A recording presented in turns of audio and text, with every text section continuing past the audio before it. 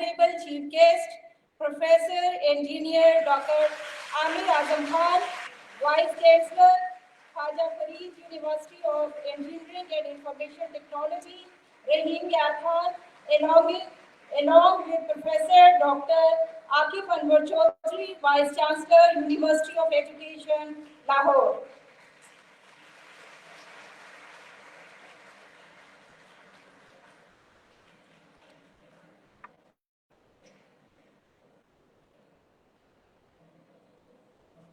In the name of Allah, the most beneficent and the most merciful. Assalamu alaikum and very good morning to everyone.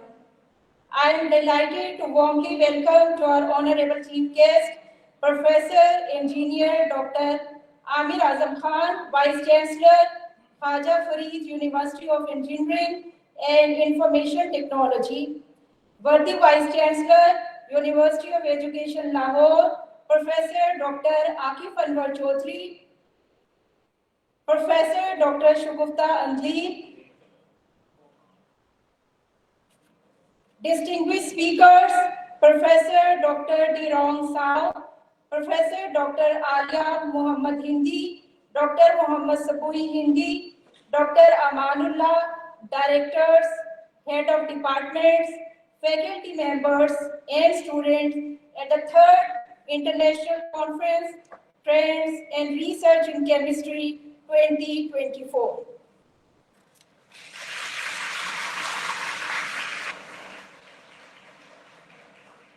Before we start the proceeding of the conference, I would request all the honorable guests and the participants to stand up in the honor of National Anthem.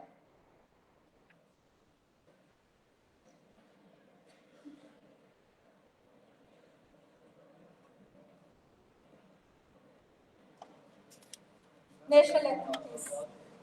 National Anthem.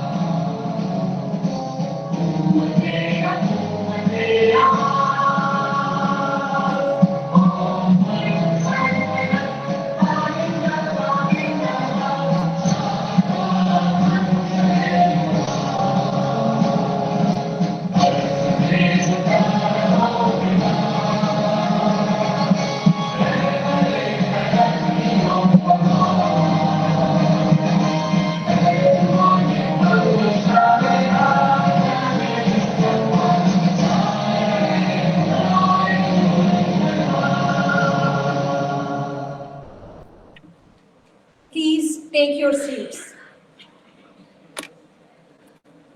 I request Honorable Chief Guest, worthy Vice Chancellor,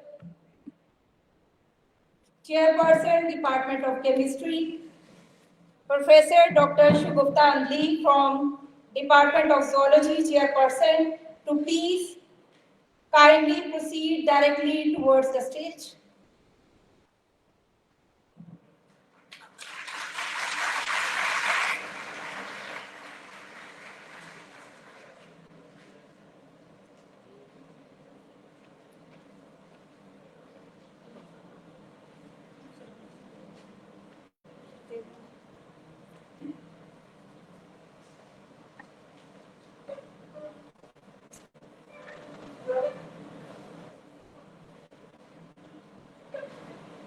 Thank you, sir. Let's start the event with the recitation of Holy Quran. I would like to invite Hafiz Ans Noman for the recitation of Holy Quran.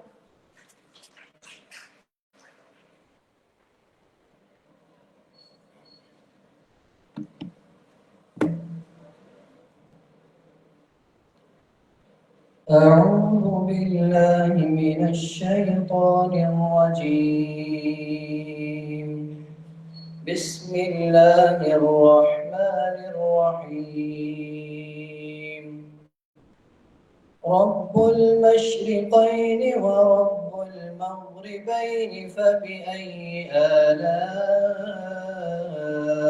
ربكما تكذبان مرج البحرين يلتقيان بينهما برزخ لا يبغيان فبأي آلاء ربكما تكذبان يخرج منهما اللؤلؤ والمرجان فبأي آلاء ربكما تكذبان وله الجوار المنشآت في البحر كالأعلام فبأي آلاء ربكما تكذبان صدق الله العظيم.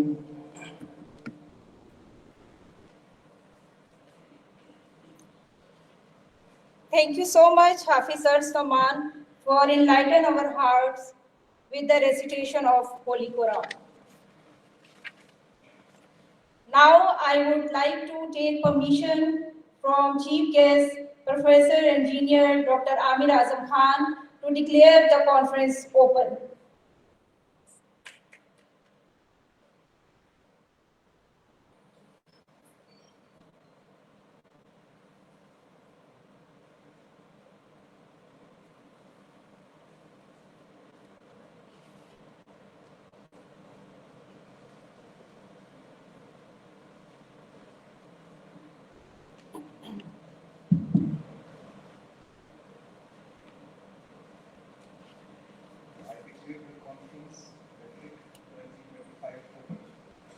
Thanks, sir.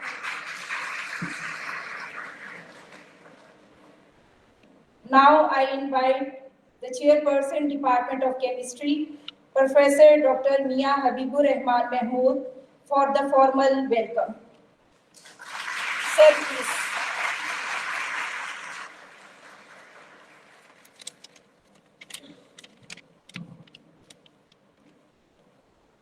Assalamu alaikum.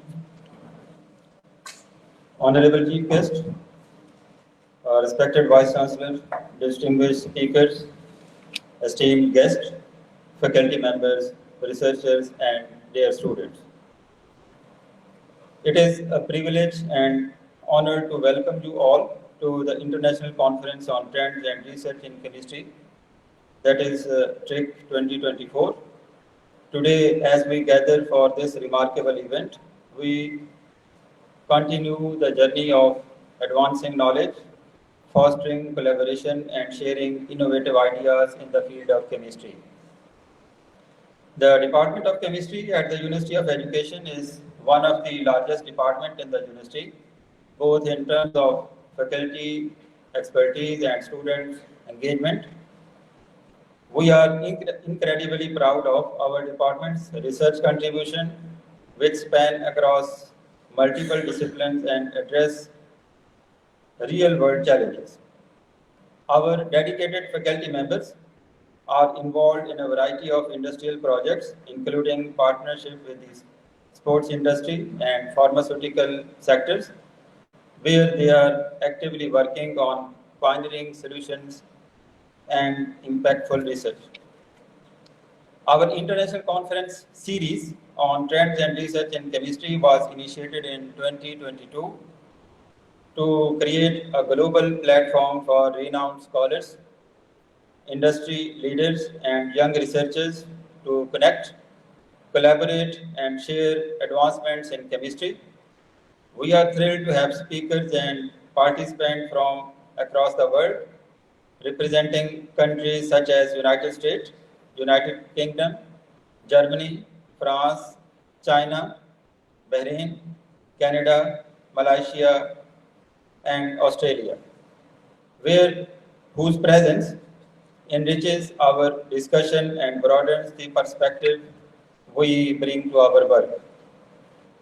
This year, we are deeply honored to welcome esteemed international scholars From China, Professor Dr. Dirong Sao, Dr. Alia Muhammad Hindi from Syria, and Dr. Muhammad Subhi Hindi from United States, and Dr. Amanullah from Canada. These distinguished researchers have traveled from across the globe to share their groundbreaking work and contribute to the success of Tric 2024. We extend our heartiest gratitude to them for enriching our event with their expertise and for their commitment to advancing the field of chemistry on this international platform. This year, we have received an overwhelming response with over 200 abstracts submitted for oral and poster presentations. This strong participation reflects the growing interest in the cutting-edge research being conducted with our community, and it encourages us to continue hosting this event with even greater commitment. I would like to express my deepest gratitude to eminent researchers and honored guests for taking the time to be here with us. Your expertise and insights are invaluable to the success of this conference. I also extend my sincere thanks to our dedicated faculty members for their hard work in organizing this event, and to our students whose enthusiasm and curiosity drive our department forward. A special thank to our Honorable Vice Chancellor, Professor Dr. Akif Anwar Chaudhary, for his steadfast support, which has been instrumental in making this event possible. Thank you, sir.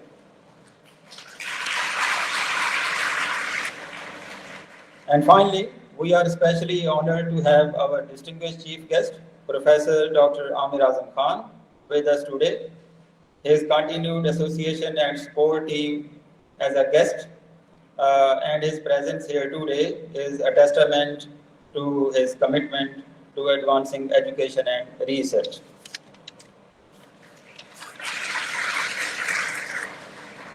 Let us look forward to an inspiring and productive conference, and the discussions and exchanges over the next today and tomorrow foster new collaborations and discoveries. Thank you and welcome you once again for Tric 2024.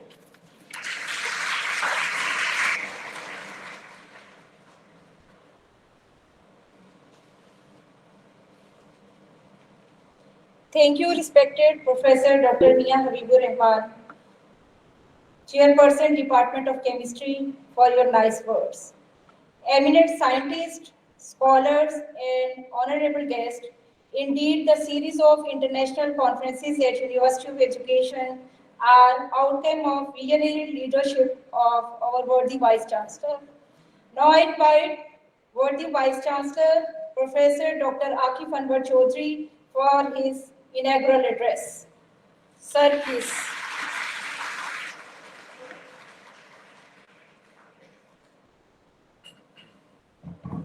Assalamu alaikum, everybody. It is indeed a pleasure to be here at the third International Conference on Trends and Research in Chemistry 2024. It's a pleasure to note that this is the third event in its series.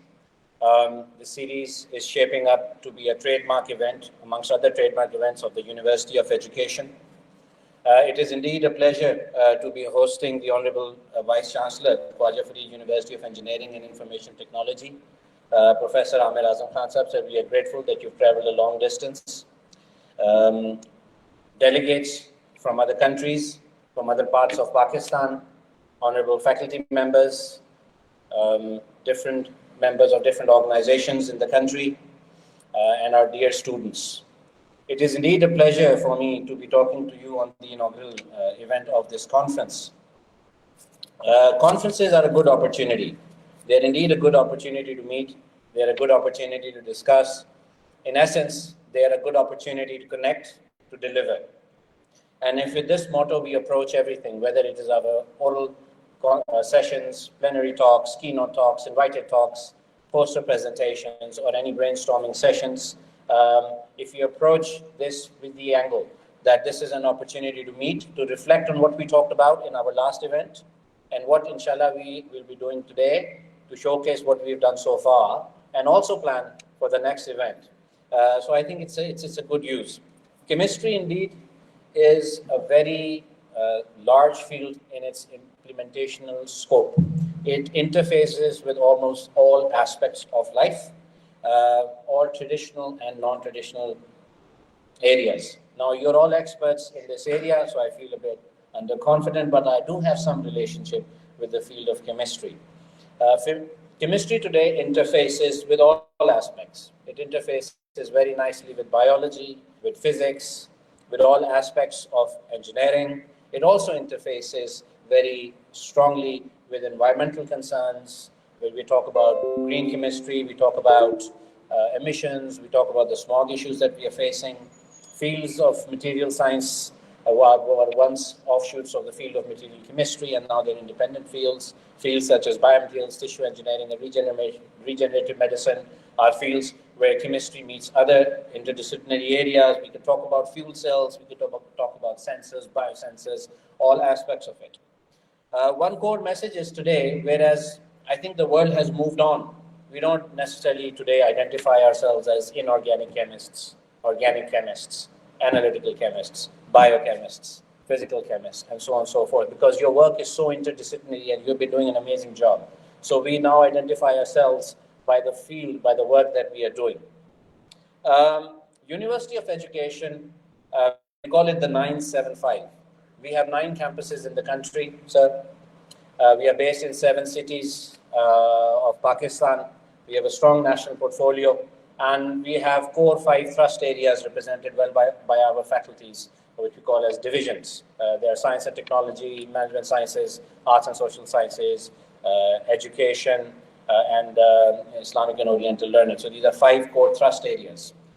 We are rapidly developing, Honorable Sir, our vision, a 6-pronged vision, in which we have organized all the amazing work that these people have been doing for almost 2 decades into 6 core thrust areas. And they are to achieve academic excellence, to talk about translational R&D, to focus specifically on internationalization, networking to include all stakeholders, and social service. And 5th is to enhance the student experience, students who've been here, who are going to come here, and who have left here as well. So we enhance that academic, professional, and entertainment experience for our students. And last but not the least, to focus specifically on sustainability, whereas we increase our rankings to get a bigger share of the pie that is available in terms of sustainability funds, but also look outside the box, that what are the efforts that we could do. In every talk, I do try to bring your attention towards different points. And before I give way to the Honorable Vice Chancellor, I would like you to look at the Global Innovation Index. Global Innovation Index is an index formulated to rank different economies on the basis of how innovative they are. Now, the field of chemistry specifically plays a big role in the innovative ecosystem of any country which is going towards meeting its needs and also needs of other countries. It's a ranking mechanism of around 132 economies. Pakistan overall is around the number 90, a few numbers plus and forth. But if you look specifically, this report is free of cost. You can go online and look. It's a huge detailed website. It's the World Intellectual Property Organization. You can go and download the Global Innovation Index report of 2024, 2023, and they have the country-wise analysis. So that's where the good news is. If it has several other parameters as well. You can get to see which are the most innovative nations, which are the very stronger nations, which are the upcoming nations, which are struggling. But if you look at Pakistan, you will see that if you look at our rankings in the number of researchers and the number of research that is going on, because there's a lot of publication bashing that goes on. People talk about, we shouldn't talk about impact factor, we should talk about impact. That's very true. But if an international company is looking for research consultancy, it is looking for some research profile. So publications are a very important quality control step. Not the last one, but definitely a very important one in your profile. So Pakistan has been doing well. There are other ranking ecosystems where you'll see Pakistan ranks 50, 55, 60, so on and so forth. So that gives a lot of confidence to the people, to the students who are here, and to people who are here who've been involved in this in this effort for several decades that, it is making a difference. Where there is smoke, there is fire. So we can call it the silent rebellion, that Pakistan is putting itself in the mark in science and technology. So I hope, thank you very much. So I hope you have a fun-filled conference. It's a very pleasure to note the amazing conference program that you people have put together for people from internationally. My hats off to the organizers. My hats off to the sponsors as well. And there's a very important role of teachers and mentors in life. And I'm very pleased on a personal note as well, because the Honorable Vice Chancellor today may not know this. I never got this opportunity to tell him. But he has an established career in science, education, mentoring, traditional and non-traditional as well, which spans several countries, several organizations in Pakistan as well. And I have had the opportunity of I've been taught by him as well. And so you taught us in Ghulam Isa Khan University, apart from being a very strict controller of examinations over there, you were also, you taught several courses, and this is for the students, where the mentorship goes a very long way in life of influencing a person. You taught us, we took a course of ceramics from you when we were doing our masters. You also taught us crystallography. And talking about ceramics, it led me to the field of bioceramics and tissue engineering and regenerative medicine. So this is back in the early 2000s. But sir, 20 years down the line, we did go on to establish one of the world's largest centers in bioceramics in the world, in biomaterials in Pakistan, which is putting Pakistan on the translational map. We did R&D, we did publications, we did patents, we did commercialization, we did products in the market. So on a personal note, and also from an organizational perspective, thank you very much for being here, sir. My best wishes, and we look forward to seeing you again in the next event. All the best. Pakistan's in the world.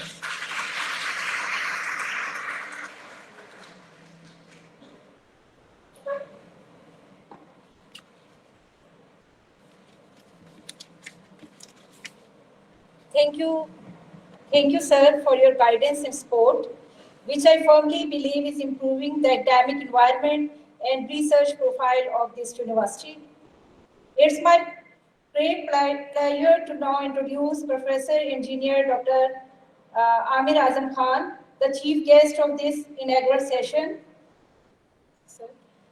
Professor Engineer Dr. Amir Azam Khan is serving as Vice Chancellor Khaja Fareed University of Engineering and Information Technology, Rahim Yar Khan. Professor Azam has worked extensively on surface engineering of materials and advanced ceramics during his last 35 years of professional academic career.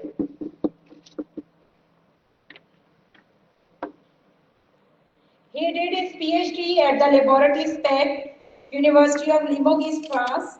His work was concentrated on the development and characterization of the tungsten and molybdenum coating through plasma spraying, sintering of nitride ceramic and ceramic-based composites. This research was financed by the journal Electrochemistry System USA for producing high-energy X-ray tube anodes for the continuous imaging in their CT scanners. Prototype of the coated ceramic matrix composites were produced according to their design and patented by the General Electric Medical System USA. Professor Khan has held several important scientific and administrative posts in the past at other universities like at NUST, Islamabad and UNIMAS, Malaysia. Professor Khan is on the reviewer panel and the editor-in-chief of several journals. He has supervised more than 20 masters and PhD students during his time at GIK Institute, NUST and UNIMAS. He is owes to his credit by publishing of the 3 books and the publication of over 60 research articles in the international journals and conferences.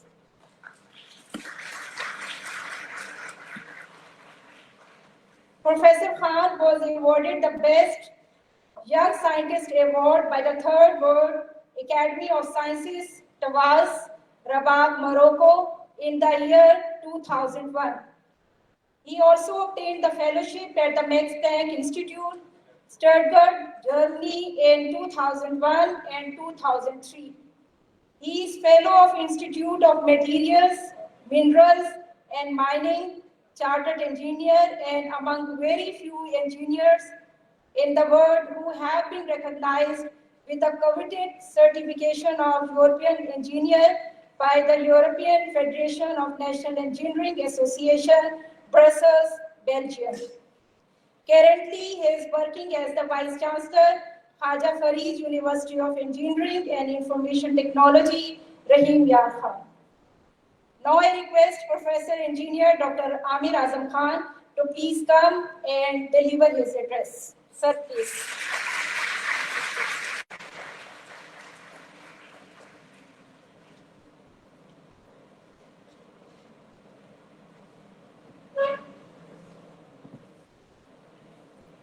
Bismillah ar-Rahman ar-Rahim. The Vice Chancellor, Dr. Akif Anwar Chaudhary.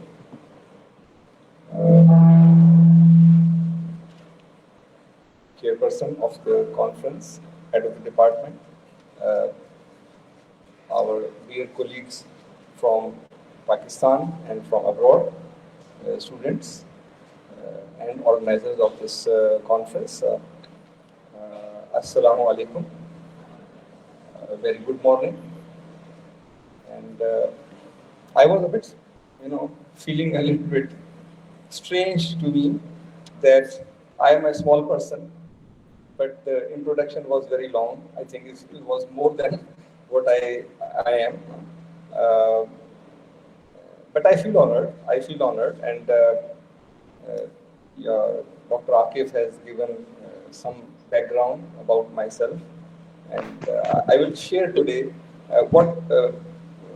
not a formal address, but sort of a frank and informal address to you, so that I may contribute a little bit in the understanding of the chemistry for which we are organizing this conference. First, before we move to the genuine core of this conference, which is chemistry, I go back in my memories last year when this conference was organized. I was the keynote speaker for this conference, so I have been attached with the conference for some time, and I've seen this conference grow, and it is really happy for me. I feel happy that it has grown from a very small conference now to a much more bigger conference where more researchers can come and interact and present their research work, which is of course very important because chemistry is one of the important areas of research. As Dr. Akif just said, that chemistry sits at the interface between materials sciences and other forms of natural sciences, because every interaction which is taking place, whether it be in medical, whether it be in other engineering applications, whether it be in natural sciences, whether it be in physics, whether it be in biology, every interaction which is taking place comes under the umbrella of chemistry. So chemists cannot say that this area does not belong to chemistry or this area does not belong to chemistry, because everything belongs to chemistry. So that makes this this conference very, very important, and especially for the young researchers who need to now open up their mind and need to understand the scope of chemistry, which is much, much wider than just what is written in the books. Before I go further into the area of chemistry, I would like to also just briefly touch upon the point which Dr. Akif Anwar just made about the Global Innovation Index. Sir, Global Innovation Index is something which qualifies the quality of a nation to innovate. Now, how do you quantify the quality or the ability of a nation to innovate? One way of looking at is maybe how much publications you make, the researchers of this country produce. Another way could be maybe how much patents are being filed, how much other sort of copyrights, how much books are being written, how much innovative products are being brought into the market. But I believe that the Global Innovation Index misses one very important area in which Pakistan is very strong, and that is undocumented innovation. Because it is not covered in the Global Innovation Index, how much undocumented innovations are being done in Pakistan. And I can assure you that by the grace of God, in Pakistan, almost everyone is an innovator. Because we innovate the way we behave in the society, we innovate the way we, guide the society, lead the society. Even a small milk producer and seller is an entrepreneur in Pakistan, and they try to innovate the methods and ways how to sell milk, which is undocumented because they don't put it on the book that this is how we are going to sell the milk. If you look at the people who are selling vegetables, you will find that they have so many innovative ways to do the business. Some people are using only motorcycle and they can do a lot of business in Pakistan just with a motorcycle. So if you look at the innovative index in this way, then maybe Pakistan would be among the top nations in the world. Maybe there, because I haven't seen every country in the world, but I can safely say that it would be among the top nations. So we should be proud. We have the ability, we have the quality to innovate. But that innovation is not streamlined, that innovation is not well documented, that innovation is not brought in the eyes of the world the way other countries have brought their innovative ideas in the eyes of the world. That's the reason why if you look at the Global Innovation Index, Pakistan may be among the bottom half of the countries which exist on the face of the earth. Now coming to the chemistry. I have been attached with chemistry for a long time. When I started my research career, I was also thinking that chemistry is a subject, and then there are other subjects like other subjects. But when I started doing research, I found that in every step of research which we are doing, the knowledge of chemistry is required. So I started working on it, and then I came to the point that there is one subject which is critically missing from our core subjects which we teach in the university. Professor Dr. Akif, this is just my suggestion and my thinking that we should include a subject which is solid state chemistry. We do teach solid state physics, we do teach analytical chemistry, we do teach organic chemistry, we do teach industrial chemistry, but most of the time the solid state chemistry is missing from our curricula. And then later on I realized that actually ceramics, they are controlled by this subject, because in the ceramics chemistry has a very important role to play, but that chemistry is different from the liquid or the solid or the gas state chemistry which we usually study, and the rules and the laws which we usually study in our curriculum. So solid state chemistry is governed by, not by the reactivity. Now governing equation of solid state chemistry is not the reactivity of the material, but it is the diffusion inside the solids which governs the solid state reactivity. Solid state chemistry students have to understand how diffusion takes place and how that diffusion is again controlled by the charges on the atoms and ions which exist within the solid. So, sir, I think that we should try to make a curricula which is based, which covers the solid state chemistry and present it to the higher education and include it in our text for the students who are doing chemistry as a subject, and not only those, but those who are studying physics, those who are studying any other subject like engineering, they should be well versed. So for me, it was something new when I started doing my higher education, because in France, solid state chemistry is extremely important. And then I realized that actually the chemistry which we study, which is the reactivity, reaction rate, all becomes intermingled with diffusion rate, because diffusion rate is the controlling factor in solids rather than the reactivity, which is the common, controlling step in the chemistry. So that is just my 1% contribution to today's, August gathering, and some of you maybe come up later on during the conference and shed some light, especially to our foreign, participants in the conference, that how they perceive the solid state chemistry. Solid state chemistry also includes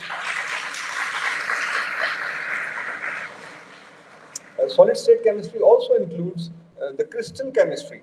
Now, crystal chemistry is also something which is very highly specialized chemistry area, which is missing, because we believe that crystallography is only for the engineers, is only for the material scientists. But actually, crystal chemistry is very important for the chemists also. So, crystal chemistry and solid state chemistry, I think we should try to make a course on it and teach to our master's PhD students, so that they understand that chemistry is not a foreign thing in materials, is not a foreign thing in physics, is not a foreign thing in other fields of basic sciences, natural sciences, and applied sciences. So with this, I would again like to say thank to the organizers, thank to the worthy guests, to the students who have shown in very large number. I am happy to see that some students who don't even find the seats, and they are standing or they are sitting on the stairs. This is the sort of thing which makes we, the teachers and the researchers, proud.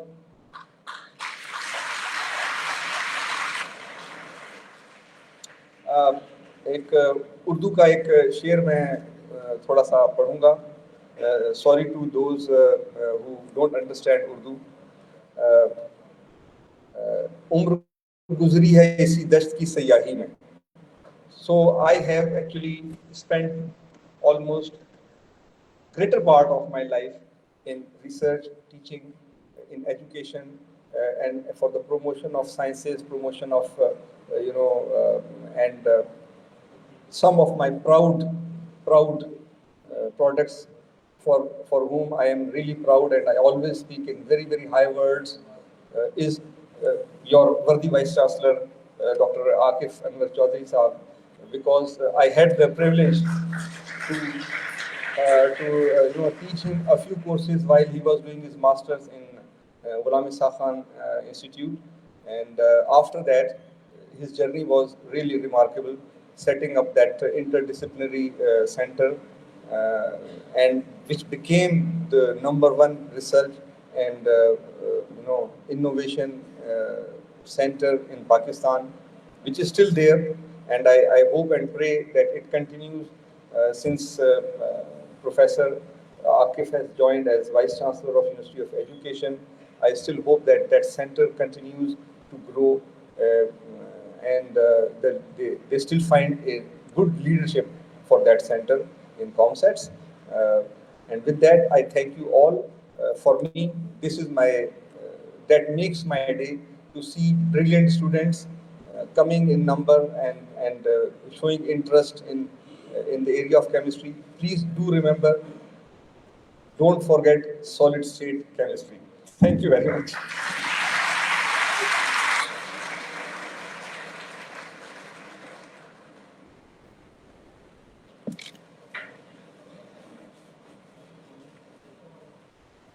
Thank you so much, sir, Professor Engineer Dr. Amir Azam Khan, for sparing time from the busy schedule and for gracing the event with your presence.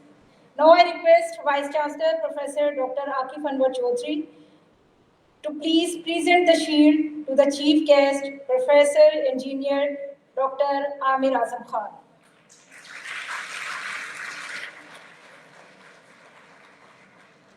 Chairperson, Department of Chemistry, Professor Dr. Mia Habibur Rahman Mahmood and Dr. Shagufta Andleeb are also requested to please join the Vice Chancellor to present the shield.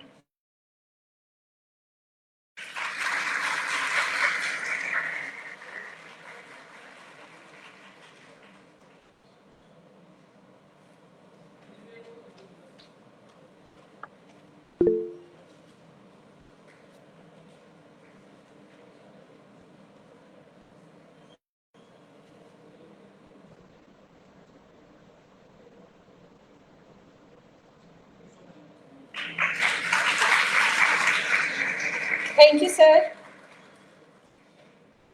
The honorable dignitaries are requested to please gather in front of academic block for the group photo, and afterwards, the guests please go towards the syndicate room for the tea and return back to the venue for the plenary session in the auditorium and oral presentation in lecture theatre 1 and 2.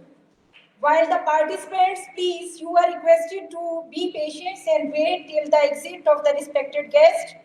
The participant, please leave from the back door, and the arrangement for your refreshment is on the left side of the academic block in the front.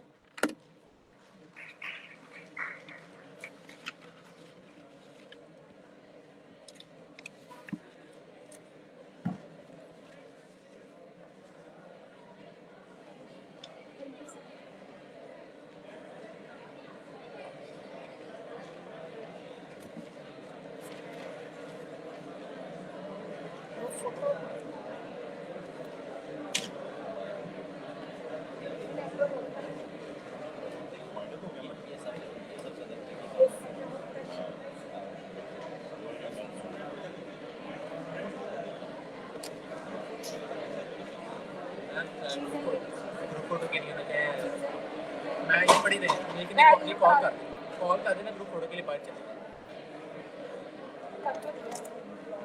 Group photo के students जा रहे हैं सब। हाँ students जा रहे हैं ना बाहर उन्हें साथ बुला रहे हैं सब बैच ग्रुप फोटो के लिए प्लीज। हेलो, ग्रुप फोटो के लिए प्लीज एकेडमिक ब्लॉक के सामने चले जाओ। अच्छा, ये सारी चीजें हैंडबैग है मेरा, हैंडबैग ये यही बेटा पड़ा हुआ है, ये यही नीचे पड़ा।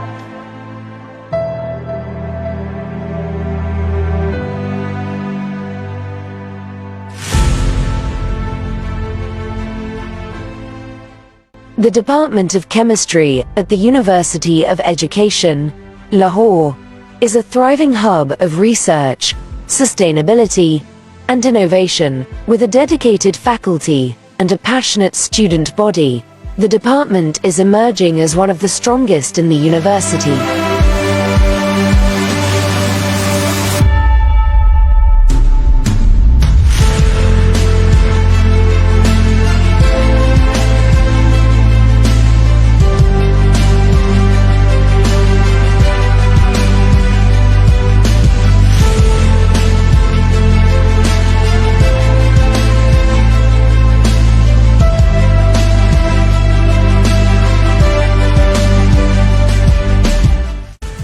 fostering a culture of curiosity and inquiry. The department's research efforts are also focused on sustainability and innovation, with a special emphasis on addressing some of the most pressing challenges facing our planet today.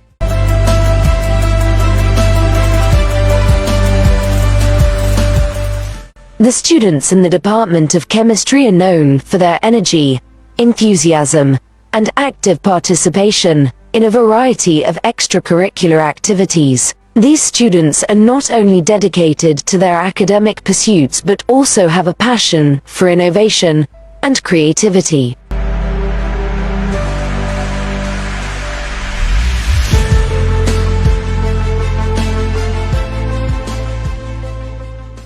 The Department of Chemistry's seminars are designed to be highly interactive, fostering an engaging and dynamic environment for participants to share ideas, ask questions, and collaborate with fellow attendees.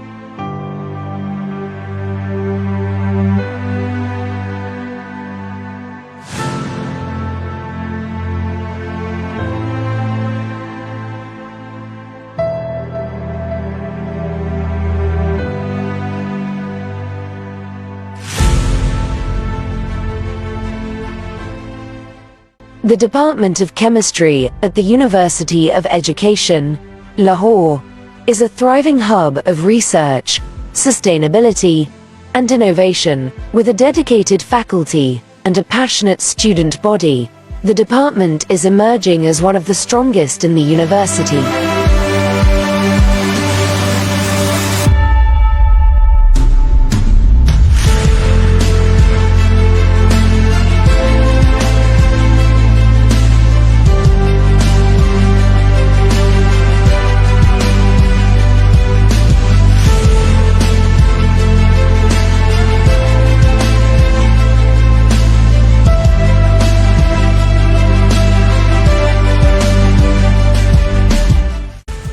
Fostering a culture of curiosity and inquiry. The department's research efforts are also focused on sustainability and innovation, with a special emphasis on addressing some of the most pressing challenges facing our planet today.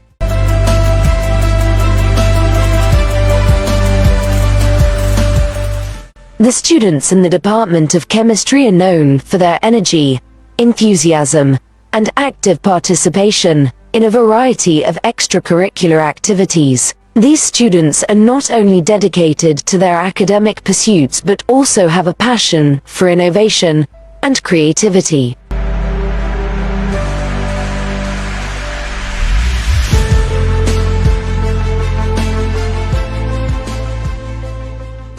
The Department of Chemistry's seminars are designed to be highly interactive, fostering an engaging and dynamic environment for participants to share ideas, ask questions, and collaborate with fellow attendees.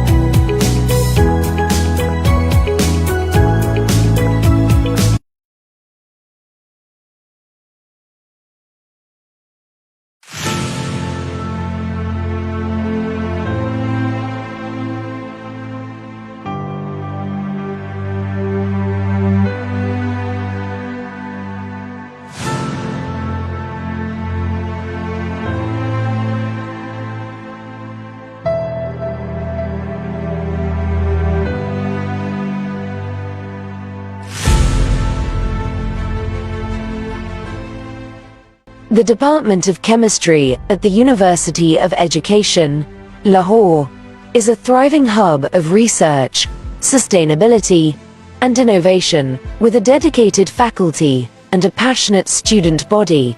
The department is emerging as one of the strongest in the university.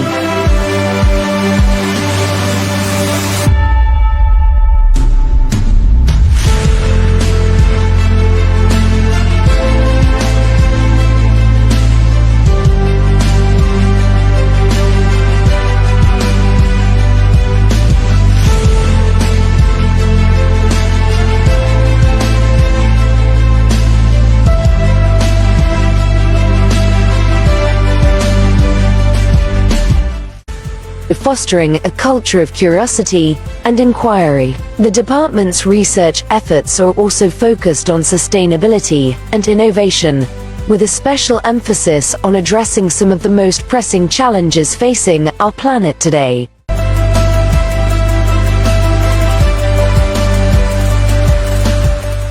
The students in the Department of Chemistry are known for their energy, enthusiasm, and active participation in a variety of extracurricular activities. These students are not only dedicated to their academic pursuits but also have a passion for innovation and creativity.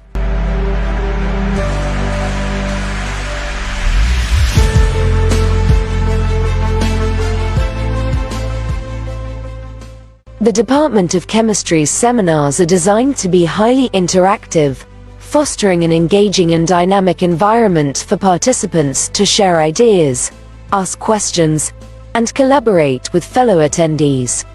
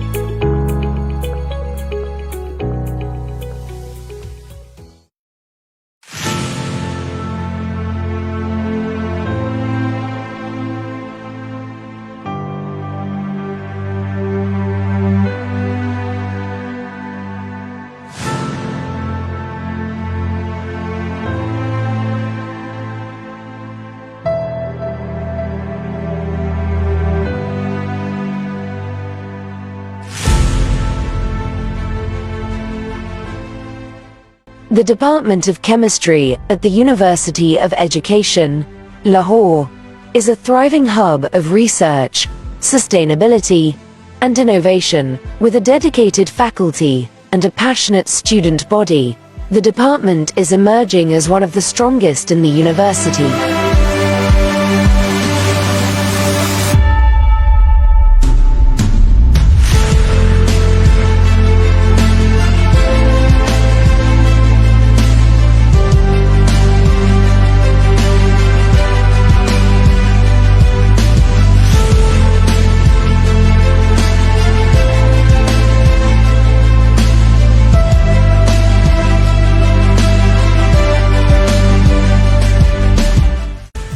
Fostering a culture of curiosity and inquiry. The department's research efforts are also focused on sustainability and innovation, with a special emphasis on addressing some of the most pressing challenges facing our planet today.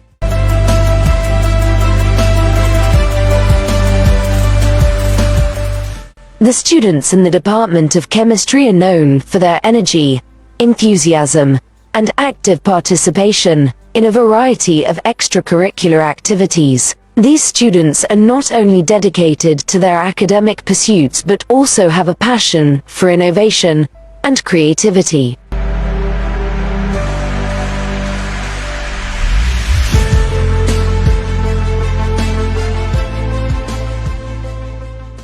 The Department of Chemistry's seminars are designed to be highly interactive, fostering an engaging and dynamic environment for participants to share ideas, ask questions, and collaborate with fellow attendees.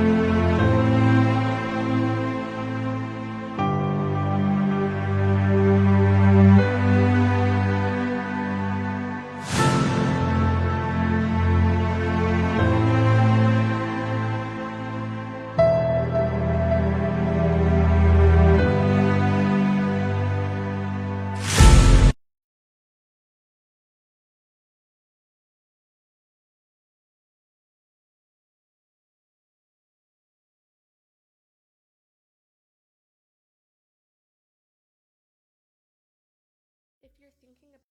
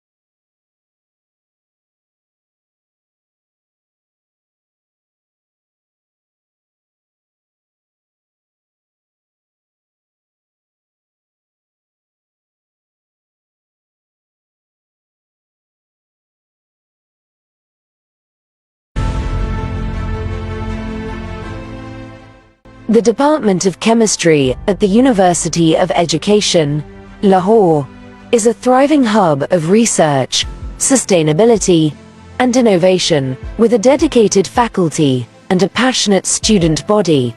The department is emerging as one of the strongest in the university.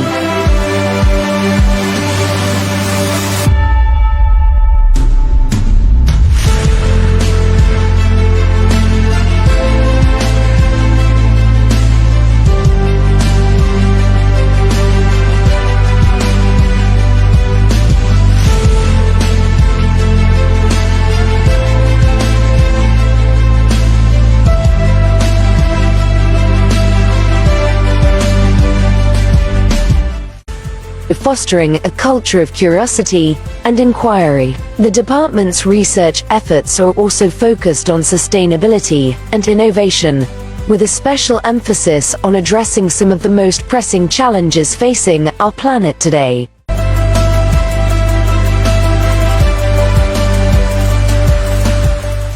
The students in the Department of Chemistry are known for their energy, enthusiasm, and active participation in a variety of extracurricular activities. These students are not only dedicated to their academic pursuits but also have a passion for innovation and creativity.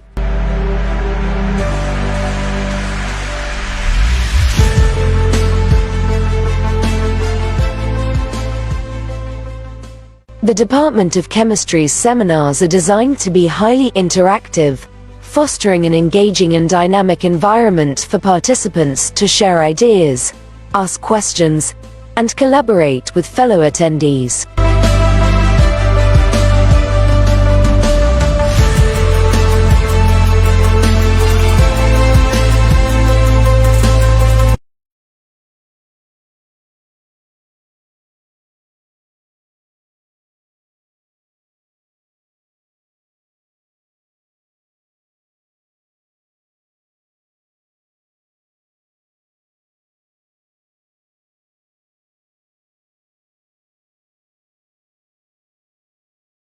about replacing your windows. You've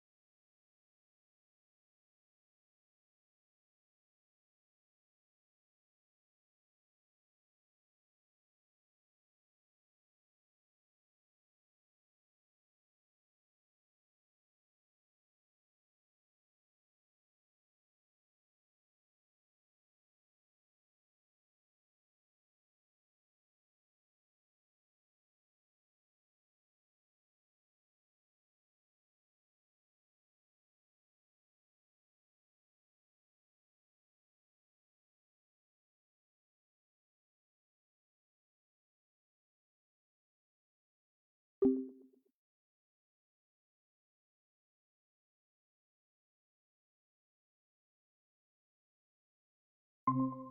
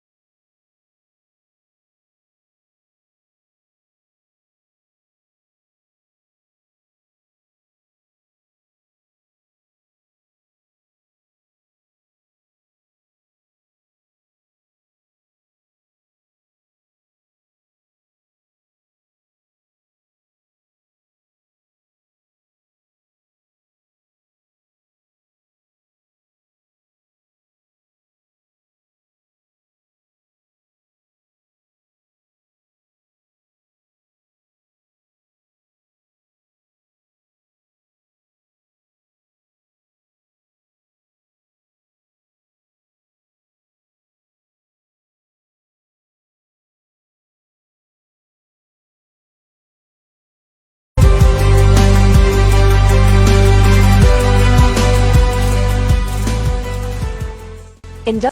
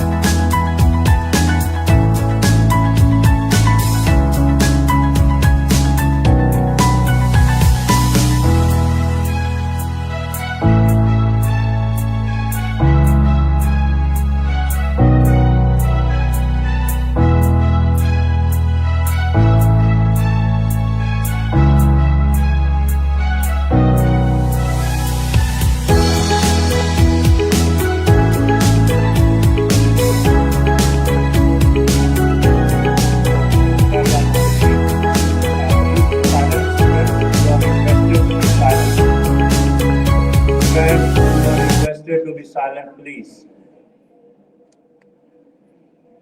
Bismillahirrahmanirrahim. We are going to start the first plenary session, and the first speaker of this session is Dr. Dirong So. He is from China. Title of his speech is Functional Supramolecular Material based on Pilararines. I will give a brief introduction of Professor that he received BSc, MSc from Lanzhou University and PhD from the same university. He carried out his postdoctoral research from University of Mainz in Germany and Shanghai Institute of Organic Chemistry. He has more than 300 research publications, and he is editorial board member and editor of several journals, and he has honor to be winner of Guangdong Provincial Natural Science Award. So I invite Professor Dr. Dirong So for his talk.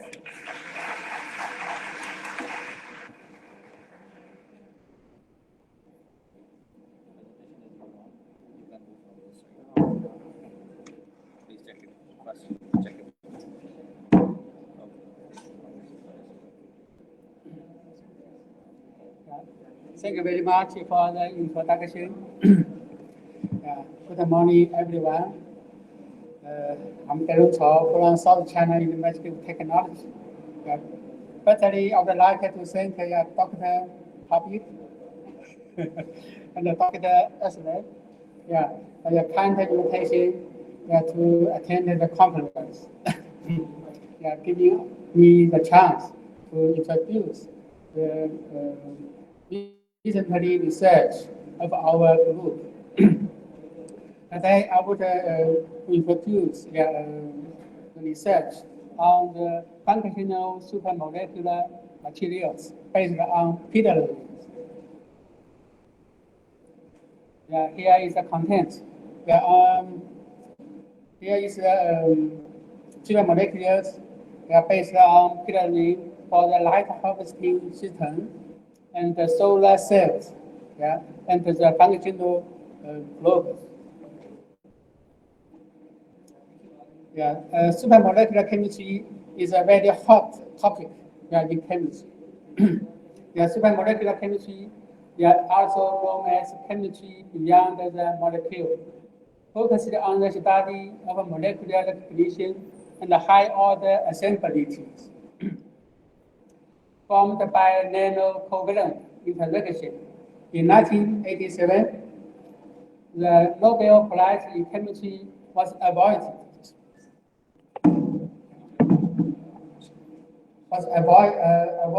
firstly to superchemistry of the scientists C.J. Peterson, Dr. D.J. Glenn, and J.M. Lane for their development and use of molecules with structure-specific interactions of high selectivity. After nearly 30 years, so the second Nobel Prize in Chemistry was awarded to the scientists in supramolecular chemistry. Here is the three professors, J. Pierre Sauvage, Sir J. Blosser Stockert, and Ben Leno Fellinger for the design and the synthesis of a molecular machine.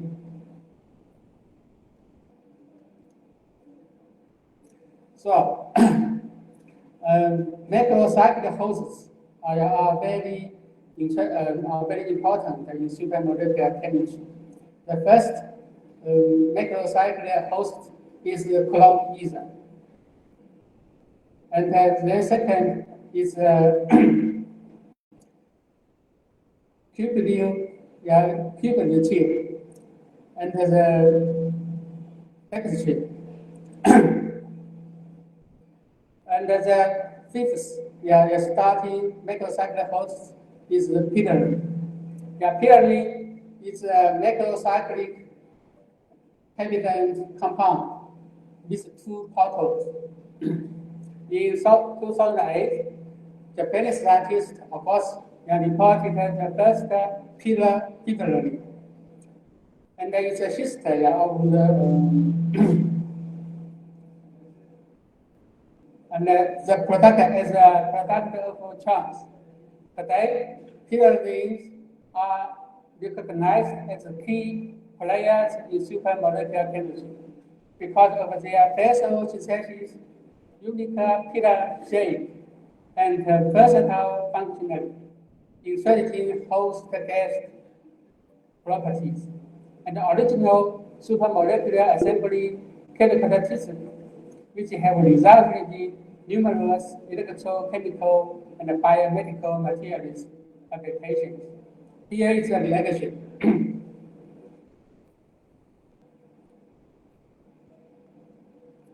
Yeah, it is very easy. Yeah, from the simple materials, dimethoxy benzene.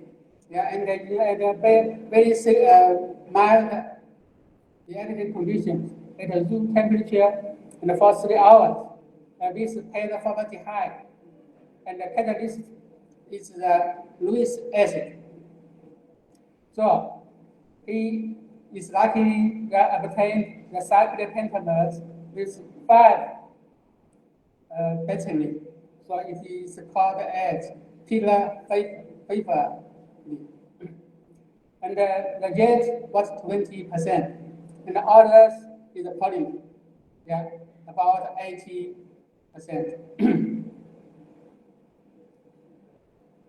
In the meantime, our group also prepared the first period. Yeah, also in 2008. But my student, yeah, was because this is a product of chance, so we didn't know the real structure, and so my student wants to prepare a single crystal to confirm the structure, but unfortunately, the preparation of the single crystal is not successful.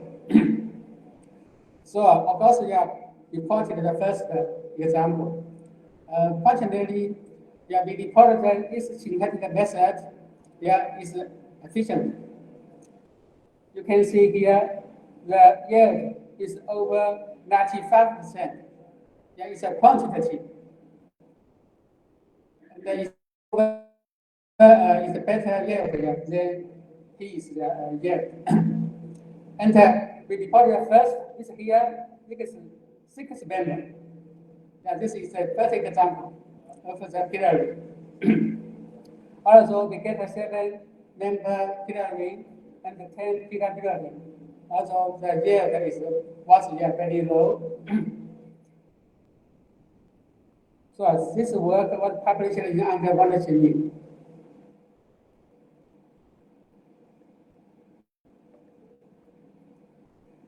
So after that, you mentioned that yes, here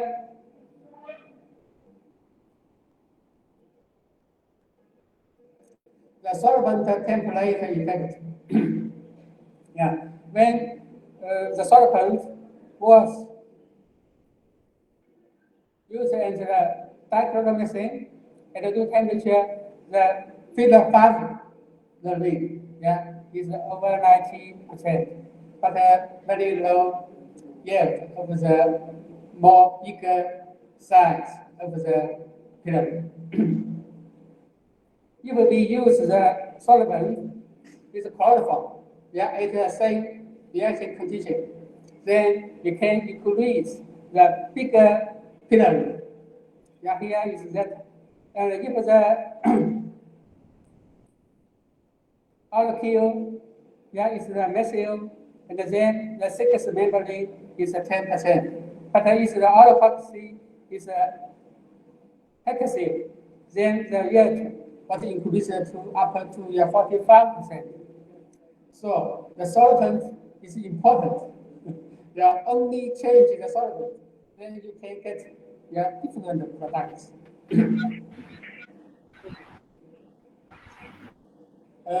So in China, we synthesize the purine, very early, and many groups, now we start using the groups. The first, as I know, purine synthesis, was held 2011 in Zhejiang University.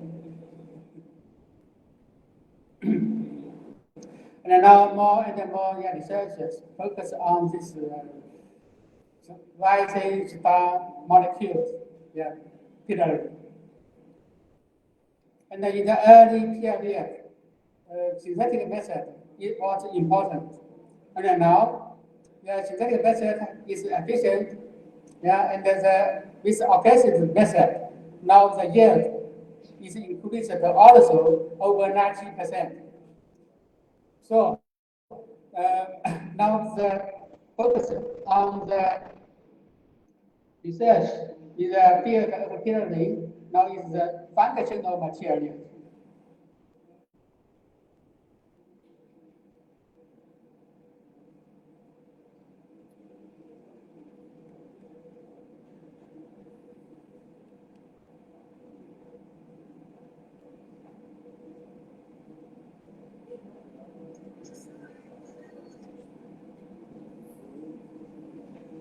So I would like to introduce the light housing system based on purine.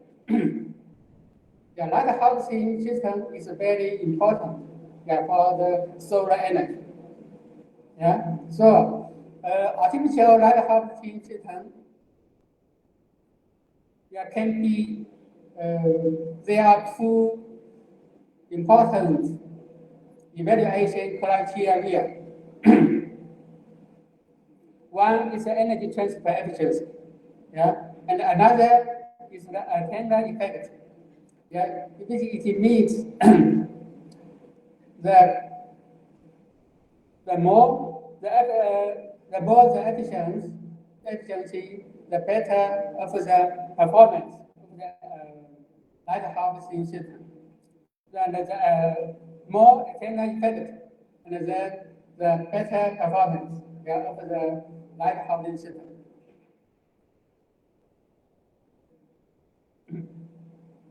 So in China, there are many groups focus on the artificial light harvesting system.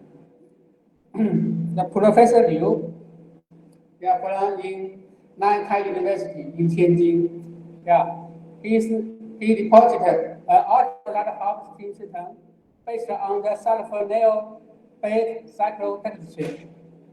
So in 2017, his antenna effect is 32. And in 2017, this is the champion record. And Professor Wang from Nanjing University, he prepared a supramolecular vesicles as a light harvesting system. And Professor Yang from East China Normal University, he prepared a light harvesting system based on the low-tensile dendrimer. The low-tensile dendrimer is played impulsive ionization dependence photocatalytic performance for both photo-oxidation reaction and aerobic plus dehydrated coupling. And Professor Yang from the Chinese Academy of Science, and he made an artificial light harvesting system based on multifunctional surface plus linked method. And also the performance is very good. So our group prepared the artificial light harvesting based on purine. So we made here these two purine and as a small molecules, and this is a gases undergo these two arms of the in the gases, and then they can conform a complex. And this complex, can increase the fluorescent emission and also the antenna effect, is about 1.9 to 3.7. It's not very high. And based on this result, so we prepared the second. They can come complex by host guest interrogation. And here is, you can see, here is the absorption and the fluorescent spectrum. Superior artificial light harvesting system require excellent capacity in harvesting light and transfer energy. So in this work, we deployed a novel strategy by build artificial light harvesting system with super treatment antenna effect. It is 35. This is a new record. In this in the artificial light harvesting system, when we reported in 2020.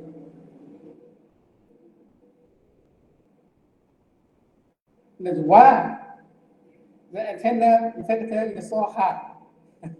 So here it combines, it combines four factors. And here is the gas.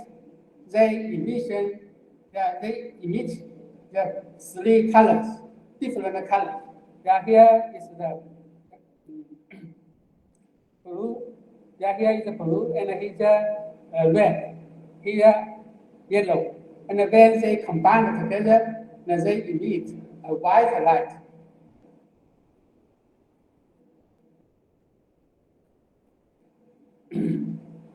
So we made some control experiment to confirm the effect. Here is a non-conjugated polymeric host. Here is not non-conjugated. And you can see here, there is little antenna effect. And if the host is only one pillary moiety, here is only one. And here, there is also antenna effect, but it's low.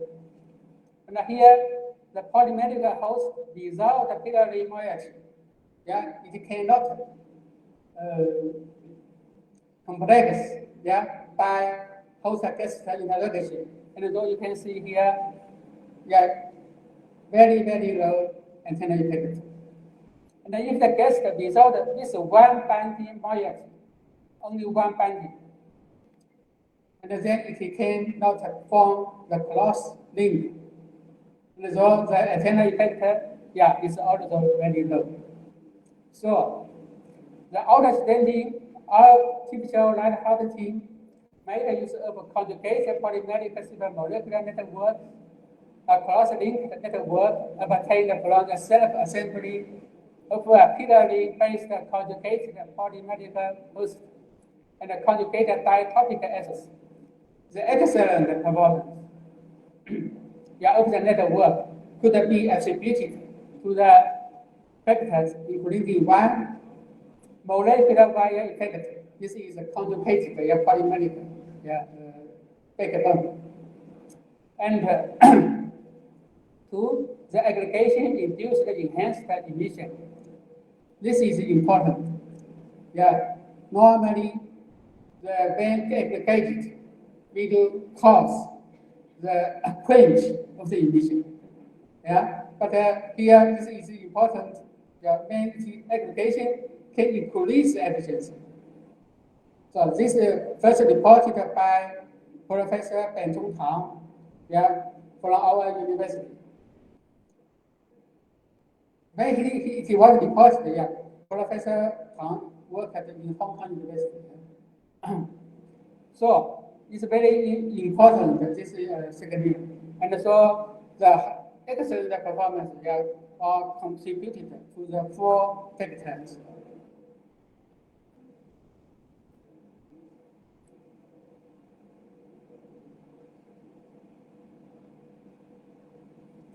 And based on these results, so we prepared the third artificial light harvey system.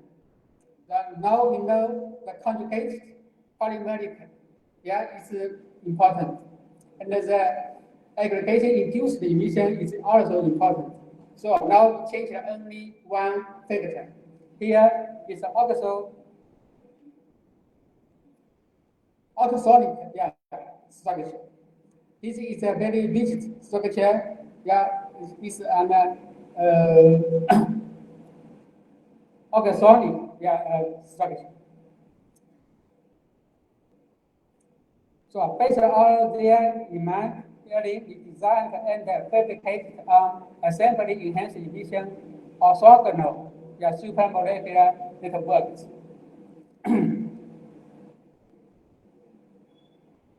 And here, the host has two conjugated pi systems perpendicular to each other and two filtering units in each pi system.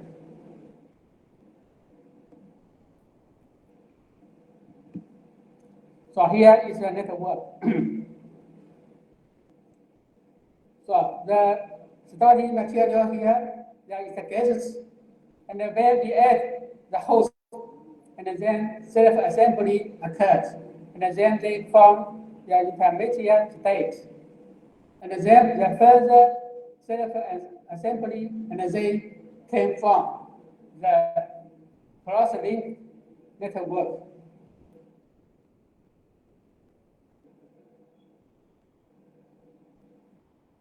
So the absorption spectrum and the emission spectrum is here, and we have also many other spectral copy. And we can see here the antenna effect is up to 72. So now is a new report of the artificial light harvesting, which was reported in 2022.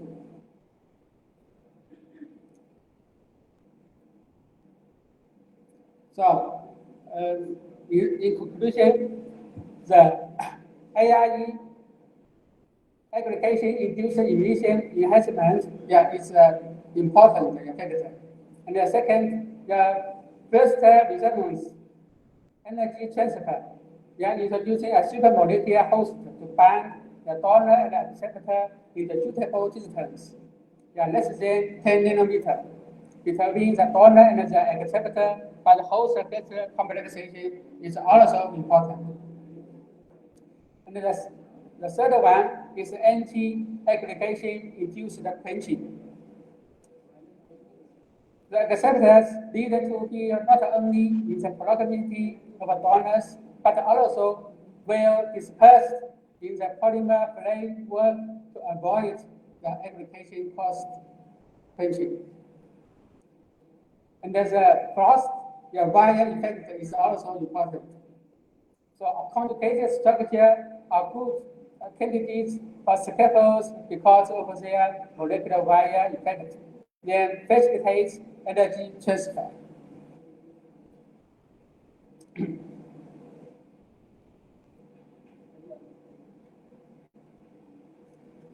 So the next section is for the solar cells. So the development of polyethylene is highly advanced to reduce the carbon emission caused by consuming huge amount of fossil fuels. So dye-centered solar cells have emerged as a class of promising photovoltaic devices due to their transparency and flexibility applications, including solar power, windows, or textile for wearable with low cost, high output products. A typical architecture of dye-centered solar cells includes a metal colors wide bandgap semiconductor materials, typically titanium dioxide, and sanitized for multi-layer of dye. So the dye is also plays the key roles. So in our group, yeah, we produce some organic dyes. And we want the effect of concentration tensions. So, and this work was done by Dr. Zaka. So he synthesized a series of organic dyes and make one conjugated extension, and here the second extension, and here is the 3 extensions. And it is confirmed that that extension, conjugation extension is very important. And the third extension, the efficiency, is up to 7.3. Which is excellent, efficiency. And we also made many organic dyes with fused ring with 2 rings. And it's also okay for the total electric conversion efficiency. And the fused ring system with 3 rings is also okay.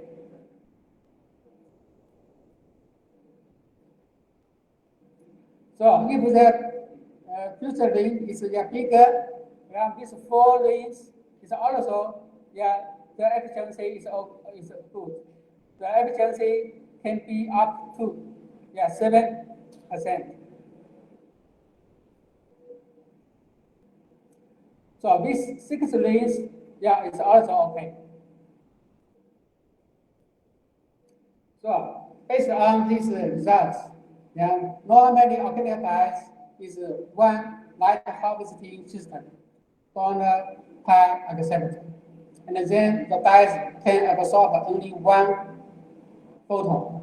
Then it generates 1 electron.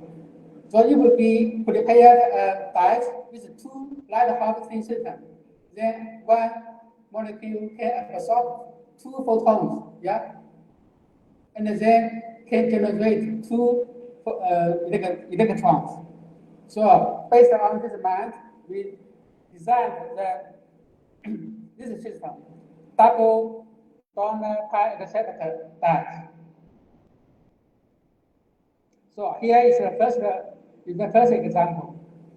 And you can see here with only single bond. The efficiency is 229. And if we double light harvesting system, and then it can be increased to 4%. Almost double. And from here, the absorption temperature, you can see that the molecular efficiency extinguishing can be doubled. This is no problem. And the efficiency is almost nearly double. So this design is effective. And then we prepared more dyes. So here means the cross connected position also affect the performance. Here is the media, and here media, and so here is the parent. Zero, and here is the parent. So the position of linking position is also important.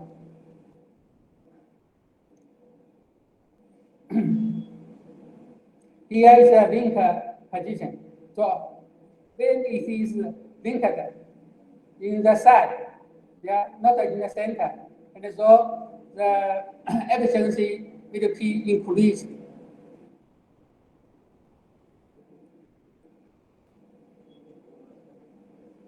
So such a strategy is effective. So Professor Xie Yeah, he works in the East China University of Technology. He made such a organic dye, and the efficiency is up to 12%. Yeah, and so such a strategy is a good way to increase efficiency. So, in conclusion, the double branched dye are superior to the corresponding single branched system. The advantage can be attributed to the lower aggregation tendency, better fixing, and to the higher loading density of the chlorophores on the semiconductor surface. The structure and the location of the linkage group affect the photovoltaic performance significantly. And so, based on these results, so we designed a new organic dye with the pillar ring. Here is the pillar ring, yeah, and here is a corner pi acceptor. So this is the first example of the organic dye for solar cells, yeah, based on pillar ring. So you can see here the efficiency is okay, and it can be up to 8%.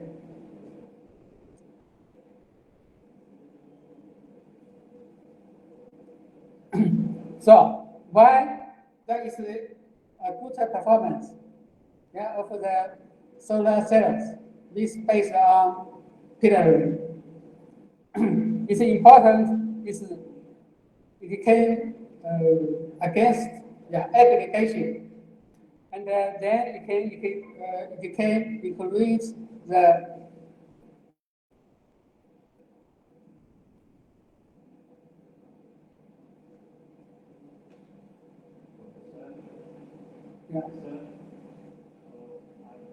comes.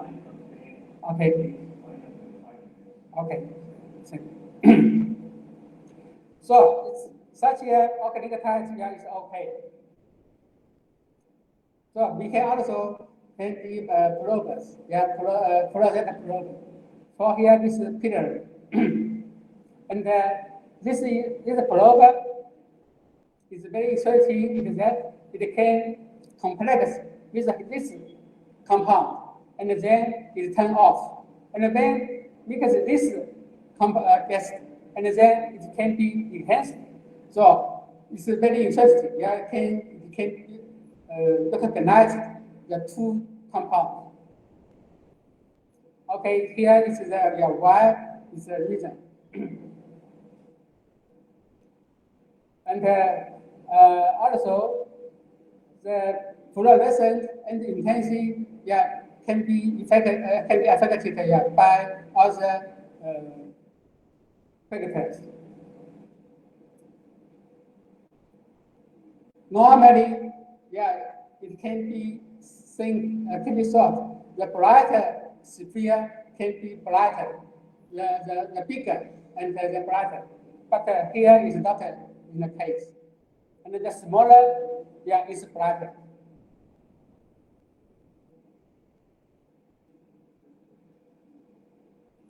Okay. So give me time, and so we here.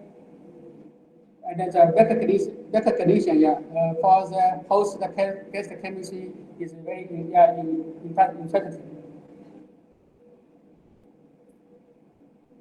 Okay, and we made a series of the fluorescent probes.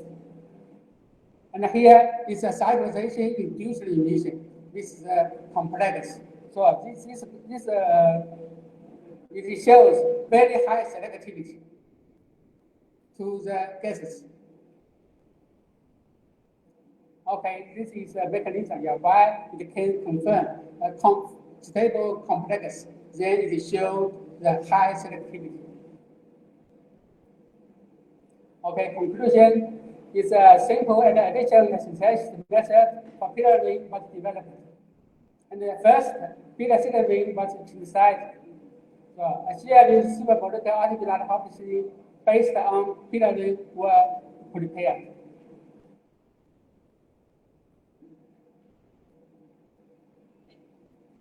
So the new nucleotides based on purine can be developed.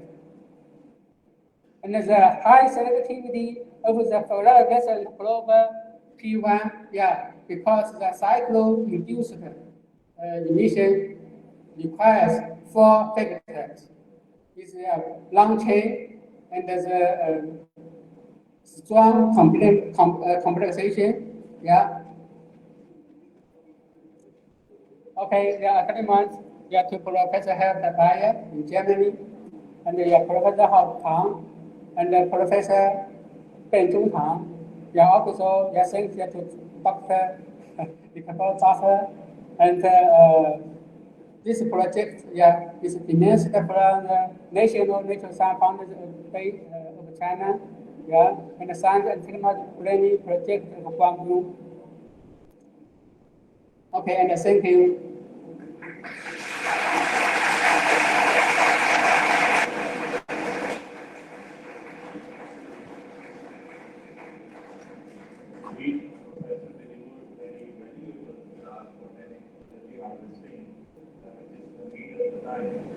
Time limitation, we will have 2 quick questions from audience. Now, center is open for questions, and we can have 2 quick questions.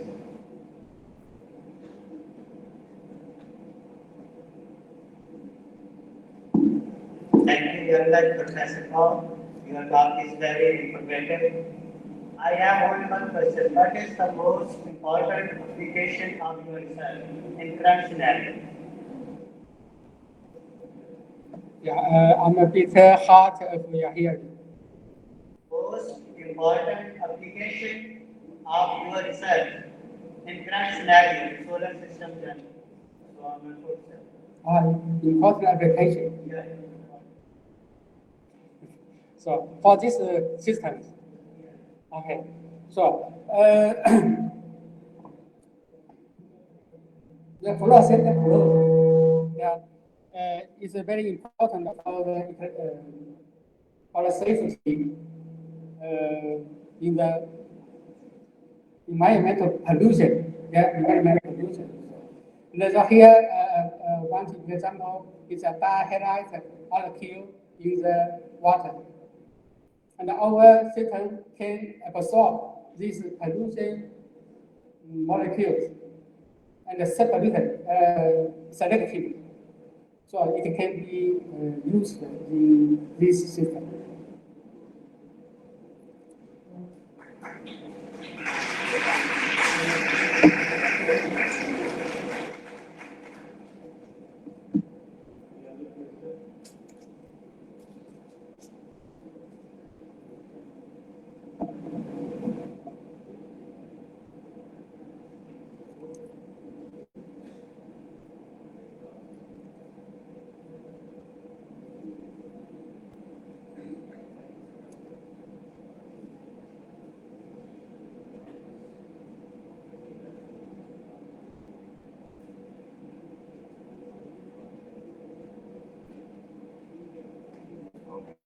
Thank you.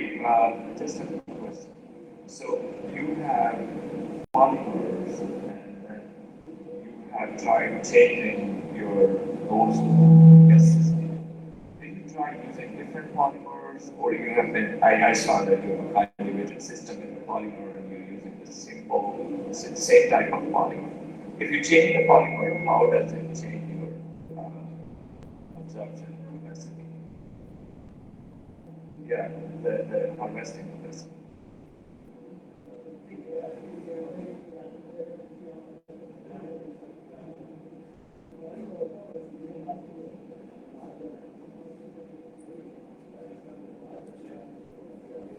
So it's a very good question, and we only changed the polymer, the gases.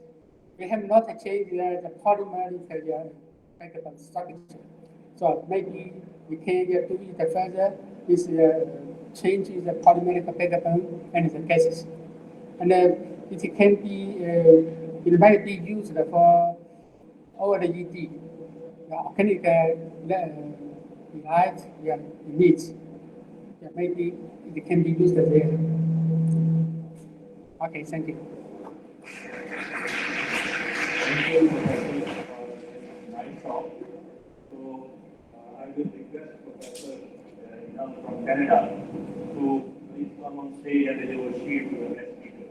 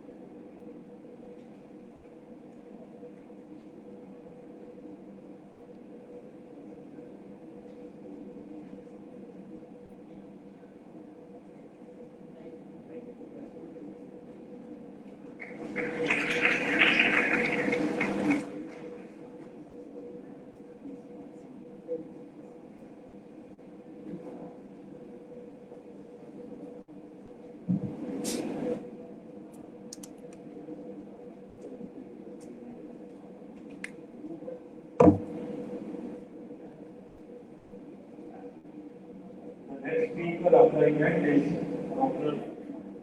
Alia Muhammad Hindi from Department of Chemistry, Faculty of Science, University of Medicinal, Syria.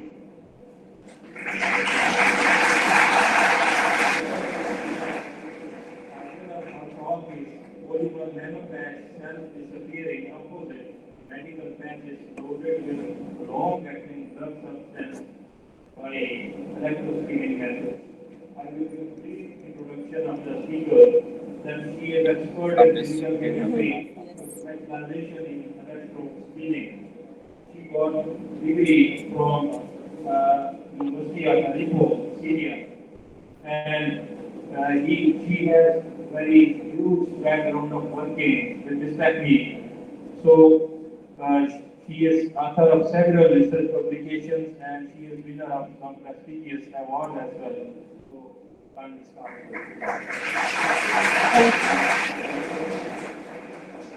Thank you, sir.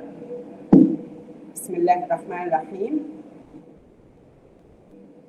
Polymer nano batch self-disappearing composed medical batches loaded with long-acting drug substance by electrospinning method by Alia Hindi, Department of Chemistry, Faculty of Science, University of Aleppo, Syria. Introduction. Electrospinning technology to obtain nanofiber is beginning to gain the attention of scientific research around the world, providing fast, effective, and highly specific economic solutions to most medical issues. As a result, the global demand for nanomaterials is expanding very rapidly. It's estimated that the market for nanomaterials was about $2.6 trillion in 2015. In medicine, various applications of nanotechnology have proven to revolutionize medical diagnosis, treatment, and even healthcare products. Electrospinning is a technology for fabrication fiber with extremely small diameters due to its ability to produce material structure of an outstanding level in their properties. As a drug delivery system, where nanofiber offer a high percentage of porosity and high surface area, bioactivity materials, the drug can be encapsulated in polymeric nanofiber electrospinning that includes aiding medicinal materials and linking them and a nanoparticle to the nanofiber network of antimicrobial, antioxidant substances Electrospinning is the only technique that uses electrostatic force to produce nanofiber from solution of polymers at a low temperature. The ability to easily control the diameter of the nanofiber relating when changing some working condition gives it wide application in different fields as any change in one of working condition, changing the composition, the realization. Fiber figures show the mechanism of acting of the electrospinning device as the formation of nanofiber. The skin is the largest organ in the body and acts as a protect against bacteria and germs. However, the skin can be damaged or cut due to various factors.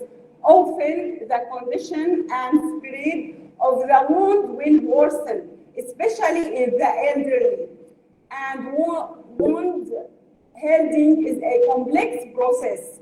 Wounds are treated to prevent infection with antibiotic, which impose great economic burden on the patient.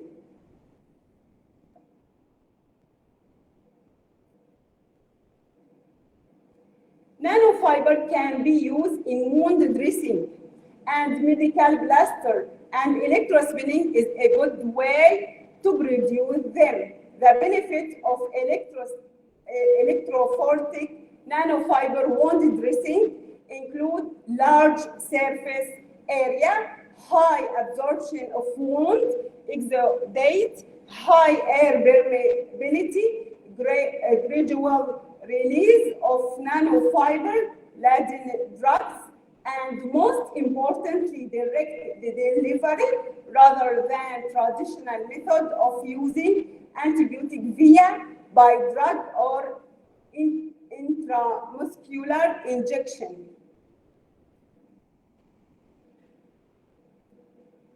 Diclofenac is used as a potent anti-inflammatory, analgesic, and antibiotic. We upload it into prepared polymeric nanofiber to relieve pain after surgery. Gentamicin, an antibiotic that fights bacteria, is used to treat severe bacterial infection. It is useful in eliminating bacteria that cause acne and eczema. The model shows the chemical structure of diclofenac sodium and gentamicin. Many polymers have been used for medical purposes to produce polymeric nanofiber loaded with a drug by electrospinning method, include natural and synthetic polymers and mixtures of several polymers at the same time. Among the most important polymers used in the medical field to obtain nanofiber, medical plasters that dissolve in living tissue are polyvinyl alcohol and polyvinyl pyrrolidine. The figure shows the chemical structure of PVP and PVA. Electrospinning process. We use an electrospinning device designed by the work team during the research. The designed device consists of three sections, which are the voltage riser, the injection pump, and the rotating cylindering. We conducted a high safety test of the electrospinning device designing by placing the hand directly and at a very close distance of 5 centimeters instead of the collector, as shown in the figure.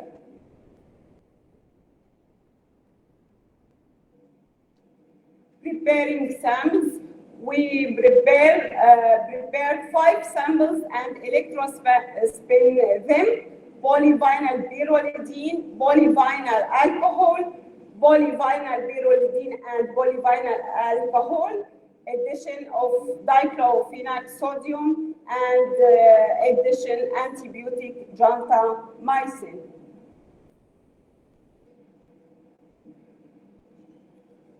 The following picture shows the mechanism of the solution emergency and its transformation into a fiber.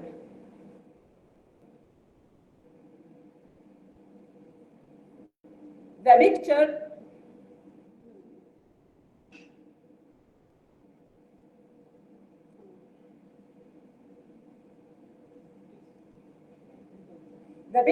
shows the shape of the fiber after the spinning process is finished. SEM electron microscope image of spin samples showing the fiber morphology, electric spin from the samples, PVP, PVA, PVB with BVA, PVB with PVA with dichlorphenyl sodium and gentamicin. The table also shows the average diameter of the nanofiber of each sample. Antibiotic effects test by this division method. The method is used for qualitative and quantitative detection of antibiotic.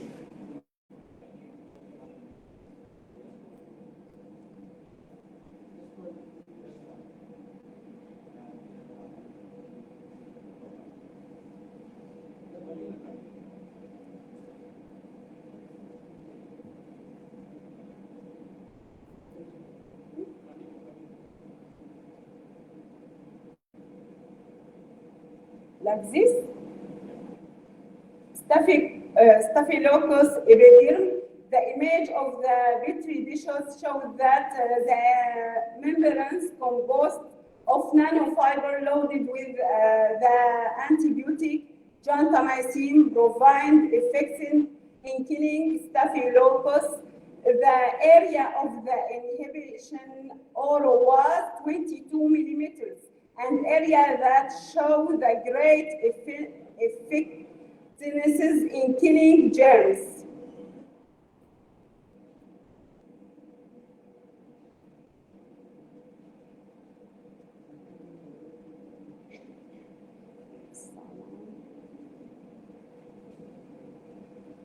Another slide.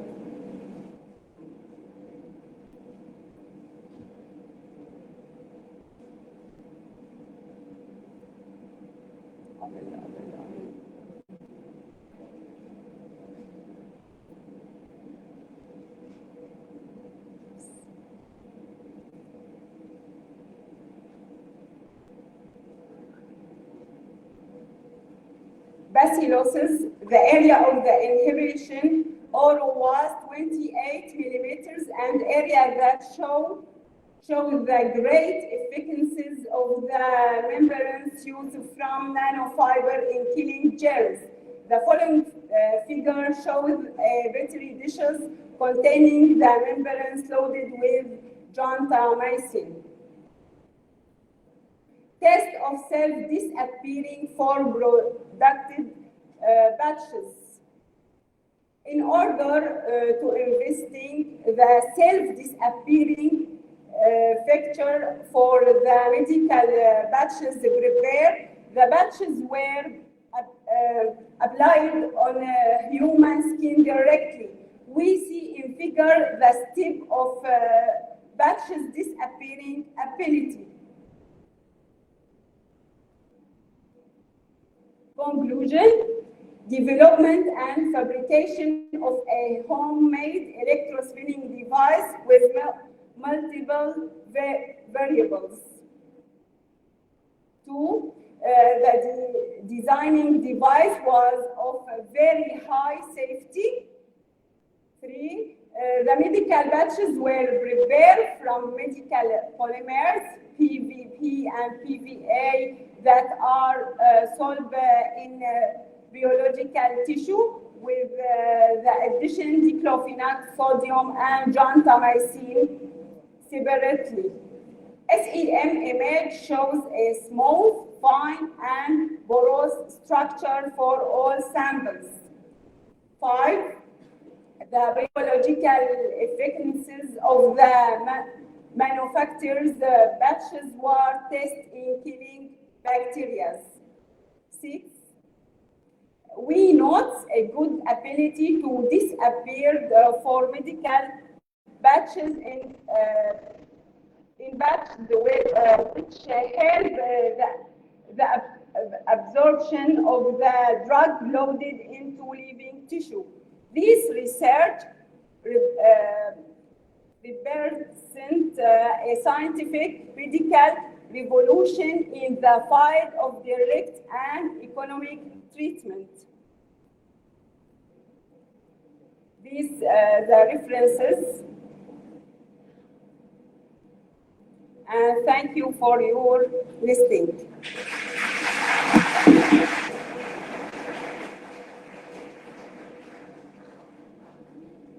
Thank you. No time for questions from the audience.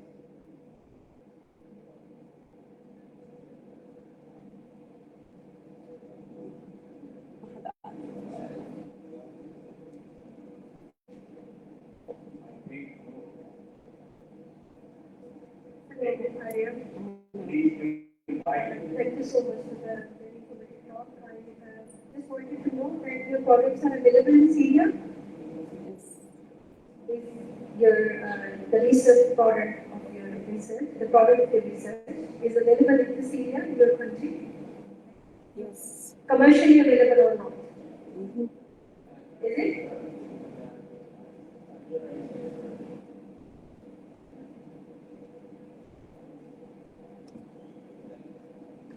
Asking if it's available in Syria commercially or not.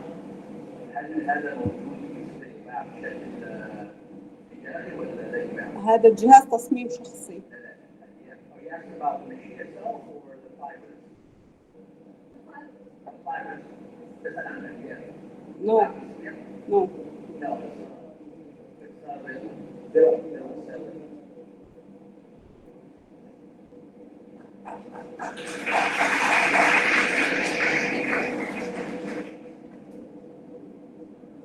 We can take one more question.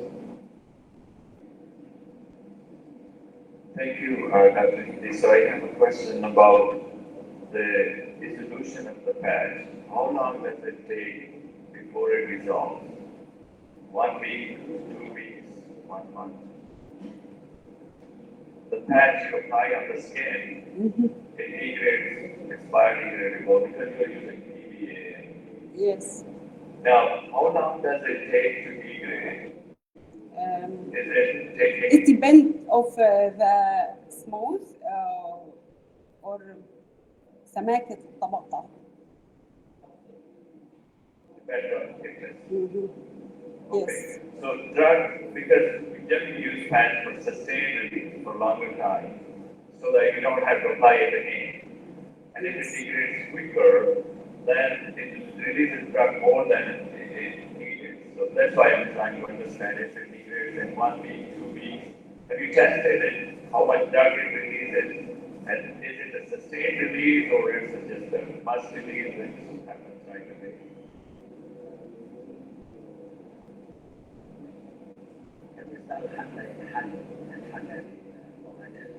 طبقة كانت 0.1 ملم.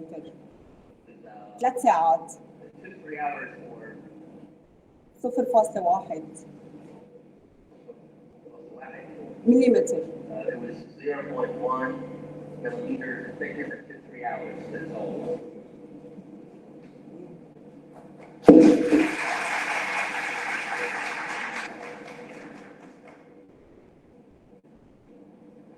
Okay, thank you, Dr. Alia Mohammed Hindi, for your presence here.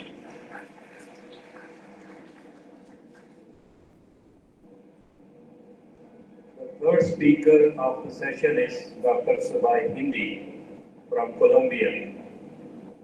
The title of the talk is Pedagogical Research Approaches for Polymer Chemistry. Dr.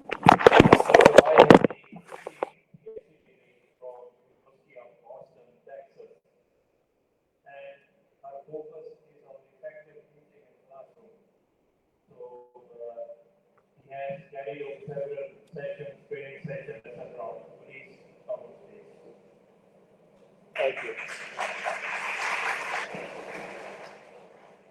So as you can tell, I'm not in the field of chemistry, but I'd like to offer some insights on research that's very relevant to professors and students in chemistry. So yeah, I'm not in the field of chemistry. I'm more in the fields of English studies and educational research.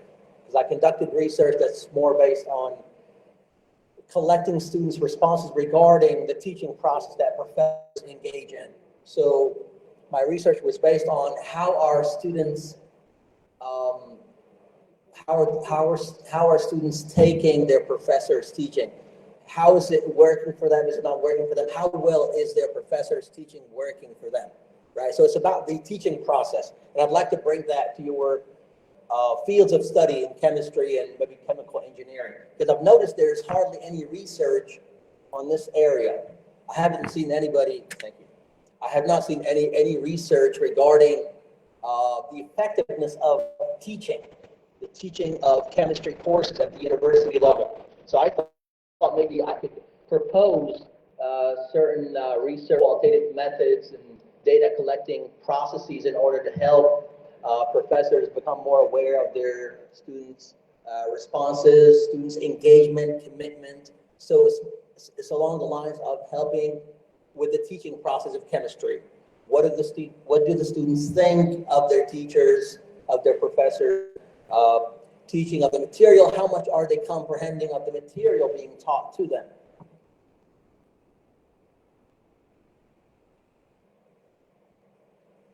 Okay, so the purpose again is to alert and remind scholars, professors of chemistry of the importance of utilizing qualitative research methods, or what we call sometimes teacher research methods and data, in order to gauge students' understanding, students engaging, their retention of the material being taught. How much are they engaging with the material being taught? How much are they retaining of that material, right? So it's a very student-centered, learner-centered approach to the teaching process, right?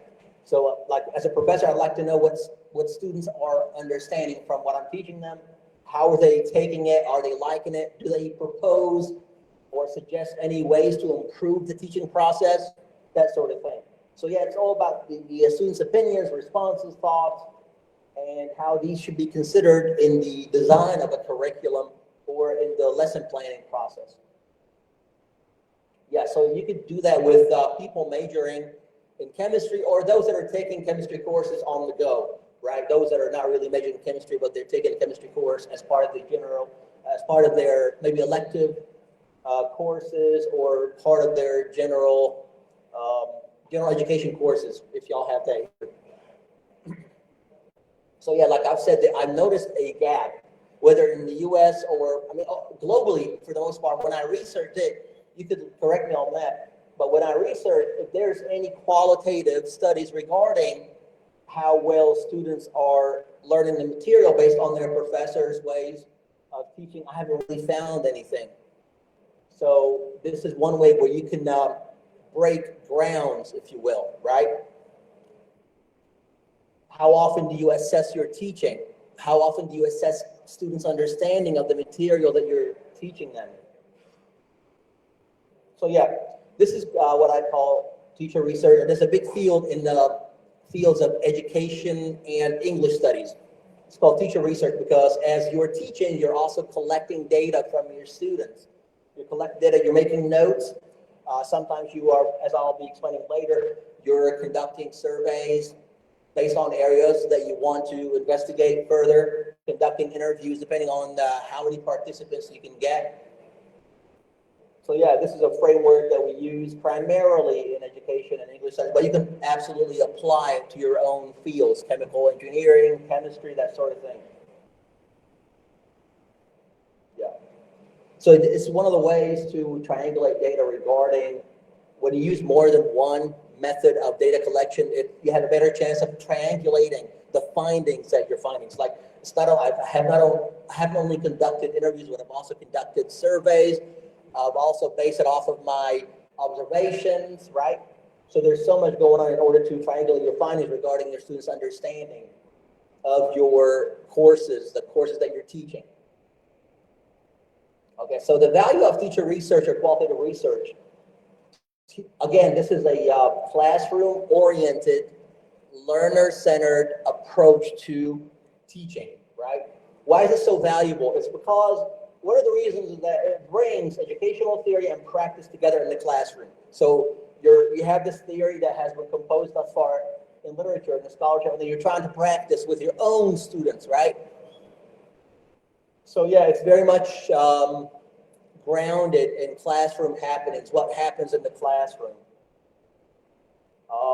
There's so much collaboration, right? You're not the only researcher. You also include your students as co-researchers, if you will, right? So there's so many participants in the research. There's the teacher researcher, him or herself. There are the students, and there's also the theory that you're using in order to collect the data and further analyze it, and then extrapolate findings based on that. And it's very fluid, right? It borrows from different lines of theory and different lines of practice in the fields of education and pedagogy. Pedagogy is another word we use for education, the art of teaching.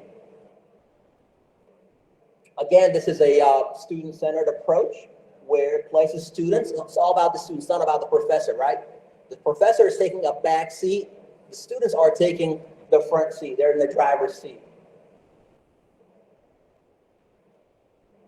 So there's so many different ways to collect data. I'll be sharing some of the data that I collected and some of the ways that I used. So you may collect data as part of your classroom curriculum, right? And you can adjust your teaching based on that. So you can collect data every day. Like, for example, as you're teaching, you can take notes based on students' questions, based on what you think, if they're understanding the material that you're teaching, or whether or not, based on group work, based on whatever happens in the lab, for example, right?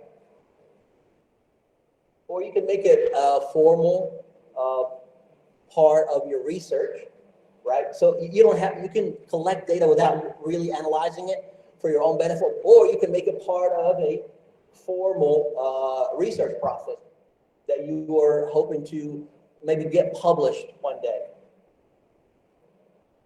Okay, interviews, that's a very important fact-checking method in order to help you understand where students, as far as your teaching is concerned, how well they're understanding the concepts and how well they're going to be able to apply these concepts, right? So yeah, it's based on their learning experiences, based on your students' learning experiences. So that, yeah, so you kind of formulate your questions based on what you think is important, what you're hoping to investigate. It's like, I'd like to see how well they can conduct this experiment, how well they are understanding this concept that I've been explaining throughout the semester. So it's based on your teaching focuses or foci, if you will. Okay. So after you conduct the interviews, you move on to analysis, and then based on that, you extrapolate findings. These are some of the questions that I use in my research. They may not apply to you because that's based on something that I was testing with my students. It's called the code meshing method of composing, where you incorporate elements from your own language into English prose. So it may not apply to you, but if you take a look at the questions, you can tell what I'm going for. These are the focuses that I'm hoping to test with my students or investigate further regarding my students' understanding and success with using a particular method. You can ask such questions or any other questions, right? These are my questions that I ask of my students based on my own research. Were you writing to meet the expectations of your readers or instructors? So it's asking the students, were you hoping to please your teacher because, based on these answers, or were you hoping to please your teacher while you were composing the answers to these questions, or was it based on like trying to get the right answer? It's asking them to share details that they were not able to share in class, right? And it's asking them to be conscious. It's asking the students, how conscious were you of your different roles as you were engaging in this writing process? For you, it could be an experiment. It could be the understanding of a particular concept. And then also, it's the technique. You can also try to figure out, are they anxious as they're learning this new concept, as they're testing this experiment? Are they conscious? Is there any anxiety? So it's all about the student. How are they feeling? How are they understanding? How well are they going to be able to apply these concepts that they learn? Yeah, and then based on that, based on your interview data, you can start to develop recurring themes for different thematic categories, like different focuses, right? Different areas of focus as you look at the data. And then try to see how well students were engaged, how well they understood the material, how poorly they did. Yeah, some of these categories you can decide on before you start formulating these interview questions that you hope to ask of your students, but some others can develop later. So these questions you can develop and add later as you have started interviews with your students. Yeah, here's just giving you more examples of the questions that I asked in my research. For example, that's my analysis. The first of the two interview questions queried students on the duration it took them to arrive at their co-mission examples, like the process that I was engaging them in for their individual assignments. How long did it take you? For example, you can ask the same thing of your students, right? How long does it take you to understand it? How long does it take you to conduct the experiment? That sort of thing, right? So you're trying to investigate where the student's understanding lies, right? That sort of thing. Interviews. How do you go back? Does that take you back? I think I got it. Okay, surveys. That's an easy way, a very effective way, a more quantitative way, because interviews are more qualitative, right? They're more about the quality, and they have less numbers. Surveys, they can be more quantitative, if you will, right? Especially if they're multiple choice questions, right? Also, again, it's about the lived experiences of your learners. That's what you're hoping to investigate and examine further. And they're easier to apply. They can be more accurate measure. If you're hoping to get certain things, you have particular focuses in your study that you're hoping to learn more about regarding your students' understanding. So you're hoping to get answers, quick answers, right? Or accurate answers based on your students' understanding and responses.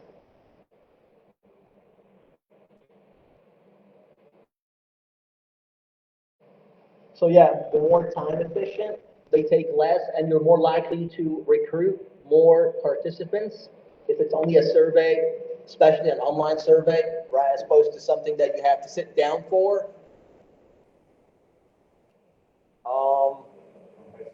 Yes, sir. Please wind up in 5 minutes. Please wind up in 5 minutes. Okay, 5 minutes. I got you. 5. Here I have a link to a survey that I conducted. This is a good website if you want to use it. It's free it'll keep your survey there for 60 days. You could easily formulate survey questions there. It's called SurveyMonkey. I was going to share with you something, but maybe later. Okay, so it could be questions like that. Would you say your knowledge of something is advanced, A, B, C, D, right? So it's more doable. It's more quantitative, that sort of thing. Student conferences. You can make student conference as part of your curriculum, like maybe three times through the semester. You can meet with your students and try to see if they have any questions regarding, like if you have different units, you can meet with them more regularly depending on how many units you have, and then try to see how well they understand something. That's also an informal way of collecting students' opinions regarding the understanding of concepts and conductive experiments, that sort of thing. And yeah, so with SurveyMonkey, it'll give you results, right? It'll give you results based on your students' responses or participants' responses. So it'll give you charts like that. It'll generate it for you. You don't have to do anything. It'll generate these results for you automatically. All you need to do is to share the link with them after having added the questions. So yeah, I have 25 students, and it's giving me these analyses based on the results. So I don't have to do any work, right? It's all automated. All right. So yeah, I have an assignment that I recommend that you share with your students called the literacy narrative. It may apply to, especially with students that are just starting their first chemistry course at the university level, where you can ask them, yeah, it's an assignment that kind of builds on what they learned before the university. So it's asking about the most impactful chemical encounter they had, most impactful chemical or chemical experience that they had before joining college, right? What was the most impactful thing that you learned about chemistry before joining the university, and how does that affect you moving forward? It's like a transitional assignment, right? It kind of transitions you from pre-college or pre-university to your start of the university. I think, and yeah, I have this website here I'd like to share with you. Can I go on that website? Can you click on that? So yeah, I'd like to share with you my university's website for the Department of Chemistry and Biochemistry. So I recommend that you go on there and then submit an application if you want to go to join their graduate or postgraduate program, whether it's a master's or a PhD level. Can you click on the link? Can I click on the link? I don't know if I can.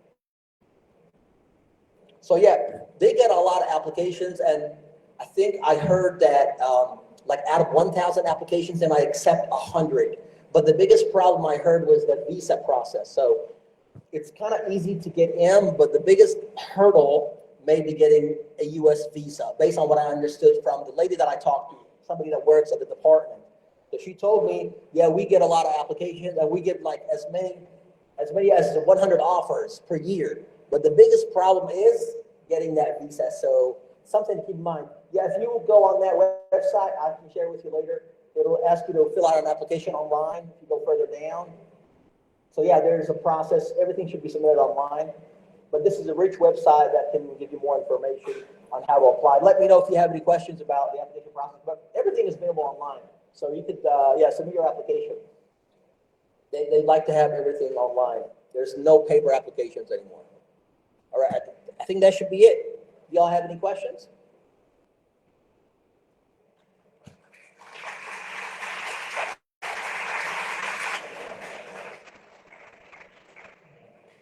Time for question, and I really encourage the students to ask any question.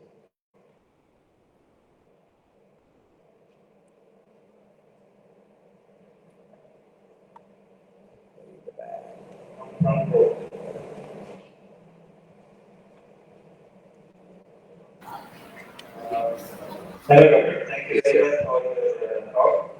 I just want to ask that please guide our students how to get admission offer them from US countries, particularly your university.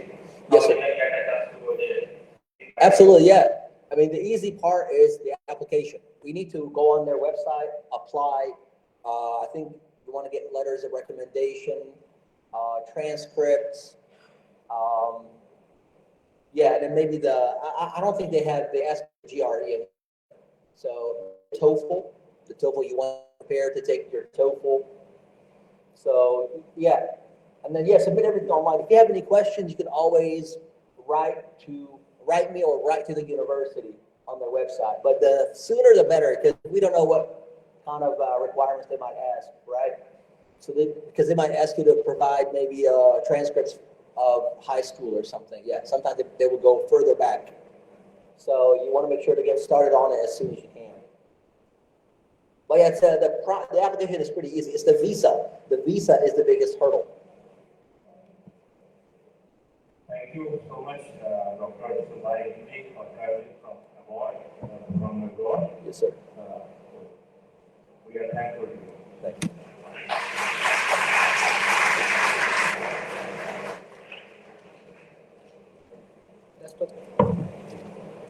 Our speaker of this plenary session is Professor Dr. Mohammad Akyal Farooq.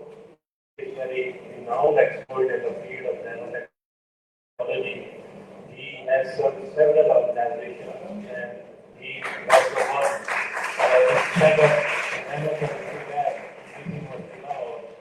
He is recipient of 3 medals. He has published several research articles, books, and patents to his credit. Currently, he is serving in UCP. So, Professor Dr. Akyal Farooq.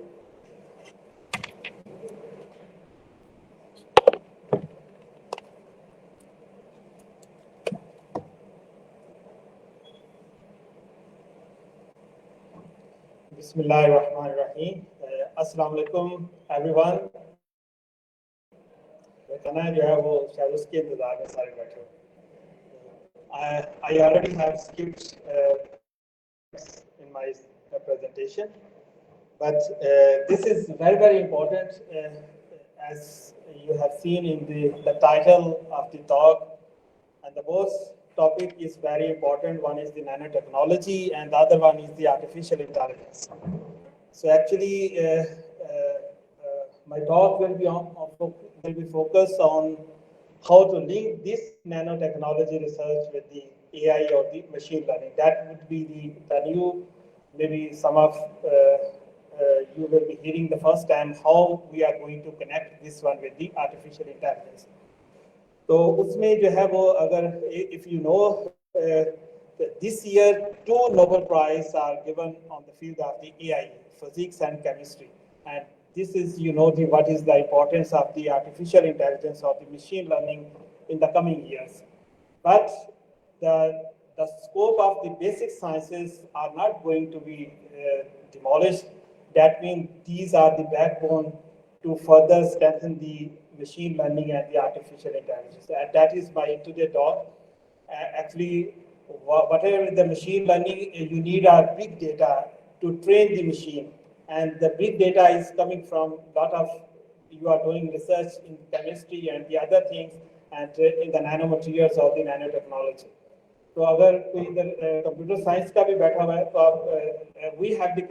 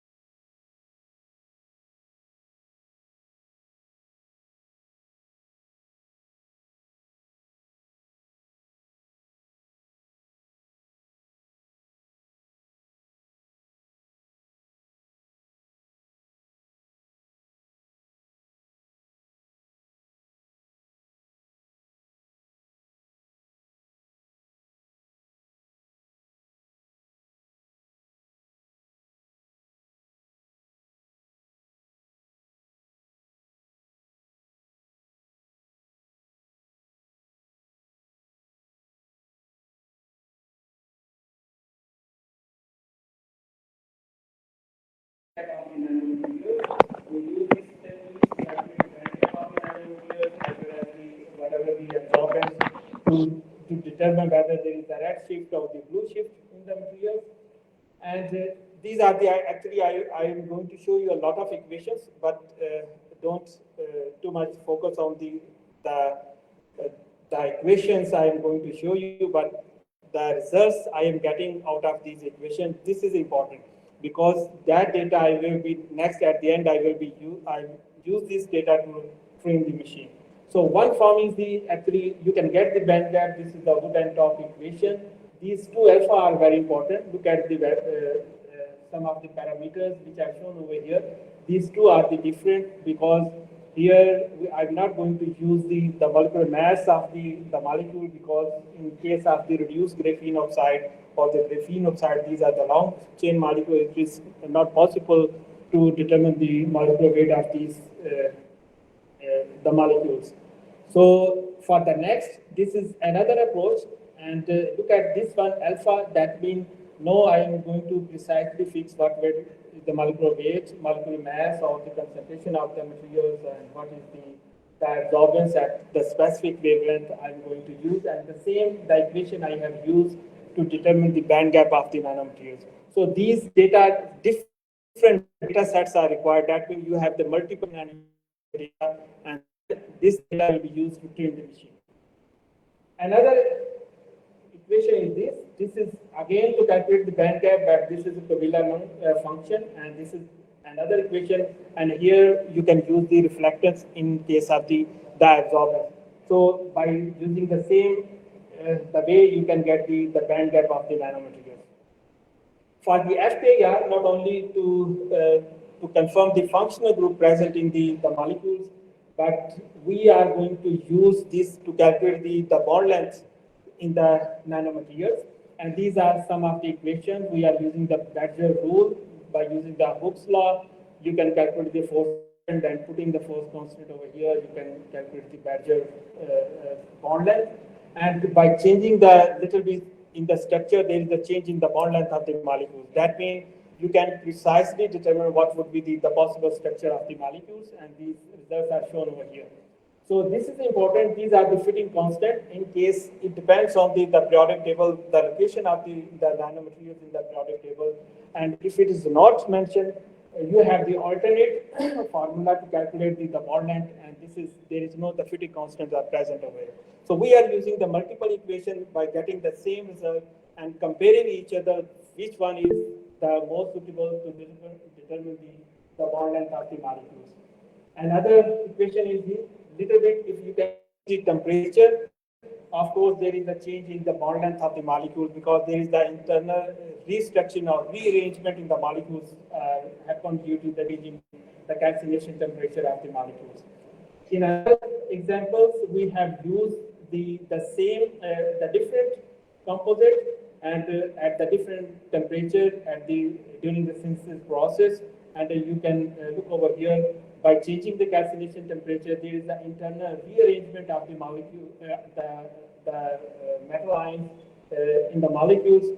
So that means this redistribution of the cations or whatever the molecules, you can also determine based on the length of the molecules.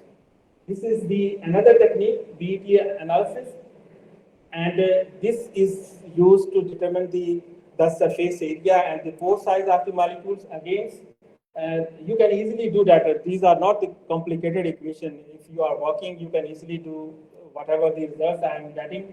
Actually, these two are very important: surface area and the BET specific surface area, and the pore size are important over here in the BET analysis. And the TG is very, very important because this is going to give you the idea about the thermodynamics parameter, and we are using this technique.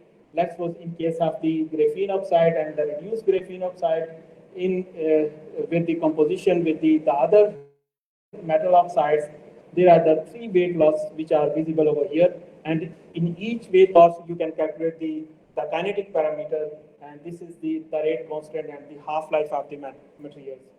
And further you can explore the properties, thermodynamics properties by using the Cott and Redfern model.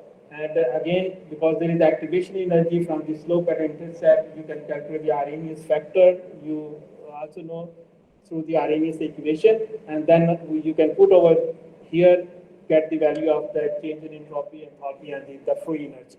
So all these thermodynamic parameters we are getting from the TGA.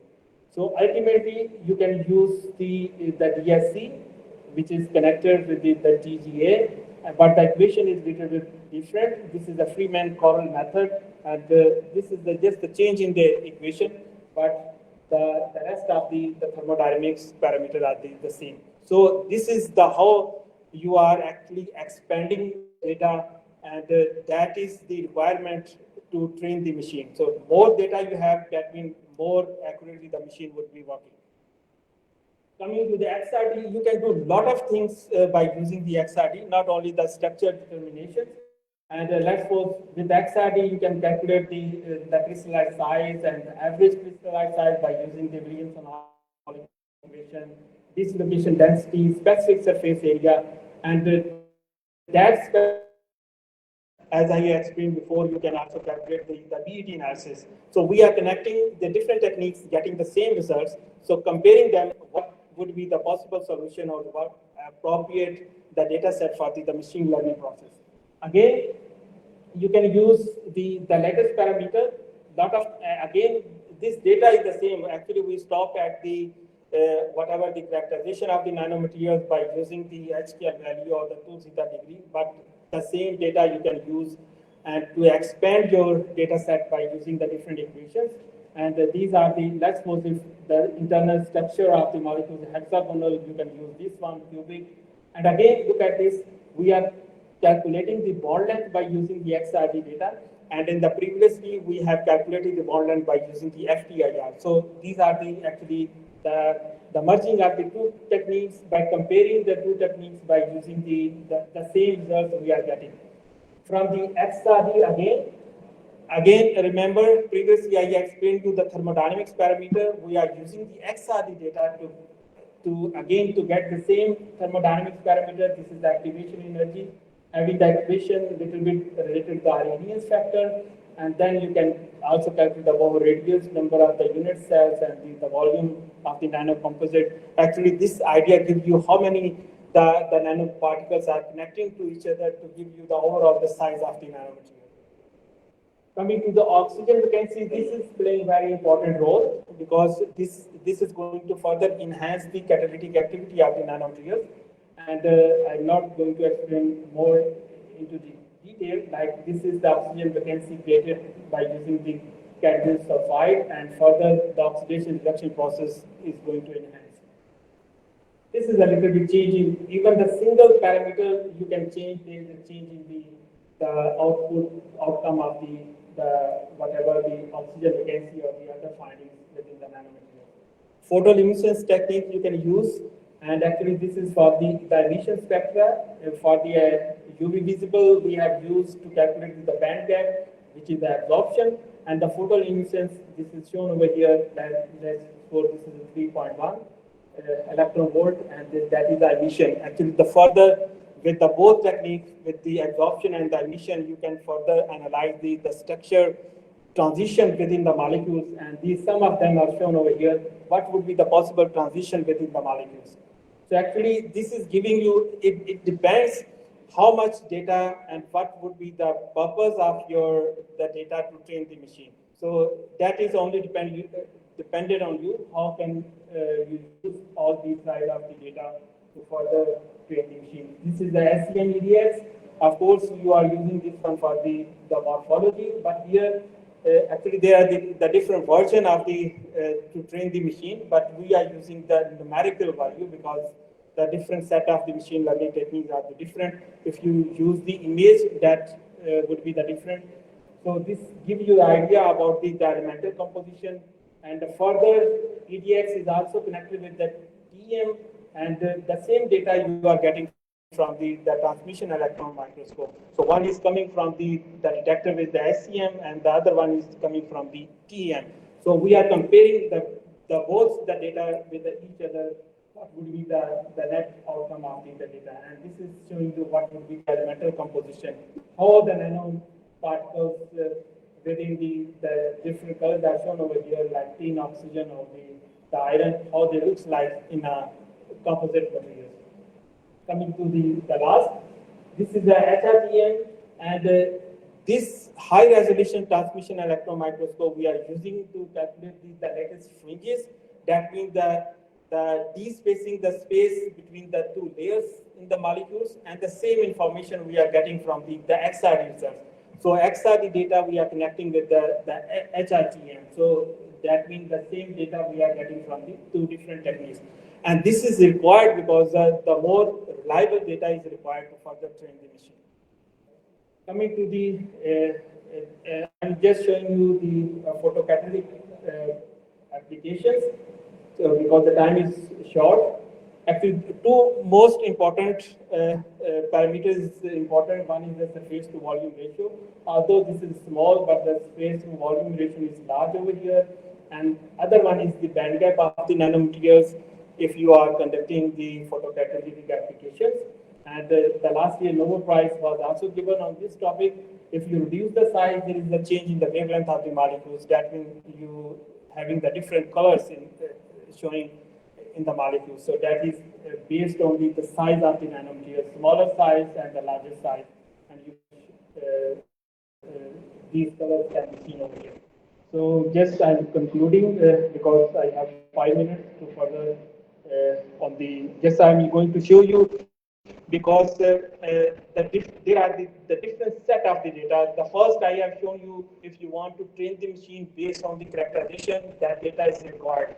And if you want the material would be, that machine will give you the idea that what type of the material is required for the, let's suppose, the high catalytic activity to degrade the methylene blue or the other pollutants. So that characterization data is required to train the machine. So it depends how much data and what would be the purpose of your data to train the machine. So I'm just skipping. These are the different papers in which we have reported. This is one form of the application we have conducted to further improve the properties of the nanomaterials towards the catalytic degradation. And again, I have skipped the 2 points coming to the last. That is the machine learning, how I'm going to use this data to train the machine. That is the new divergent action between technology towards the artificial intelligence. So this is the actually, this is one form of the data. As I said before, it depends what is the purpose of the outcome of your purpose towards the training the machine. And here, let's suppose if I want to train the machine towards to determine the band gap of the nanomaterials. And this is the experimental way. You do the experiment, first you synthesize, lot of things you have to do, and then you have the spectra, then by using the equation as I explained before, you have the band gap. But here we are using this data to train the machine, and at the end we are getting the results from the machine. These are the different machine learning models, and some of the supervised learning, unsupervised, reinforcement learning, but we are working on the supervised learning models. So the next I am going to show you, these are the different models we have used. Linear regression, logistic regression, sport, vector machine model, some of the K-rest and boost. These are the vector tools actually we are using, on which these different models we have used to train the machine. And these are the different models mentioned over here. And further, in each of the model, we have evaluated the model by using the different evaluation criteria. And these are mentioned over here: relative absolute error, this is the root relative square error, and this is the coefficient mean absolute error, and this is the root mean square error. These are the different statistical data we have applied on each of the model to detect which one model is suitable for the band gap or the other characterization techniques. So again, this is the methodology we have adopted over here. So this is actually A to F is the inset data. We provided this data to the machine, and that is the outcome. Actually ये आपके पास थोड़े से rough है मैं आगे इसको बताता हूँ. तो हमने जो फर्स्ट आपके पास है डेटा सेट, उसके अंदर हमने 902 इंस्टेंस लिए. 902 डेटा सेट जो है वो मशीन को हमने फीड किए.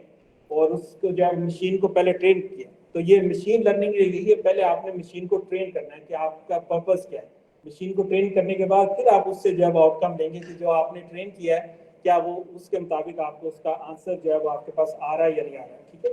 तो this is the 902 instance we have used and this is the multi-layer perception method we have identified perfectly more accurate as compared to the others, and these are the 5 different parameters on which we have evaluated. Another different set of this data set, we have used 200 data points and we have trained the machine, and similarly this is the multi-layer perception method is more accurate as compared to the other ones, and that is a 300 more data set. ये multiple है, जितना आप machine को train करेंगे उतने आपके पास जो है वो एक्यूरेट डेटा आएगा। अब आप इसको अगर मैं मशीन को बताऊंगा कि ये मुझे इस बैंड गैप का कोई मटेरियल बताओ या आपके पास मैं एब्जॉर्बर्स बताऊंगा तो automatically 100% that will giving me the band gap of the nano material. Actually this is the outcome of the machine learning method.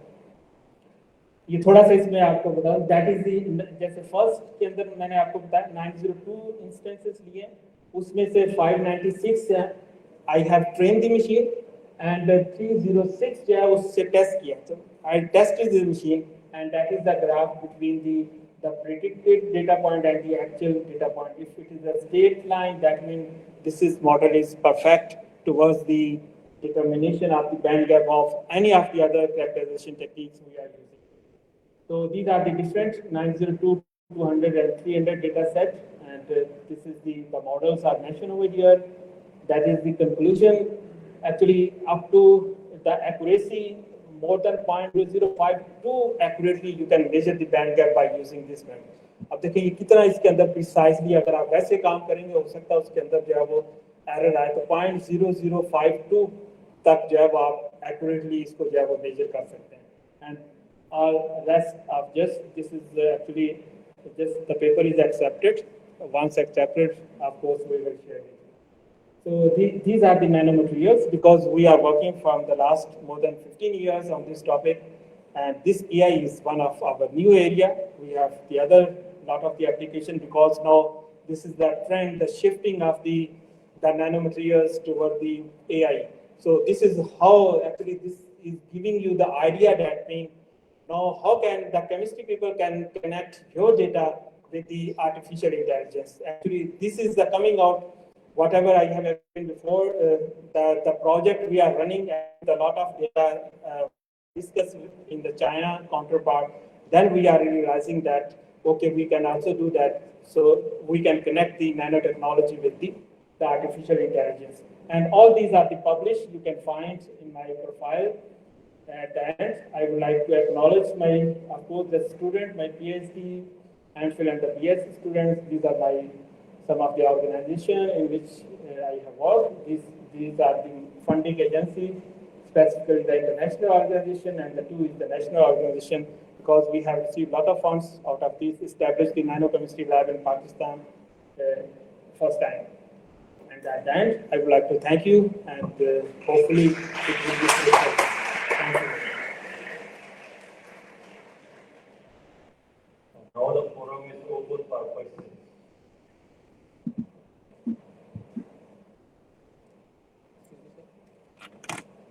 ये बच्चे इसको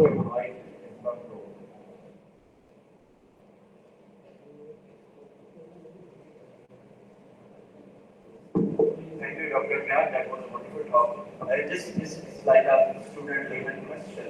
So the data you are feeding the machine is so that machine would learn. But in the end, the machine is giving you information based on the information which you have already input the machine. Yes. So what is the real AI machine is? I mean, you are giving data to the machine and you are asking the machine to give you something. So where exactly AI is involved? Maybe I missed. Yes. No, this is the right question. Actually, there are the 2 parts I have explained before. One is the machine learning. At this point, there are the 2 parts, machine learning and the artificial intelligence. So machine learning के अंदर जो है, actually the data we are putting, the machine is giving you the same information. Like let's suppose I have put the data, the band gap, some of the more than 2000 data I have used to train the machine, and now the machine, if I give the, let's suppose the absorbance of, I use the absorbance of 1 point, let's suppose 2, 3, the machine will accurately give me that would be the band gap. Maybe this is the conductor of the insulator. But the AI is the second. The model are the different for the AI. On this AI, now you can ask the machine what would be the appropriate material for the 2.0 band gap. So the machine will suggest, okay, this is the iron oxide or the tin oxide. You can use that composition, or maybe if you have properly trained the machine, and that will give you the idea how can you prepare that material by using the several parameters as I have shown before. So they are the two basically the options are here, but we are at the first at the machine learning, and then we will move to the artificial intelligence. That is required for the to move towards the artificial intelligence. Any other question? Sorry, just one more comment. How, I mean, let's say whatever we got so far, how much it is different than the theoretical or computational? Theoretical, actually, you can also use the different equations, because the machine learning is if you are spending the whole day in your lab, first you have synthesized the material by in a 1 week, and then you must have the UV visible to get the spectra, and then you have calculated the wood and top band gap by using the wood and top equation. With the machine learning, all these are not required. So you are just putting the one up, and within the few seconds, you are getting the information that is the band gap of this material.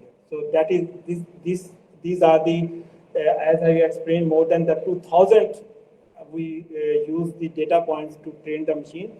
So you can precisely determine what would be the precise result regarding the characterization. And we are expanding this one towards the application as well, because if your research area is the solar cell or the energy harvesting like this one, actually you can train the machine, and the machine will give you the idea that what type of the material is required for the solar cell efficiency or like this type. So that would be the interconversion of the both.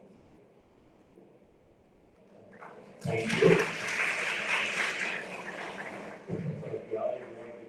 Very innovative and valuable talk, and definitely it will benefit the students. On behalf of our management committee, I am thankful for your presence. Thank you.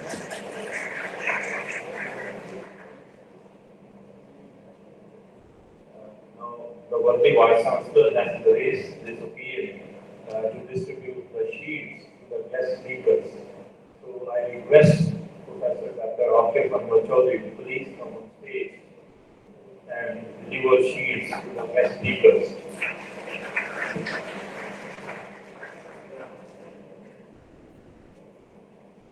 The very first speaker of this session was Professor Dr.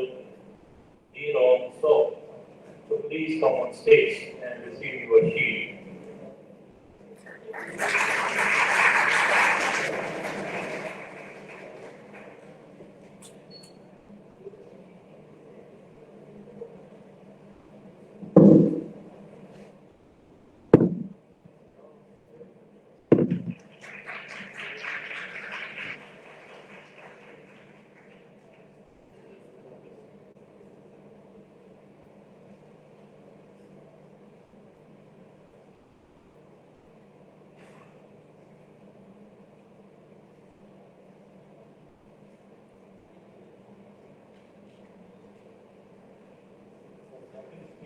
Of this session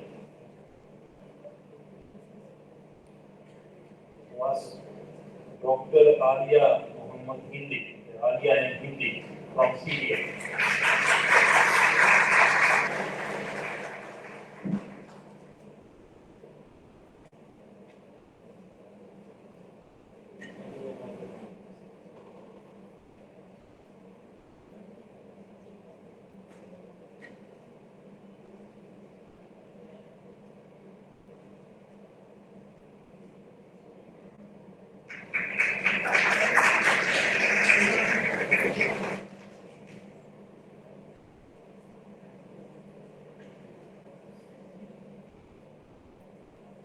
speaker was Dr. Mohammed Sabai from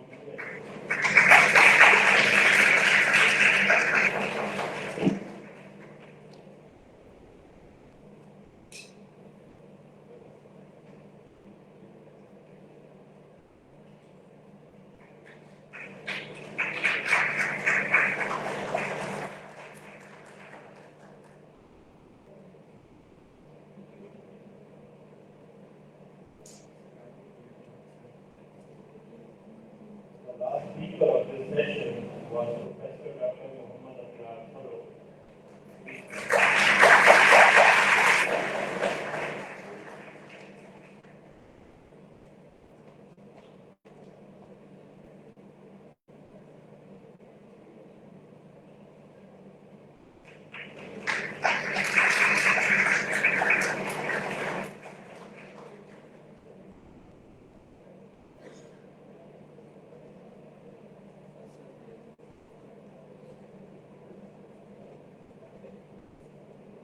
Announcement for you that it was none facilitated for you.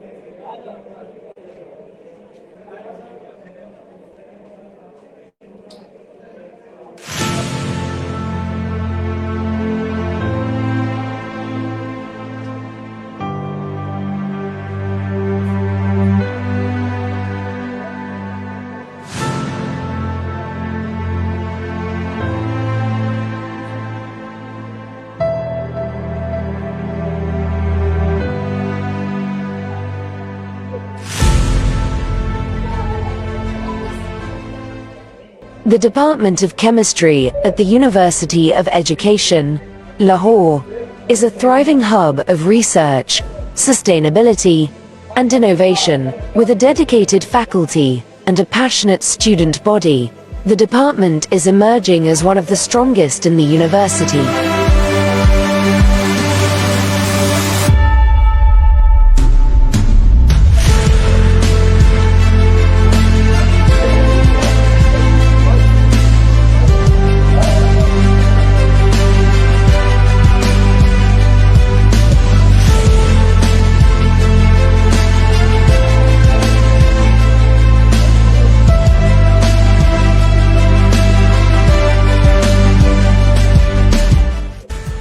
Fostering a culture of curiosity and inquiry. The department's research efforts are also focused on sustainability and innovation, with a special emphasis on addressing some of the most pressing challenges facing our planet today.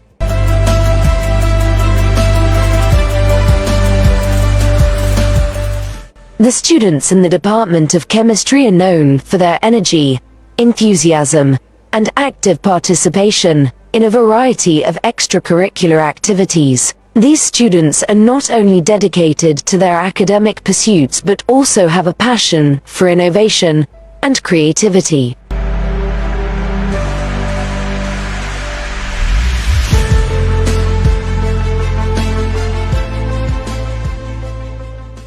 The Department of Chemistry's seminars are designed to be highly interactive, fostering an engaging and dynamic environment for participants to share ideas, ask questions, and collaborate with fellow attendees.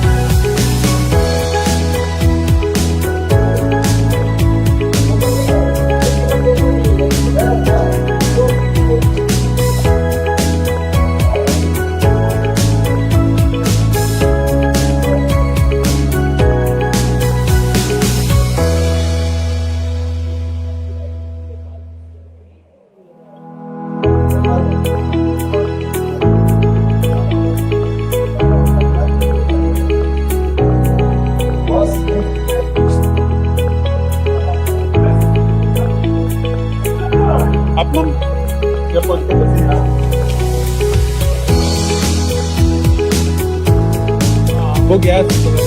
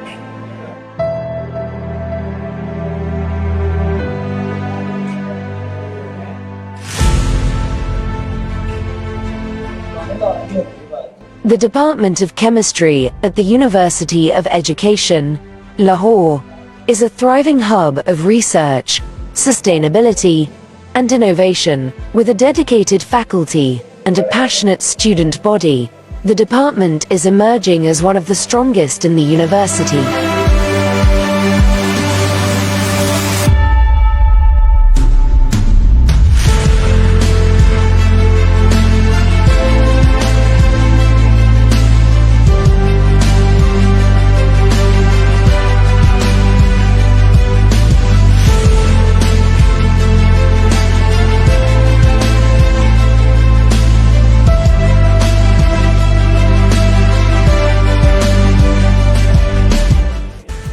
Fostering a culture of curiosity and inquiry. The department's research efforts are also focused on sustainability and innovation, with a special emphasis on addressing some of the most pressing challenges facing our planet today.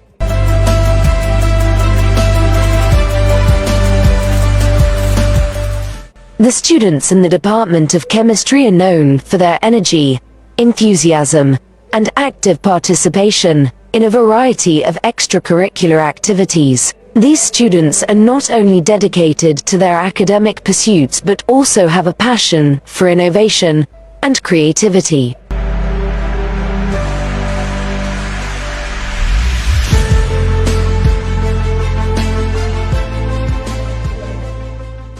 The Department of Chemistry's seminars are designed to be highly interactive, fostering an engaging and dynamic environment for participants to share ideas, ask questions, and collaborate with fellow attendees.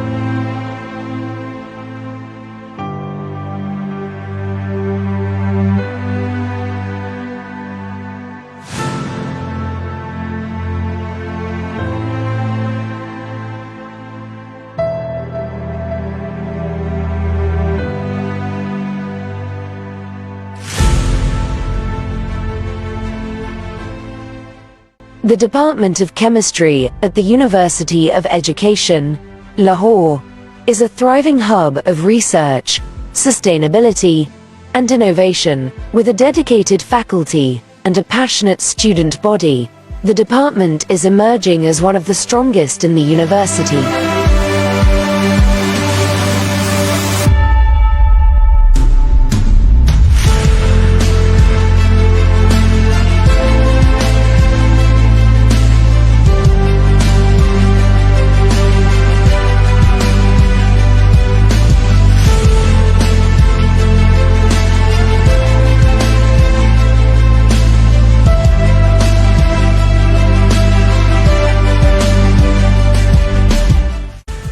Fostering a culture of curiosity and inquiry. The department's research efforts are also focused on sustainability and innovation, with a special emphasis on addressing some of the most pressing challenges facing our planet today.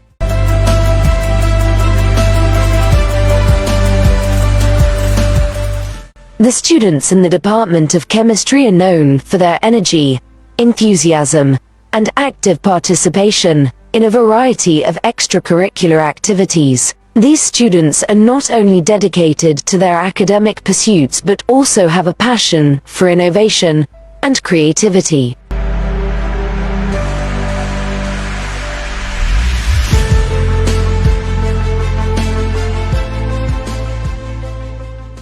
The Department of Chemistry's seminars are designed to be highly interactive, fostering an engaging and dynamic environment for participants to share ideas, ask questions, and collaborate with fellow attendees.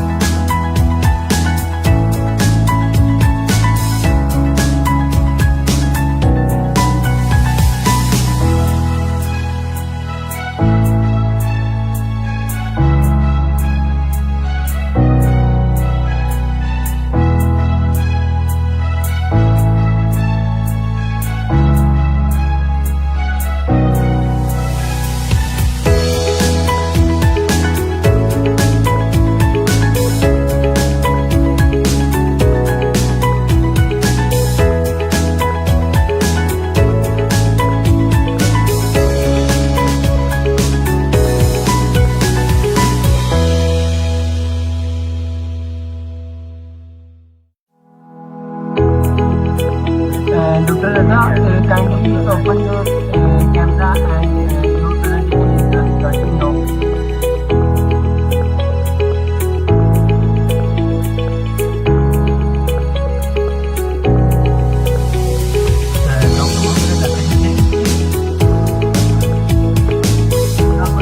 Yes, I can. Yes.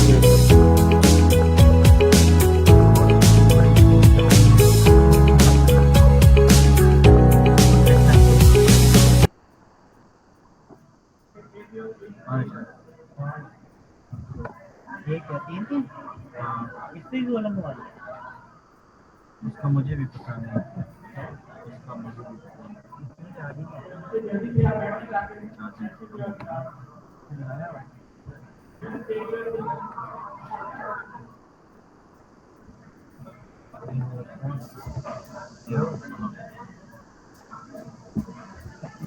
पता नहीं यार duplicate कर तो रही है छत से खाने की बात कर माइक के साथ क्या बता के आवाज नहीं जाएगी इन सर की आवाज उस माइक के थ्रू जाएगी हाँ, हम अपने माइक बंद करेंगे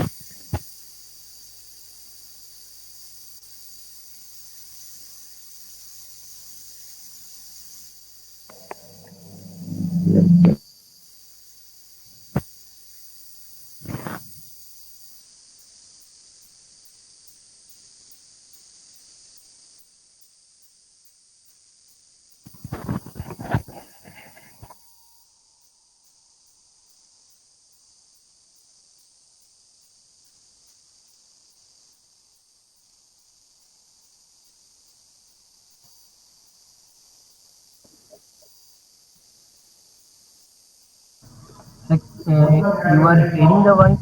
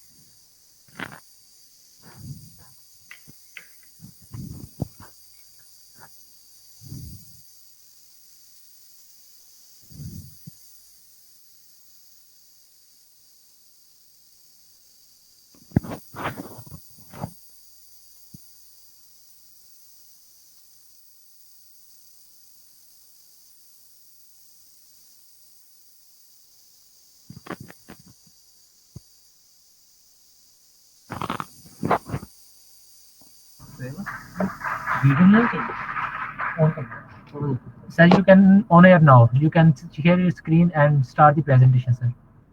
Sir, can you hear me?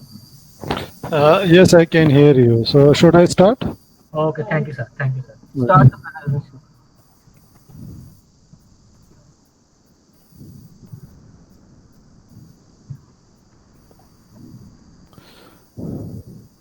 So can you just see my screen? Huh?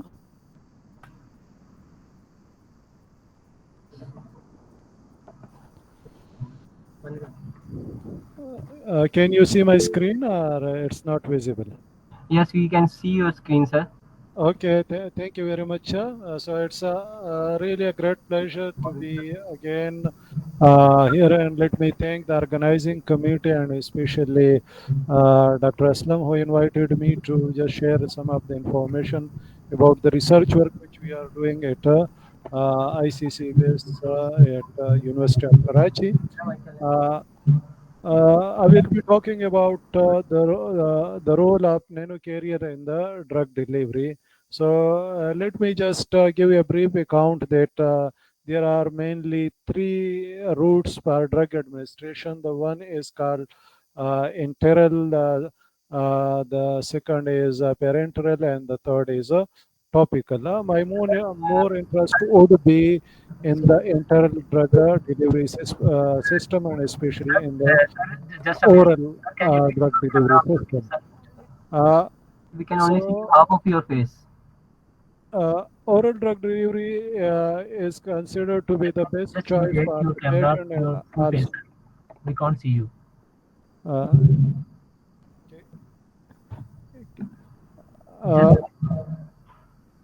Is there any problem? Can I go ahead with that?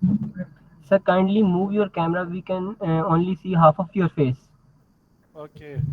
And how about now? Now, okay, sir. Now, okay. Okay, so oral drug delivery system is considered to be the best choice for patient and also for the physicians. And there are reasons for there are several reasons, but the most important one are that the oral drug delivery system is more safe, and the patient like it more as compared to injectable. Similarly, it is non-invasive and it is easy to encounter the overdose or any adverse event in case of the oral drug delivery system, because in this case one can just wash out the stomach and control the adverse event. But at the same time, there are a number of problems associated with the oral drug delivery system, like many of the drugs commercially available, they are having poor aqueous solubility because they are organic in nature. Similarly, many of them are unstable at the gastric environment and very difficult to just pass through the mucous membrane. And at the same time, the low permeability is also a major problem of the oral drug delivery system. Many of the drugs are metabolized by the liver, so first pass metabolism is again a problem with the oral drug delivery system. Similarly, the glycoprotein present in our body, they efflux many of the drugs when they are taken through oral route. So this is another problem which one can face with the oral drug delivery system. Our body contain a number of um, enzymes which can degrade the drugs which we are taking through oral route. Similarly, low circulation half-life of the drug is again a major problem with the oral system. And once you take any kind of medication through oral route, it will pass through your whole body, and it can reach to all the vital organs. So systemic toxicity is again a major issue with the oral drug delivery. So how one can solve the problem? In my opinion, nano carrier is the solution for the problems which I mentioned in my earlier slide. And why one should select the nano carrier? There are again a number of reasons for this. Like the nano carrier is having large surface to volume ratio. Their shape and size can be easily tuned according to the requirement. They can easily be designed and synthesized. One can use biocompatible and biodegradable molecule to synthesize the narrow carrier. Similarly, one can increase the stability of the nano carrier by using a more sophisticated and more stabilized excipients. Similarly, lipophilic and hydrophilic drugs can be used to deliver can be encapsulated in the nano carrier, and targeted delivery is again that can be achieved with the help of the nano carrier, that which is again an extremely important. But today I would just talk about four aspects of the nano carriers, and why we were interested in the nano carrier and to use them as a drug delivery system. So the first is the enhanced bioavailability. That what I would be discussing, that how we were able to enhance the bioavailability of the poorly aqueous soluble drugs. Similarly, multi-drug resistance is again a major problem. So we address we reverse the multi-drug resistance of a number of drugs with the help of the nano carrier. Target specific drug delivery is another important area which we have addressed, and we have published a number of articles in this area where we deliver the drugs to the target site. Similarly, many of the drugs have lost their therapeutic efficacy, or one can use in large quantities these drugs. So what we have addressed here, that we have used the nanocarrier to enhance the therapeutic efficacy of the drugs and decrease the amount of the active pharmaceutical ingredient. So these are the four areas. I will give one example, and then I will just conclude the presentation. We have used a number of empirical molecules, as you can see here, and we have published a large number of research articles in this area. These empirical molecules which we used have been developed in our group as a nanocarrier for the active pharmaceutical ingredient. Similarly, we have also developed the dendrimer molecule, which is again an important a component of the drug delivery system. So these dendrimer we have used as a nanocarrier to deliver the drug to the target sites. We have also exploited the nanoparticles as a drug delivery systems. As you can see that we have developed custom design nanoparticle, and we have published a large number of articles in this area as well. We have mainly used the iron-based nanoparticle, polymeric nanoparticle, and also silver and gold nanoparticles coated with the biodegradable and biocompatible molecules. Let me just start with the first example of how one can use the nanocarrier to enhance the oral bioavailability of the drugs. Let me give the example of ciprofloxacin here. The ciprofloxacin is a very important antibiotic, but its oral bioavailability is extremely low. And the reason for this is that the ciprofloxacin is poorly membrane permeable. It's very difficult for this molecule to pass through the membrane system. Similarly, the ciprofloxacin is not stable at the stomach, and the gastric environment of the stomach is degrading this molecule, and that's the reason that this antibiotic are just given to the patient through in the injectable form. Its oral formulation is not available. What we did, we just tried that can we just increase the permeability of the ciprofloxacin, and at the same time I discussed with the student that can we just increase the gastric stability of this ciprofloxacin.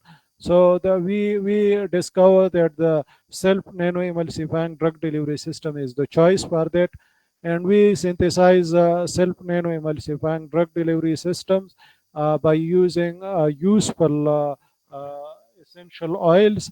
And since in order to enhance the permeability of these drugs, we decorated the SNEDs with the permeation enhancer that we term as snakes, and we were able to increase the bioavailability of this drug about 2.4 times in the animal models. So these are, and we published this I think 4 to 5 years ago. This is a bit old work, but all these experiments were carried out in the animal model, and mainly we use the rabbits here. Amphotericin B is another drugs which is used, but again it is in the BCS class 4 drugs, which means that it's having poor solubility, aqueous solubility, and poor permeability in its oral formulation, and that's the reason that it's mainly available in the injectable form. So we also just selected this particular drug, and we just use our nanoparticles, gum tricacanth, lecithin based drum tricacanth nanoparticles, and we encapsulated the amphotericin B in the same in our nanoparticles. And as you can see, when we just fed the rabbits with our nanoparticle, gum tricacanth lecithin nanoparticle, that's shown here in the blue profile diagrams. So the oral bioavailability were increased in the blood plasma of the rabbit, while just in the lecithin, the oral bioavailability were low. Similarly, only the amphotericin B formulation were very much low, the oral bioavailability, and at the same time we also observe extended release. So that was the added advantage of our formulations. Cefoxiamide is another antibiotic which is widely used to treat a number of kind of bacteria, but 40 to 50% of this antibiotic is excreted through biliary and renal route. So what we did, we synthesized Bergenine-based niosomes, and we encapsulated the cefoximes, and we were able to increase the bioavailability of this particular drugs in 2 times as compared to the commercial suspension which is available in the market. And we compare this in the animal model in the rabbits with the commercial samples. So that's let me. Another important area which we addressed in our research work is the targeted delivery of the drugs through nanocarrier. Targeted, as you, those who have worked in the area of the biological sciences, they know that every disease having certain receptors, and many receptors are overexpressed for those diseases. Like if someone is suffering from the arthritis disease, so the folate receptors are overexpressed in the inflamed tissues. If someone is suffering from the tumor, then the biotin receptors are overexpressed. So we use the overexpressed receptors in order to deliver the drugs to the target sites, and I will just give you one the example. Hesperidine is well known, and it is used to cure inflammations. It is a well-known antibiotic, and we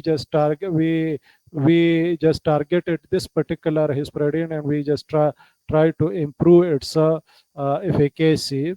So what we did, we developed lecithin nanoparticles, and we loaded hesperidine, and then the same nanoparticle were decorated with the folic acid.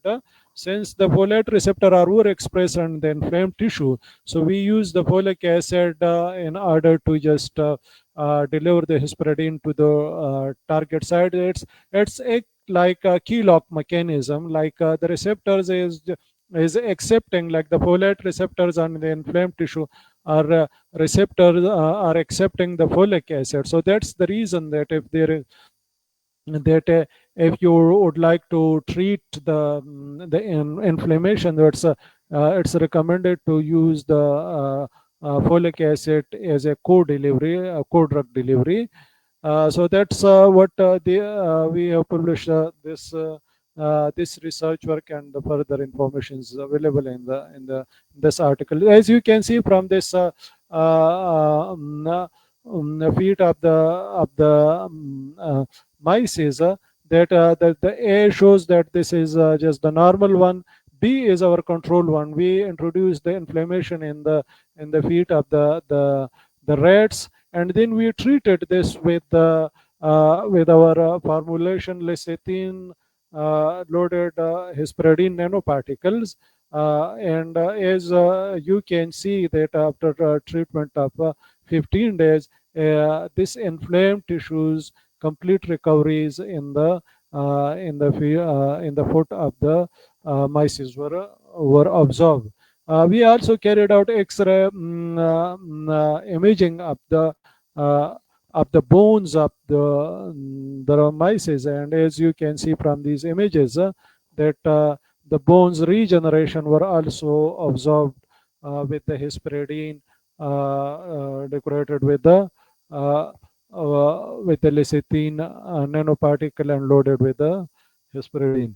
So another important area which is like as I mentioned earlier, that the biotin receptors are overexpressed in the tumor tissues.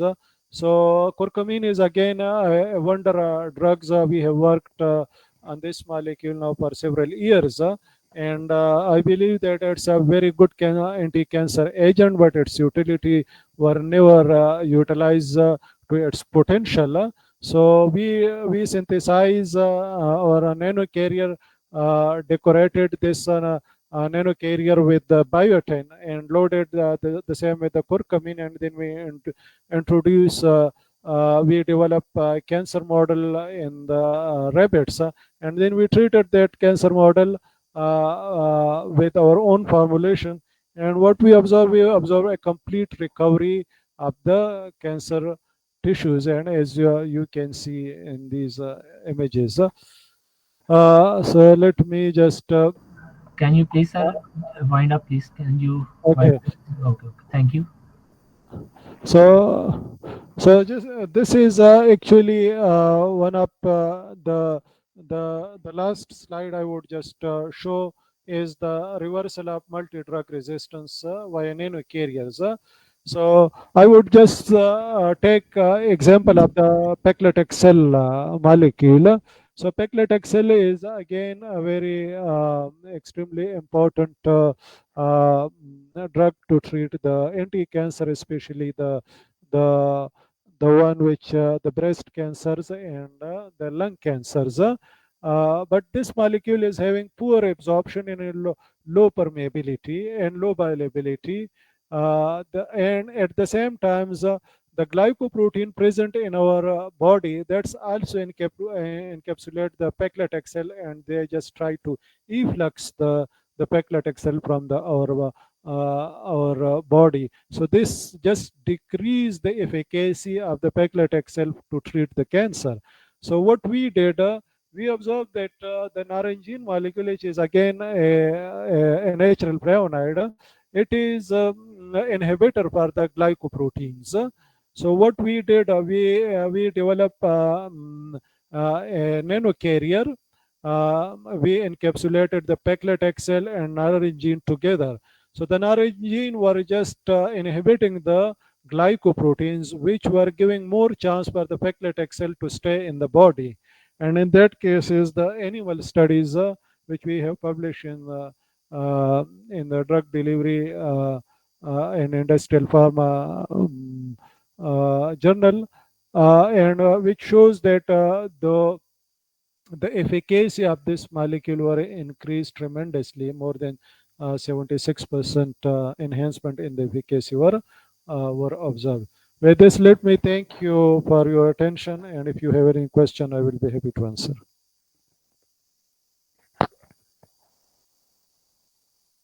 Thank you very much, sir.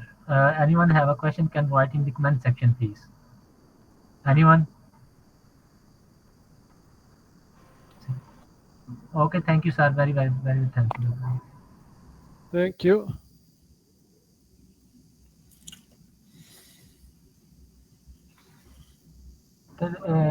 Sir, physically students want to question you. Can you answer that questions? Dr. Raza, students want to answer your. Yes, I am available if they, what kind of question they have. Yeah.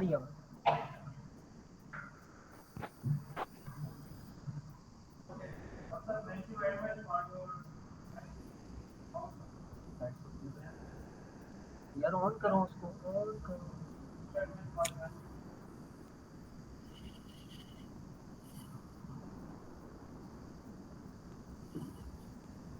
यार ये on Thank you very much, sir.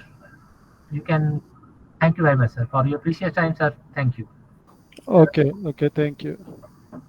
वो बंद किया तो कैसे चलाएंगे इसको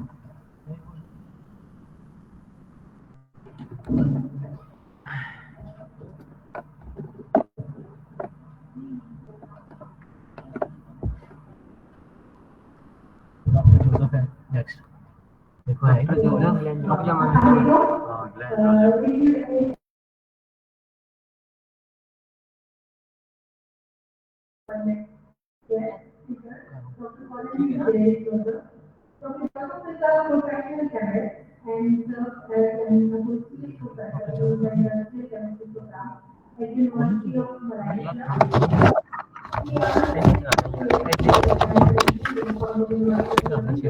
Along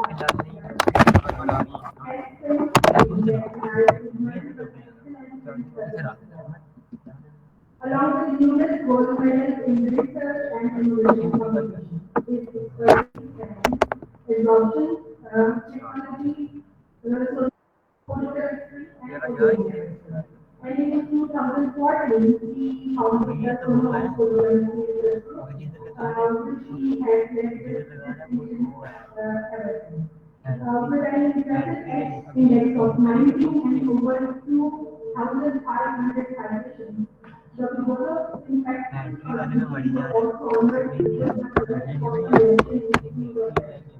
He has got the highest award in 2001.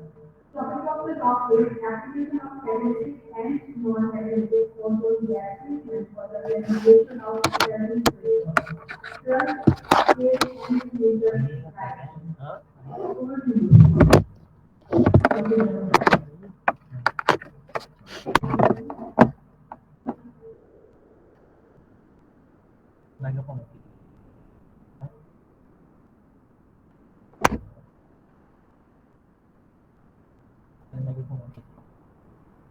Hello, Dr. Joseph.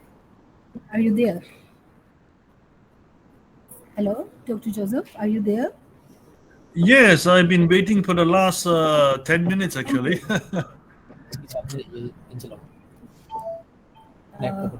Can I start? So, just a minute, please.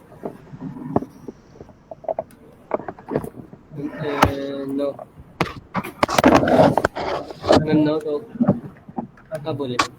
Okay, Dr. Joseph, can you hear me? Yeah, I can hear you. May I start? So it's over to you. You can start your presentation. Excellent. Please. Okay, let me share my slides. Speaker पे आवाज क्यों नहीं आ रही है बोले कि भाई आ रही है बोले नहीं तो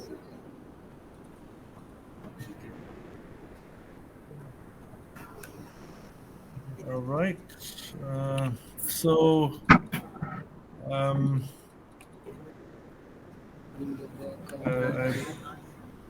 already passed 10 minutes actually.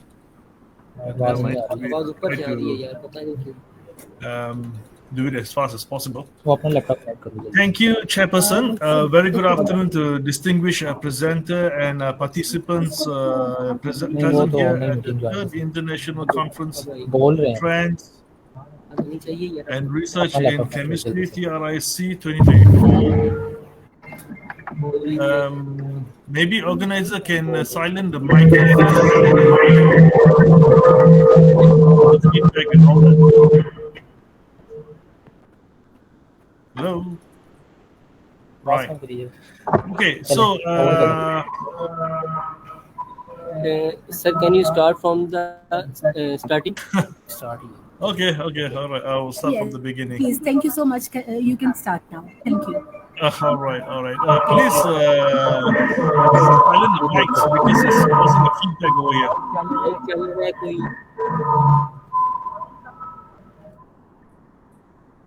Silence the mic, please. Thank you. All right. So, thank you, Chairperson. Very good afternoon to distinguished presenter and participants present here at the third International Conference Trends and Research in Chemistry, TRIC 2024. So, I'm currently in Singapore. I'm attending a workshop here. So, at the same time, I'm also doing this presentation. So thank you for the opportunity. So my name is Colin and I'm from University of Malaysia Sabah. So this afternoon I would like to present my paper with the title Application of Catalytic and Non-Catalytic Ozone Gas Treatment for the Remediation of Detergent Wastewater, Current Updates and Future Directions. So as you can see, this is my campus and my campus is near the ocean, and this is Malaysia. We have West Malaysia and East Malaysia. I'm from East Malaysia.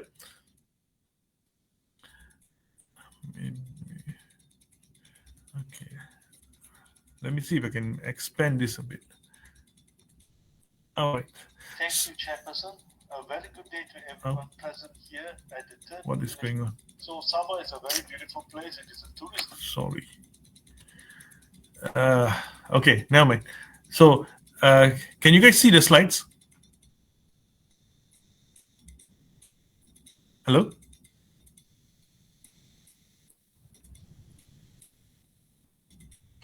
Yes, we can hear your slide. We can see your slides and we can hear you. Excellent, excellent. Okay. So this is West Malaysia, this is East Malaysia, so I'm here. So Sabah is a beautiful place. It's the campus is just beside the ocean, and we have a lot to offer. The ocean, the beaches, the beach, the seaside, the islands, the mountain. We have the tallest mountain in Southeast Asia, Mount Kinabalu. But at the same time, we also have industry process. We have industry going on in Sabah.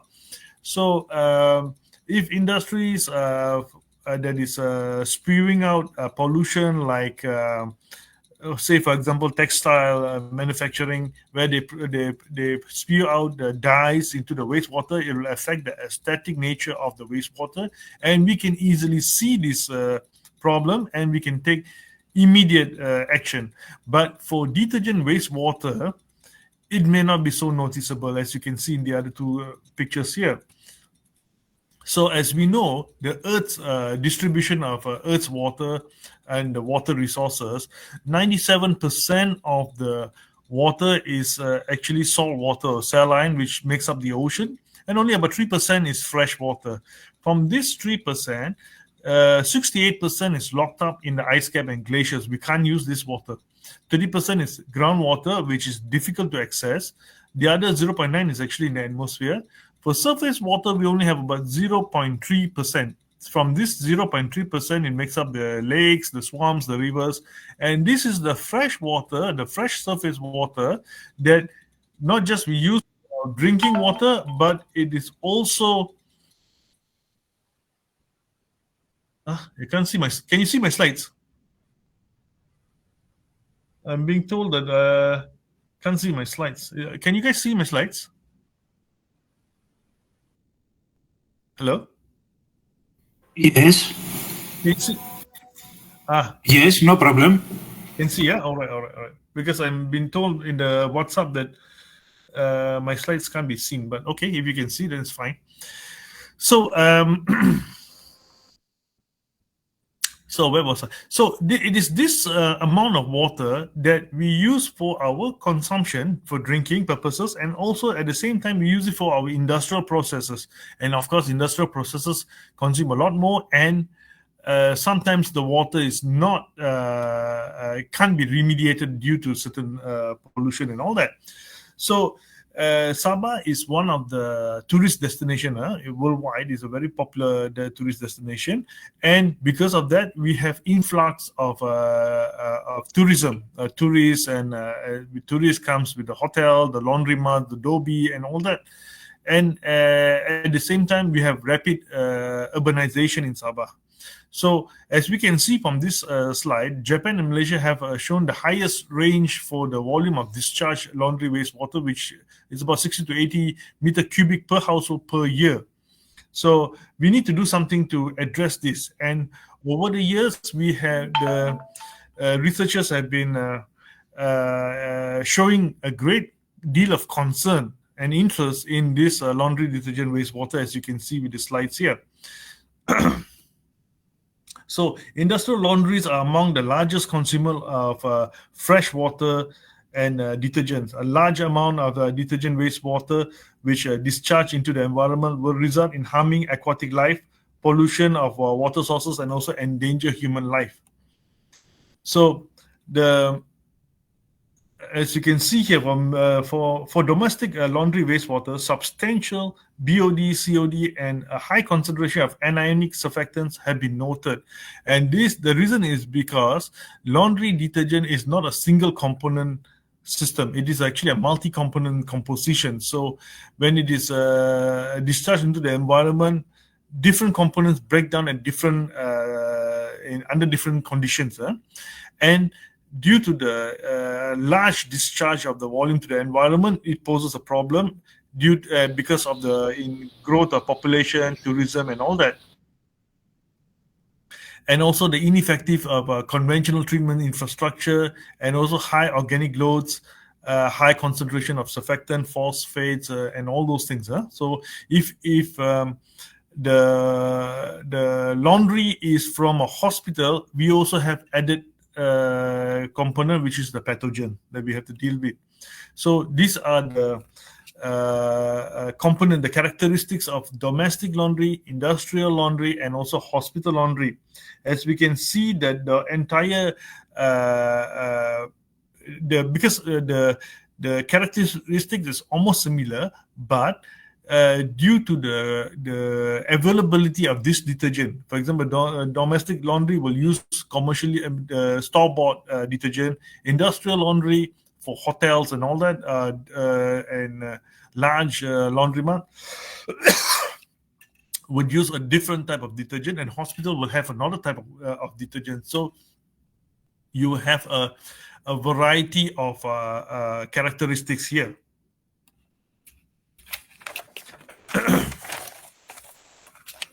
So surfactant of detergent acts by lowering the surface tension of water. Now, one of the main components of detergent is that it contains surfactant, and it is because of this surfactant, it becomes quite recalcitrant, very hard to degrade, and the surfactant can be anionic or non-anionic or cationic surfactant. They are used in large number of application for different purposes, for example, wetting, or for emulsion, stabilization, mineral separation, detergency, pharmaceutical formulation, and other purposes. And it is this surfactant that makes it challenging to remediate detergent wastewater using conventional treatment system. So the ability of detergent to form foam, which is an insoluble film, causes problems when it gets into the water body, as it will block out or reduce sunlight and prevent oxygen from dissolving into the water. As a result, we end up with very low dissolved oxygen in the water body, and the flora and fauna of that contents in that water body will die out because of that, basically suffocate. Okay, and sometimes this laundry detergent wastewater contains some minerals, for example, phosphate, which is used to sequester and as well as a chelating agent to achieve a stronger cleaning power. It also goes out into the water body. Can you hurry up? We are running short of time. Thank you, sir. That is because I was 10 minutes ago was taken away from my presentation. I was supposed to start at 5:20, but I only ended up starting at 5:30. Yeah, so the previous presenter took too long actually. So anyway, this detergent wastewater actually causes eutrophication, and it causes the animal death and all that, the aquatic life and all that. So if we want to treat wastewater, first of all, we have to capture it at the discharge point. We cannot allow it. We cannot allow the detergent wastewater to go into the water body and then try to treat it. It won't work that way. Okay, we have to capture it at the discharge point before it is released. And this detergent wastewater is actually gray water from it's actually classified as gray water, and we can use ozonation as one of the treatment system, or combination, maybe ozonation with other treatment system, and we can use that to use the system to treat the wastewater, laundry wastewater, and use that laundry wastewater, for example, watering the garden, using for non-consumption purpose. All right, so maybe flushing the toilet, things like that. So the purpose is to use advanced oxidation process, and all of this falls under advanced oxidation process, Fenton oxidation, photocatalysis, and all that. The main purpose of advanced oxidation process is to generate hydroxyl radical. Okay, it is this hydroxyl radical that will degrade the. It is this hydroxyl radical that will degrade. This hydroxyl radical that will degrade the target pollutant. All right. So the common way of producing ozone is ozone can be produced from pure oxygen or oxygen containing air by various methods such as electrical, corona discharge, photochemical, and all that. But the common way is using corona discharge. This is corona discharge, as you can see here. The electric charge splits an oxygen molecule into two oxygen atoms, and these unstable oxygen atoms combine with other oxygen molecules to form ozone. And this is the characteristics of ozone. So as you can see here, the oxidation potential of ozone, okay, 2.07, is almost similar to hydroxyl radical, which is 2.8. So this makes it gives it the ability to degrade the target pollutant. So when we use ozonation process, we can use it in a catalytic form or non-catalytic form. So in a non-catalytic form, we can have ozonation, which is a direct reaction, or ozonation at elevated pH, which is an indirect reaction. This is actually basic ozonation in basic condition. This will be considered as, or in basic condition will be considered as ozonation. In direct reaction will be in acidic condition, which is considered as which is called ozonolysis.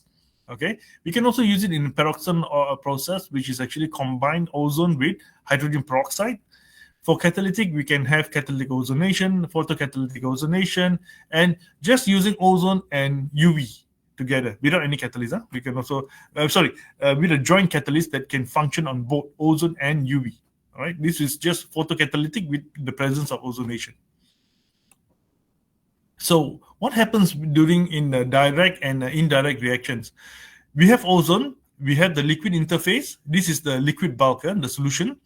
When ozone dissolves into the liquid, it forms a liquid ozone. Okay, it creates a chain initiated to produce a hydroxyl radical. It can have direct reaction. We can have indirect reaction to form intermediates. And if there's sufficient hydroxyl radical present or continuous direct reaction, then we have mineralization of the target pollutant. So for this process, we can have two parts: partial degradation to biodegradable products, or complete mineralization as indicated by COD and TOC value. So by using ozone, we have two scenarios. The target pollutant can become less recalcitrant, more biodegradable. Okay, so it's easier to treat with other systems, or we can mineralize it directly. So, of course, the ozone is a gas, and it is governed by certain, what I would say is parameters, okay? So we have to optimize the parameters. For example, the temperature, pH, initial concentration of pollution, ozone dosage, and all that. So these things cause it to... this part we have to do it experimentally, to determine actually the conditions that is suitable, not just for the type of experimental setup, but also for the type of the recalcitrant pollutant. Sorry, can you please wind up? We are running short of time. Okay. I'll try my best. So we have a SWOT analysis, as you can see here, the strength, weaknesses, and all that. The biggest problem of using ozone is that it has a high energy consumption. So we have to use electrical energy, which we can offset by using alternative energy sources. So based on the other types of other ozone-based AOP, for example, catalytic ozonation, peroxide process, and a combination I've given you before. Okay, we also have what is known as homogeneous catalytic ozonation and heterogeneous catalytic ozonation. So basically, the catalyst can be in a liquid form, for example, metal ions, or it can be in a solid form, example, metal oxides or carbon-based materials, or metal and oxide on supporters. So for catalytic ozonation mechanism, we have three I'm not going to go through this in detail because I think we have limited time, so I will just rush. Unfortunately, the previous presenter took up my time for 10 minutes, so I have to rush now. So as you can see, this is the way forward. We can use this ozonation to enhance our ability to reuse the water and recycle the water. For those recalcitrant pollutants, we can improve this biodegradability and make it more easier for if you want to do it naturally, like a weathering process for it to be treated. And we can also, if you use ozone, it also has a disinfectant property, so it reduces the toxicity as well, and complete the mineralization for biocalcitrant or toxic organic pollutant. So we also need to see lab scale is not a major problem, but when we upscale it, how is it going to behave? So we have to come with all these things. We have to do all this experiment before we can actually see whether we can use this technique to conduct water management and remediation for wastewater from domestic hotel industry and self-service laundry shops. So I would like to acknowledge that this research was supported by Research Management Center, University Malaysia Sabah. That is the grant number, and it is gratefully acknowledged. And I've also published what the content of this this presentation in this research article. If anybody wish to have further knowledge of this in detail, please download the article and have a look at it. And thank you.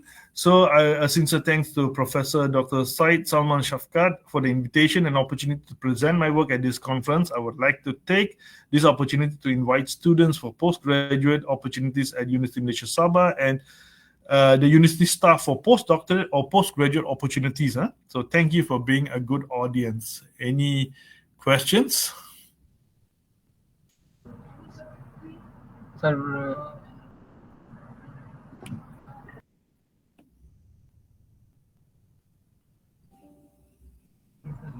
thank you so much. There is no any other questions. Thank you for your time and your precious presentation.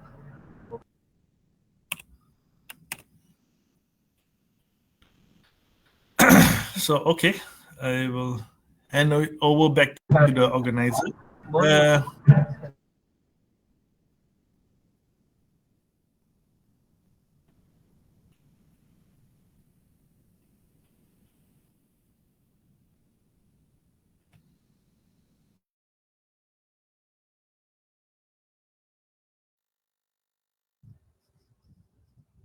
Hello.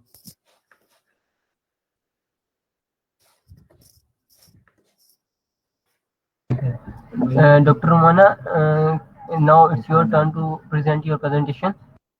Okay, thank you everyone. Good afternoon to everyone, and thank you to the conference organizer for inviting me. I will straight to my point. To present my work. My title is a labor-free biosensor engineer, nanomaterial and devices, and my name is Khairuddin. I have to go quickly. I think we are running out of time. Just quickly about my university. We are established in 2011. We are 17th public university in Malaysia. The previous speaker actually, if you see that, is our big brother, 1984. Compared to us, it's about we are 23 years old. Okay, so that's about public university in Malaysia. We have about this is my online presentation. I will give you overview. What is field effect transistor, biosensor, and overview about the scaling and how we use a field effect transistor for biosensor. Then how we use the impedance approach, which is capacitor approach for the biosensor, and end up with the conclusion. So I think everyone using the computer, and this is the first analog computer considered very, very bulky and very, very, very big, and it's not complicated. And this is the first phone. But moving now, what we have is actually for lighter, cheaper, double functionality, longer battery life. That's what we enjoy now. Is moving from this considered as a desktop also to lighter from here to here. Actually, this is governed by transistor scaling. When we have better performance, when market growth, and we feedback to investment. So that's what we enjoy. But my talking now today is not related to to computer, but it's just the scaling, the benefit of scaling that we can make use it for science application. Okay, the result of scaling actually. Sir, can you speak a bit louder? Okay, sorry. Maybe I can. I'm not sure whether I check. Yeah, my pad microphone. Is it okay now? Yes, it's okay now. Okay. The result of scaling. This is what we have here now. We have single gate. We have planar UTB ultra thin body. We have planar ultra thin body and boric oxide. So we have multiple gate and planar. For the architecture is slightly different. We have source, drain, and gate at the bottom and the top. And we have this is what we have for vertical double gate with source and drain in the other side and gate and the different location. So in our computer, what we have now is something like this one. Okay, the FinFET architecture. The FinFET architecture. For that's what we have here. Our Tric Intel call it. But what I want to say actually, because of the scaling, reduce the thickness and make the transistors smaller, we can make use of for biosensor application. So in this case, because biosensor we need high surface to volume as compared. This is low surface to volume. Let's say a nanowire, we have bigger diameter as compared to smaller diameter. So with this switch, we have high surface to volume. So we can make use it for biomolecule detection like DNA or protein, because the smaller sizes. So my presentation is really cover the planar UTB ultra thin body because it's very thin here. It's about 10 nanometer or the nanowire. Okay, a nanowire for biosensor application. So for double gate, okay, this is some part of introduction. So for double gate, if you have normal, we have gate, front gate. If you learn that undergraduate, we had front gate here. We have source and drain. Okay, that's what we have the silicon oxide here. So, but now if we have the substrate, so we for the thin body because this is very thin, it's about 10 nanometer, and top one is 10 nanometer. The bottom one is about 25 nanometer. So actually we can swing the current from, if you play with substrate here -3 to 3, we can shift the different current. This will be sure that actually we translate into different threshold voltage. So let's say if we put these two together, so actually we can increase the current a bit. We have, if we just connected the substrate and the gate bias here, so we can gain the I. We can see here the ion is slightly higher. So basically, if you have put this together, actually it's strong. It will have a strong coupling from substrate because you connected it together, and of course you need to put high bias here. So high doping here to eliminate the body effect, the substrate effect. So this actually the idea is started from the French guy in 1987, but of course at that time it's not really significant, the impact, because the technology is not that it's not that good at that time. But of course he had to put a very high voltage and in the factor of K here. So basically if you see this part, we can shift the threshold voltage. Yeah. So for thicker boric oxide, you don't really see it, the threshold voltage. There's no substrate dilution. But okay, this one is biosensor. Biosensor, of course, you need is generally defined as an analytical device which convert a biological response to quantifiable and processable signal. So you need to have sample, biological element, and you have transducer here. This part we have called it transducer. So we can make use is the electrochemical. Electrochemical can be part of the electrical part. So we can have the like FET devices, which is the one that I showed previously, and we can have nanowire, and we can make use of nanoparticle also. So and signal amplification, and then we can have signal. So the concept for FET biosensor, actually, you have about, if you have, it's normal, it's like current flow from the source. So for it to drain to the source, you can ID. And here is, let's say if you have electrolyte, say you put biomolecule here, then of course you have the current also, but because of the reaction occur, so it can shift the current actually because the potential here. Remy, sir, can you kindly wind up? We have run short of time, sir. Thank you, sir. Okay, so I think it just 7 minutes now presented. Okay, I try to make it 10 minutes. So this is what we have it. So you can, if you have hybridized it, so you can have the change of the threshold voltage, the shift of current. So this is what we have. Okay, this I will not go through this. Is principle. This is principle. Um, principle. Okay, this is because simulation to support why you need to use the substrate gate biasing. So you can have electron at here, chain of electron and electron at here. So I will not go through detail. I just show it to you. Okay.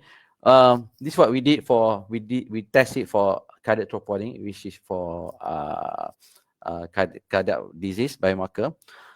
So we can see different concentration of cardiac troponin. You can have different concentration, and this translates to different current here. So we support that with this with the simulation. So I will not go through detail. Okay, basically for device architecture, you can have either 0D, 1D, and 2D architecture. So okay, so you can have different material to be put here. Just of course you need to functionalize the material before you can make use it for biosensor application. So the second part, I will not touch detail, but EIS, electrochemical impedance spectroscopy, which is this conventional one, which is you have working electrode, reference electrode, counter electrode, but we will not use this method, this architecture. We will, instead of using that, we using this one, our device. Okay, based on silicon material, we modify it. We call it interdigited electrode. We have counter electrode, working electrode, and reference electrode, just to represent the conventional EIS method. So of course the detection is slightly different. We have cyclic voltammetric, or what we did is Nyquist plot. So we can have real part, imaginary part, and real part. Sorry, I think real part here, imaginary part here. So it depends on high frequency to low frequency. So we can have it in terms of total impedance versus frequency. Sorry, sir, we have a short time. Can you? Now in the end, the slide. I'm coming to the end of the slide. Okay. So basically, if you make use of because this is semiconductor material. My semiconductor material is, if you compare the previous, the conventional method is time consuming, last sample, and of course this one can be integrated. Okay, can be integrated the future in the phone later on. Even we can see the smartphone now. You can have so many functions, but the smartphone, if you see to check the blood test, the blood pressure and the blood pressure when you have it, it's really based on capacitor method. Okay, that's it. Thank you. So 10 minutes. I have my time here, so I will not take 20 minutes. But on करके mic on करके पहले button होएगा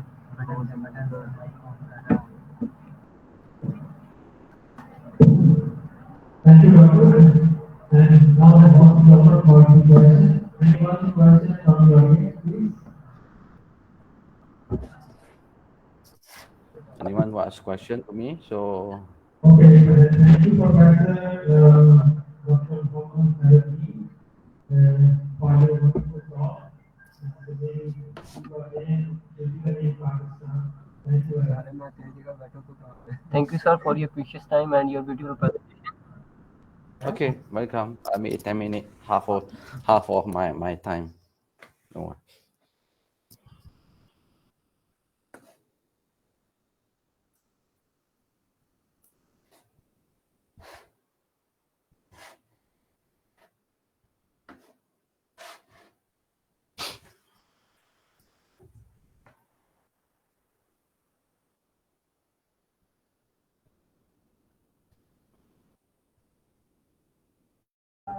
Dr. Romana, please share your slides. Hello, I was told that you should have my recording. Can you play the recording?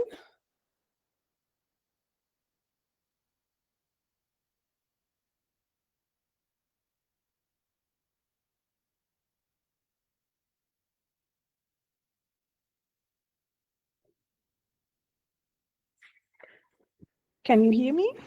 Dr. Romana, please share your slides. You are on air.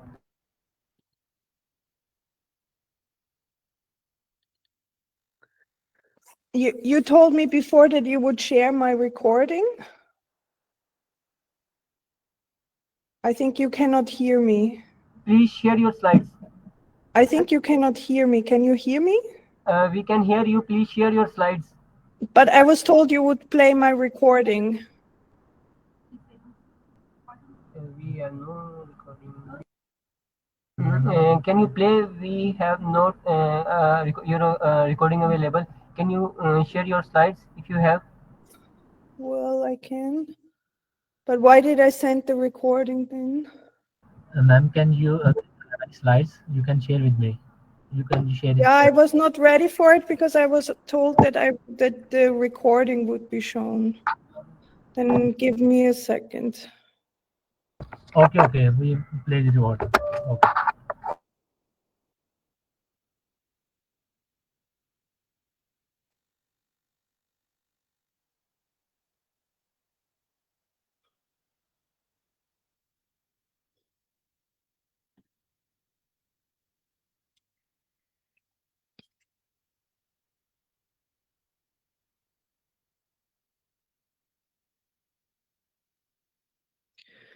Can you see the screen?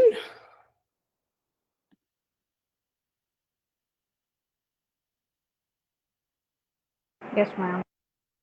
I think there is a horrible delay. I don't think this is working that well. Yes, yes, we can share your screen. Do you see my screen? Yes. Your okay. Okay. You can proceed now. Thank you very much. Okay, good morning, everyone. So I would like to share today my presentation on quantum sensing in living cells for drug testing. And my name is Romana Schierhagel, and I'm working at the University Medical Center in Groningen, where I am a professor. I would like to show you today about the current challenge, and this is about measuring free radical generation in cells. So why would you want to measure free radical generation? Well, free radicals play a crucial role in stress responses in cells, and they are involved in many diseases, including the ones that are responsible for most death worldwide, as for instance, cancer, cardiovascular diseases, infections, but they are also a part of the working mechanism of many drugs. So for instance, cancer drugs kill their targets by increasing free radical generation, also antibiotics. And there is currently no specific probes for them. So you can say some things about free radicals, but since they are so short-lived and reactive, there is no technique that can properly differentiate and map radicals in real time. So there are a few techniques that can tell you something. They usually either measure the response of the cell towards the radical indirectly, that's for instance qPCR that is shown here, or that measure the damage that free radicals do. Then there is MRI, which is shown here, which is way too insensitive usually to measure radicals directly. And then there is fluorescence microscopy, which works by measuring specific dyes that change their optical properties when they react with a radical. But the problem is that these dyes are diffusing, and so where you measure is not necessarily where the radical was generated, so you lose spatial resolution. You. You just have 10 minutes, so wind up your presentation in 10 minutes. Thank you. Oh, well, I was told that I would, so in the schedule I had 20 minutes, but I will try. Okay, okay, thank you very much. Well, okay, then I'll skip a bit. So I would like to introduce my methods. So we use very small diamonds, and they change their optical properties based on their magnetic surrounding. So we have these particles, we bring them in cells, and then we measure their brightness And you can, on the right here, you can see those blue parts, those are cells, and the yellow dots, those are the particles. And then you can measure the light that is emitted from these particles. This is how the measurement technique works. So this is the energy diagram of the diamonds. I will not go into the details, but basically we shine a laser on these particles, we make them bright, and then we observe how long they can remain in this state. And this is a spin phenomena. That's why we typically call it quantum sensing. And in blue, you can see how this curve looks like when we have no radicals, or in this case, gadolinium present. And then gadolinium, this is a contrast agent in MRI. So if you add the gadolinium here, then this process occurs much faster. And with this timing, we can measure the free radical generation. So then, we typically take these diamonds to enter the cells. I'll skip this as well for time's sake. Now,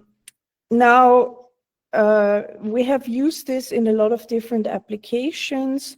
So when we started with this topic, it was really in physics and in a clean environment, but we have since use this technology to measure in living cells, for instance, to investigate the aging process, to see how cells respond to viruses or drugs or bacteria.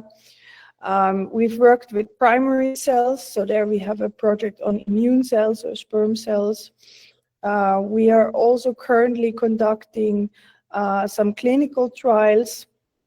We have concluded a clinical trial on stress responses in patients that have the smoker's disease, and we have concluded a trial on arthritis, also a trial on female fertility, where we can very well differentiate between different cases.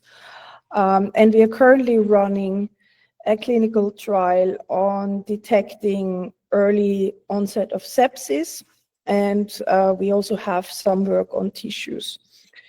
So the first application that I will show you is on detection of arthritis. I will skip this as well. And here what we would like to do is we have samples that we take from arthritis patient, from their synovial fluid, and there is basically two forms of arthritis that you can differentiate that are somewhat different, and they are osteoarthritis and rheumatoid arthritis, and we try with our methods to see if we can distinguish those two forms. And basically we take samples from patients that are undergoing knee surgery, and then we have these samples from them, and then we do our measurement there. And this is controls. So what we do is we have first dry particles, then we add the sample, and then we add a drug. And in this case, for the control, we just added medium, so we don't see anything. And this is how it looks like when we do the real measurement. So when we start in the dry case, we get a certain response, and then we are adding the synovial fluid. So the signal goes down. This means we have shorter T1. So this is basically means that we have more radical generation. And now if we add this drug here, piroxicam, that's an antioxidant drug, we see that the radical load goes down again. And this is the osteoarthritis case. So this is the case where this drug is effective. If we now compare with the rheumatoid arthritis patient, we see a slightly different case here. We see a more significant drop after we add the synovial fluid, but also we see that the drug doesn't really work. And this is also what they see in the clinic, that this drug is much less effective in these specific types of patients. And then I would like to show you a second example, and that is drug testing of cancer drugs. And with cancer drugs, there is a lot of very horrible side effects, and there is huge differences between patients and how they react to certain drugs.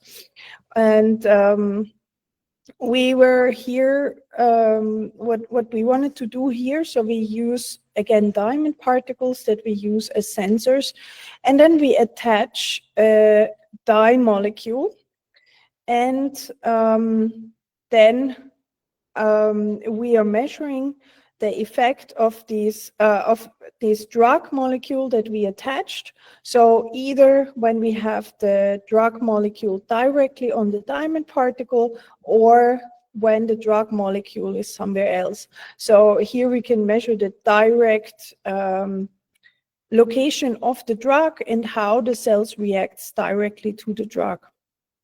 So if we now look at the data here, we can compare the different cases. So the first bar, the FND, is if we just look at the bare particles. So this is a kind of control.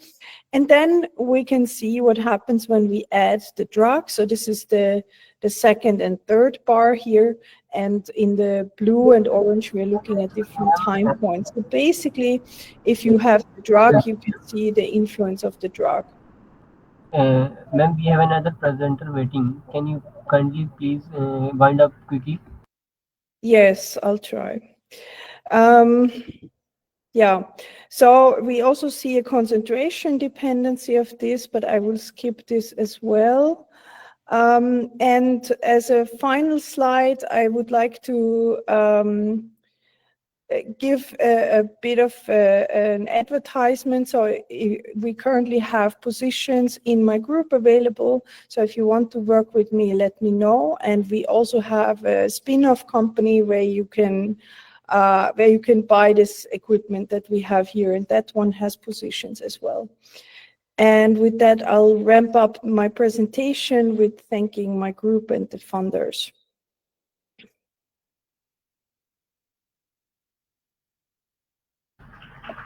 Thank you so much, ma'am, for your time, for your important time and presentation.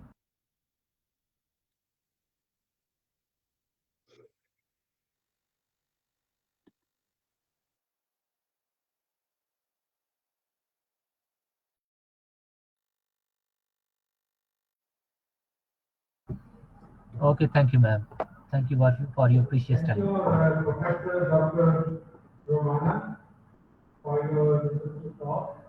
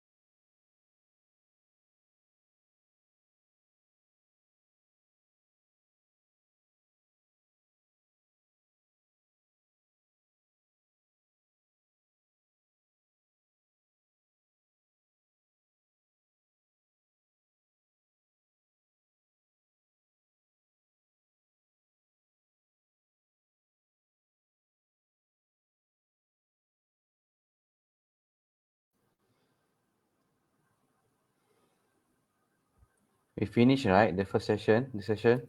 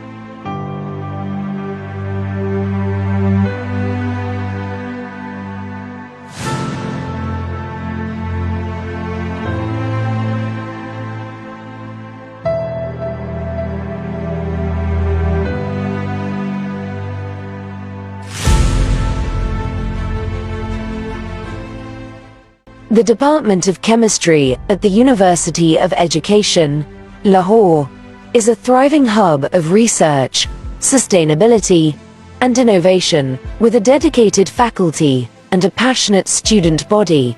The department is emerging as one of the strongest in the university.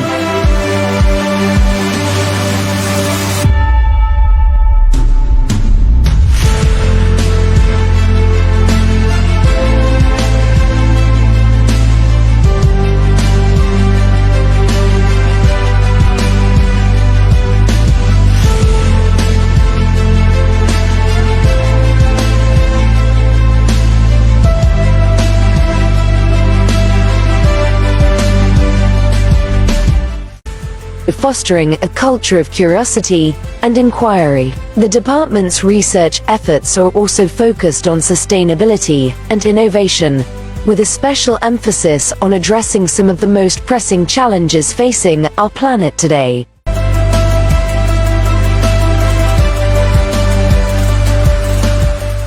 The students in the Department of Chemistry are known for their energy, enthusiasm, and active participation in a variety of extracurricular activities. These students are not only dedicated to their academic pursuits but also have a passion for innovation and creativity.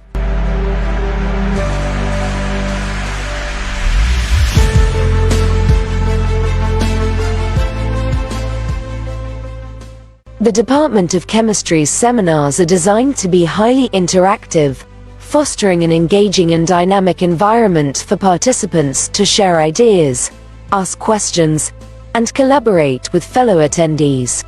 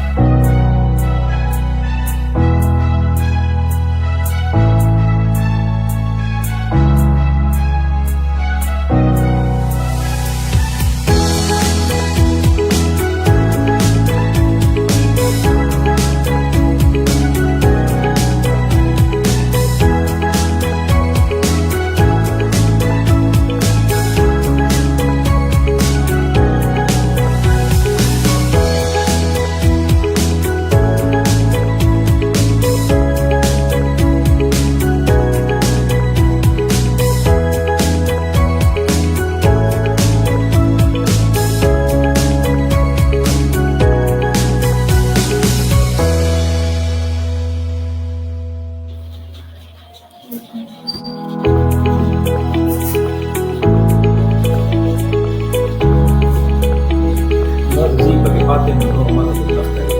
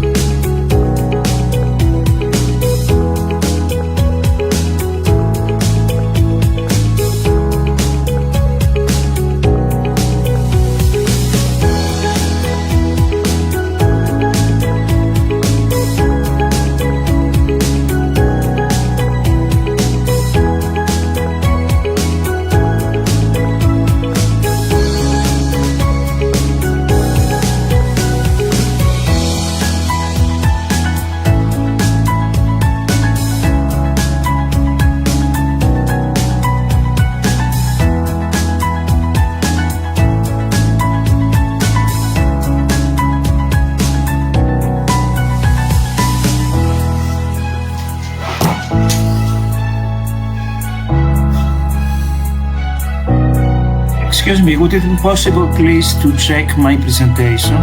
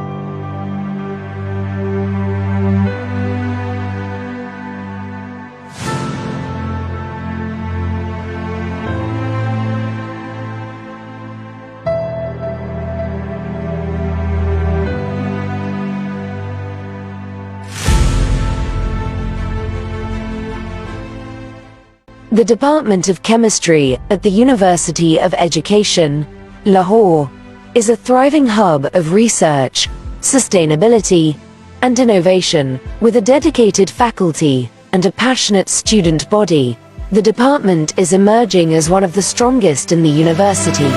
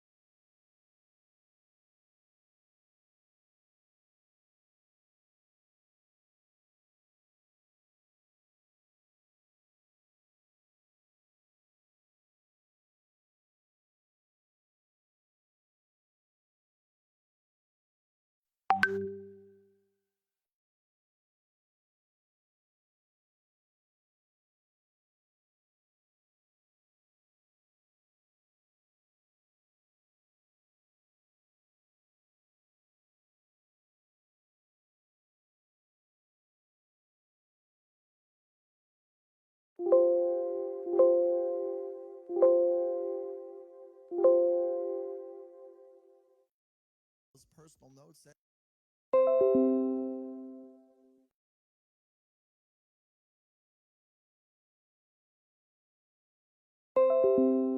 Hey everyone, today I'm talking about NordPass, a password manager that's been somewhat of a lifesaver for me as a college student. With all the passwords that I gotta remember for class sites, emails, and apps, keeping track of all that can be a nightmare. Unfortunately, NordPass makes it easy by generating and storing all of your passwords. You just gotta remember one master password, and you're set. It also helps with other sensitive info like passwords, secure notes, credit cards, and personal information. In this video, I'll break down what I like, what could be better, how much it costs, and if it's right for you. I'm not sponsored by NordPass, so you'll get my honest take. If you want to try it out for yourselves, then check out the discount link in the description. So with that being said, let's get started. So NordPass was developed by the same people behind NordVPN, and it launched in 2019 as a user-friendly and secure password manager. And besides generating and saving extra secure passwords for site logins, you can also use NordPass to store and access your credit card details, personal notes, and any other information that you want to keep secured, stored in the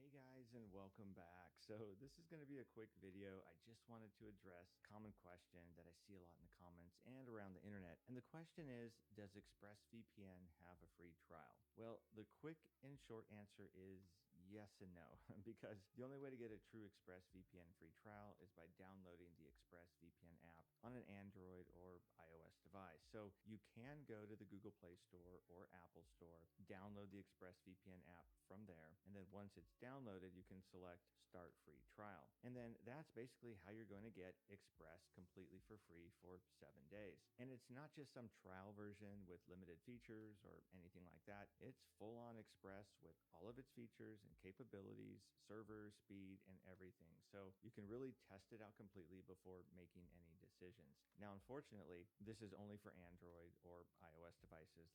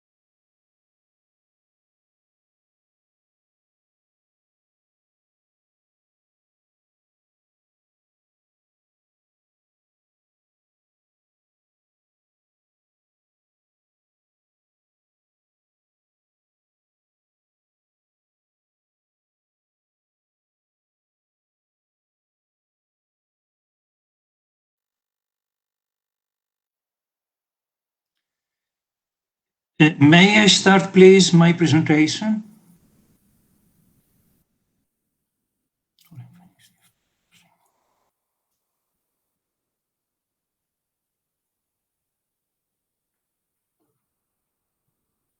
Present. Dr. Anas, please start your presentation.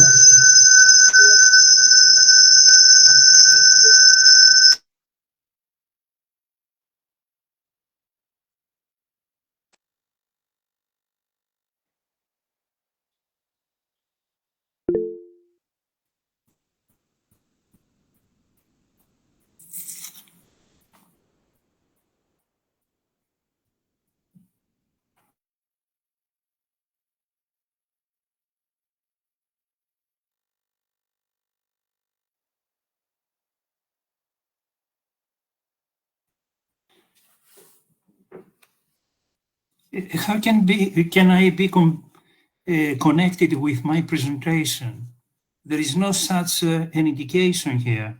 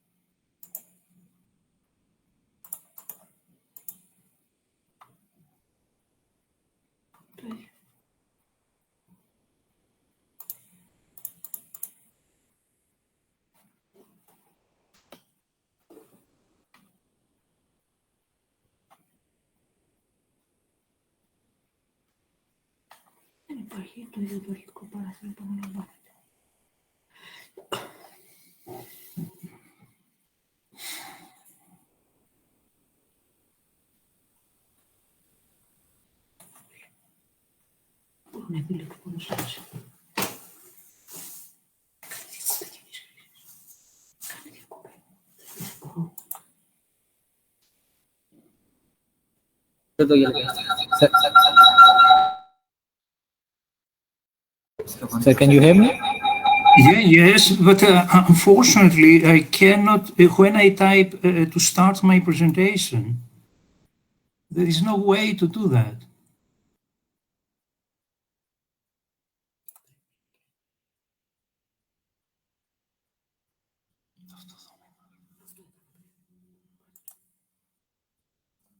Sir, you can share your screen now.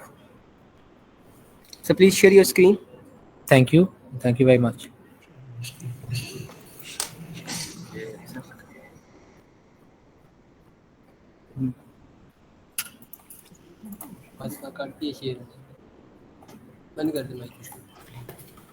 Do you see my presentation now? Yes, we are seeing your presentation, sir. No, yeah. Sir, we are not unable to show your presentations. Okay, may I start? So we are seeing currently your Google Meet screen, not your presentation screen. You can. Okay. Firstly, I would like to thank the organizers for their kind invitation. Now, due to time limitations, I will not discuss about mixture analysis, and I will go directly to protein natural product interactions, and then later on in cell Share analysis. your presentation screen. Sorry? Please share your presentation screen. We are just watching your Google Meet screen. Switch to your presentation screen.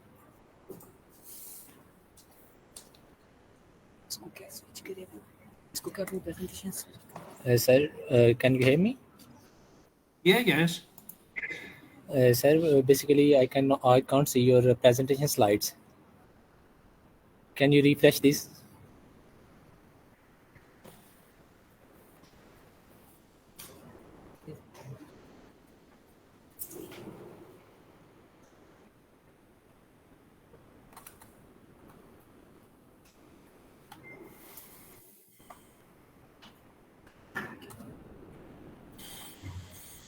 No, no, I am not able to see your slides again. Yeah, it's okay now. You can proceed now. Thank you very much. Now you can proceed, sir. Thank you very much. Okay, thank you. Okay, so I will go directly to protein natural product interactions and in cell NMR. NMR is a very useful method if we like to investigate protein natural product interactions. And there is a whole class of the so-called ligand observed NMR experiments. Why ligand? Because a ligand exists in a concentration in the millimolar range or sub-millimolar, while the protein concentration is in the sub-micromolar concentration. Therefore, the ligand is about 50 to 1,000 times more than the protein concentration. In fact, there are two classes of experiments. One class is the saturation transfer difference experiment and the two-dimensional NOE experiments. Now, the theoretical background of the one-dimensional saturation transfer experiments is a very simple one. Let us assume that in an NMR tube, we have a protein and two ligands. Then what we make is selective saturation of the protein resonances. Of course, one may ask, how can we make a selective saturation of the protein because we do not see those resonances? We know, however, where are the ranges of the protein resonances, and we radiate in a region where we do not have the natural product resonances. Then the saturation of the protein will be transferred only to those ligands which interact with the protein. As a result of that, some of those resonances will be reduced in intensity. In other words, saturation is transferred to the ligand. If we take the subtraction of the two spectra, then we get the so-called saturation transfer difference spectrum. Now, the method is a very useful one. There is no protein size limit. There is no requirement for labeling of the proteins. It can be applicable to moderate to low affinity ranges. And as I told you before, the ligand axis is 20 to 20,000. And it is also very simple to implement. We can get results within 10 minutes. Now, serum albumin is a very abundant protein, which is a carrier protein. In fact, it has two very important drug binding sites. Drug binding site 1 and warfarin is a typical drug. Drug binding site 2 and ibuprofen is also a typical drug. Now, let us assume that we like to investigate the interaction of caprolaic acid with serum albumin. Then we perform the STD-NMR experiment, and you can see in the green spectrum that we can observe very nice resonances, which means that it interacts with serum albumin. Now, if we add now equimolar quantity of warfarin, then you can see in the red spectrum that the intensities are reduced. And also, if we add ibuprofen, we can observe also a similar reduction in intensity. Sometimes those experiments are really very impressive. You can see here, for example, the proton NMR spectrum of oleic acid, if you observe the resonances of the olefinic region. This is the STD-NMR spectrum. And if we add equimolar quantity of a nitro derivative of oleic acid, and this is also a natural product, then you can see that the STD-NMR experiment gives only noise, which means that the affinity of the nitro derivative is much stronger than the oleic acid.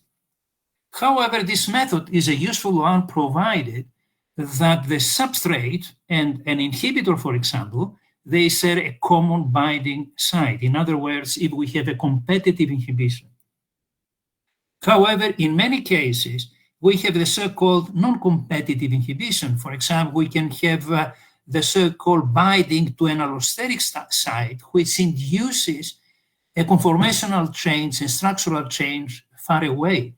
In this case, one can get now the wrong results. If we like to resolve this ambiguity, it is necessary to use the so-called NOE experiments. Let us assume that we have a small molecular weight micromolecule. In this case, the NOE experiment is positive and maximum value is 0.1. But if this ligand binds to a large receptor, then it adopts the relaxation properties of the receptor. As a result of that, the NOE is negative and it has a maximum value of -1. Let us assume now that we have two ligands and they share a common binding site. Then we can transfer magnetization from ligand 1 to the receptor. And when ligand 2 binds in the same binding site, then we can have the reverse phenomenon. As a result of that, we can have the so-called inter-NOEs between the two ligands. This is what we can see in a two-dimensional map.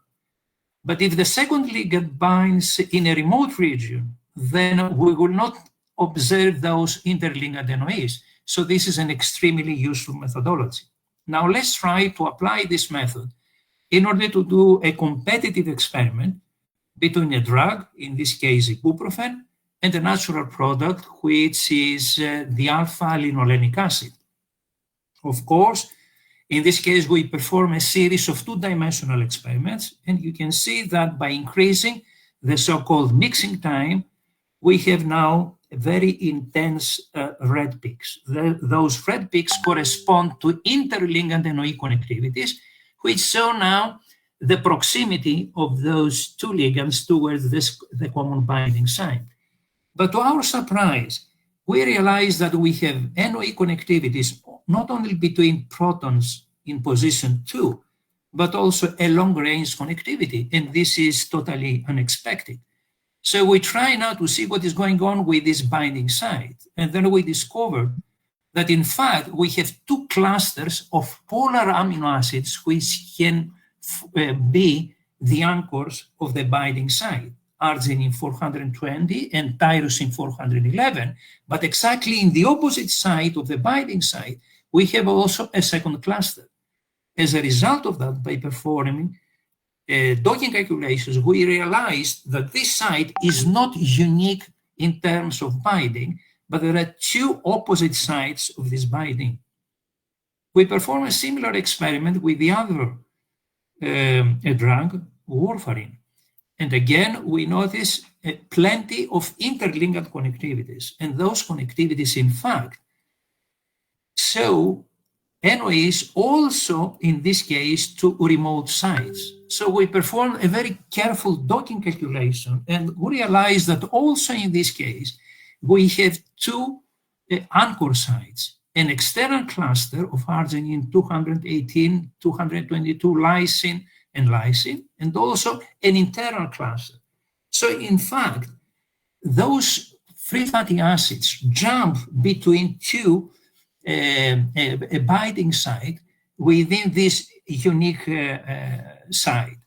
And now we start to understand why, although we have more than 60 X-ray structural determinations, why those determinations were not able to locate the site, because we have the jump between those two binding sites. A few years ago, a German group identified and characterized a single novel high affinity fatty acid binding site. Now, they claim that by making the synthesis of a fatty acid, which is composed not only of a free fatty acid, but also of a drug, then we have only a single binding site, which is different from the classical binding sites of the drugs. Then we tried to investigate whether this is correct or not. And then we found that, in fact, it is the classical binding site one of the warfarin binding site, and this is due to the formation of interligand NOE connectivities. So, what is the unique property of this synthetic, let's say, free fatty acid? Is because it can block both the external cluster and the internal cluster. So if we like now to make, to use now high affinity drugs to serum albumin, then we should not use cocktails of drugs and free fatty acids, because drugs and free fatty acids are competitors towards the same binding site. What we need to do is to have synthetic conjugates of free fatty acids and drugs. In other words, to have the binding site of the free fatty acid and the binding site also of the drug. Now, the results which we have with warfarin and ibuprofen means that those binding sites accept charged groups, because both warfarin and ibuprofen are charged groups. Therefore, we decided to check whether also another natural product, artemisinin, which is not charged, and it is basically a relatively non-polar molecule, whether it binds in the same binding site. In fact, the saturation transfer difference experiment, and this is the green one, shows in fact that they bind. But where do they bind? We perform also similar competitive experiments with warfarin, and we found that in fact it binds exactly in the same position. We performed similar experiments also with ibuprofen, and we found that indeed it binds exactly in the same binding site. And this clearly demonstrates the unique properties of this protein, which can change the orientation of the side chains of the amino acids, and it binds in the same position both charged and uncharged groups. Now let's move to the last part of my presentation, whether we can perform experiments in order to investigate natural product interactions at the cellular level. Now, there is a very important class of the so-called anti-apoptotic BCL2 proteins. Therefore, it is extremely important to investigate natural products which can inhibit the anti-apoptotic protein of the BCL2 proteins. The question is, can we perform experiments at the cellular level? The answer is yes, and we can use exactly the same experiments which I described before. Perform saturation transfer difference experiments and two-dimensional NOE experiments. But we should remember that those experiments should be finalized within 2 hours, which is the lifetime of the cells. The problem here, however, is that the concentration of the BCL2 proteins is in the low nanomolar range. In the cancerous states, this concentration increases, but still we are in the nanomolar range. So the question is, having proteins of such a low concentration and ligands which are about 10,000 more concentrated, is it possible the ligand to sense this very low concentration of BCL2? What you can observe here is the proton NMR spectrum of the Eukaryote BCL2 cells. Eukaryote cells are cancerous cells where the BCL2 proteins are overexpressed. B is the proton NMR spectrum of quercetin and 2 amino acid derivatives. And C is the NMR spectrum of the mixture of those two. If we look a little bit in the aromatic region, you see that despite we work with cells, we have very good resolution. Then we perform an STD NMR experiment. And you can see now that those 3 derivatives interact with the protein. But the question is, how do we know that they interact exclusively with the BCL2 protein? Then we use an intracellular selective inhibitor of the BCL2 proteins. And you can see now that the pattern, the proton NMR spectrum, is completely different than the previous one.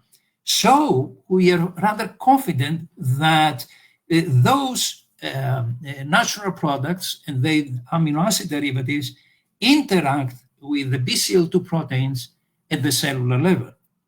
Can we have also a negative experiment? Now, let's use taxifolin. Taxifolin is different from quercetin just in the presence of a double bond between carbons 2 and 3. And this is the proton NMR spectrum at the cellular level. This is the STD NMR spectrum. This is a very nice spectrum. But then when we added this selective inhibitor of the BCL2 proteins, you can see that the spectrum remains exactly the same. So taxifolin does not interact intracellularly with the protein. Another very important issue is that we can investigate not only the interaction, but whether the ligand changes in conformation during this interaction with the BCL2 proteins. This is a two-dimensional LOE experiment of the free ligand. And you can see that we can observe some very weak signals only between proton 5' and 6'.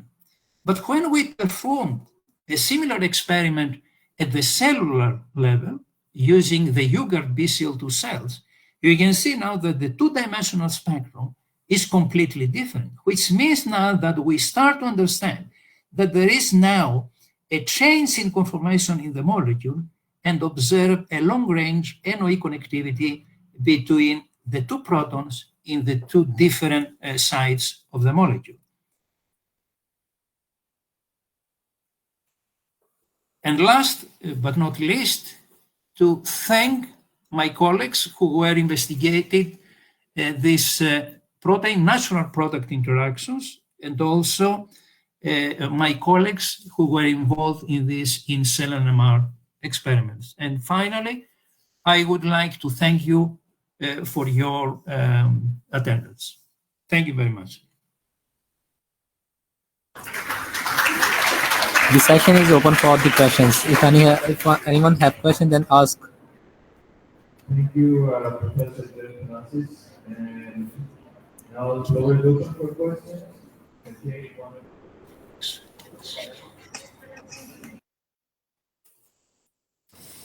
If anyone have questions, can write in the comment sections. No questions.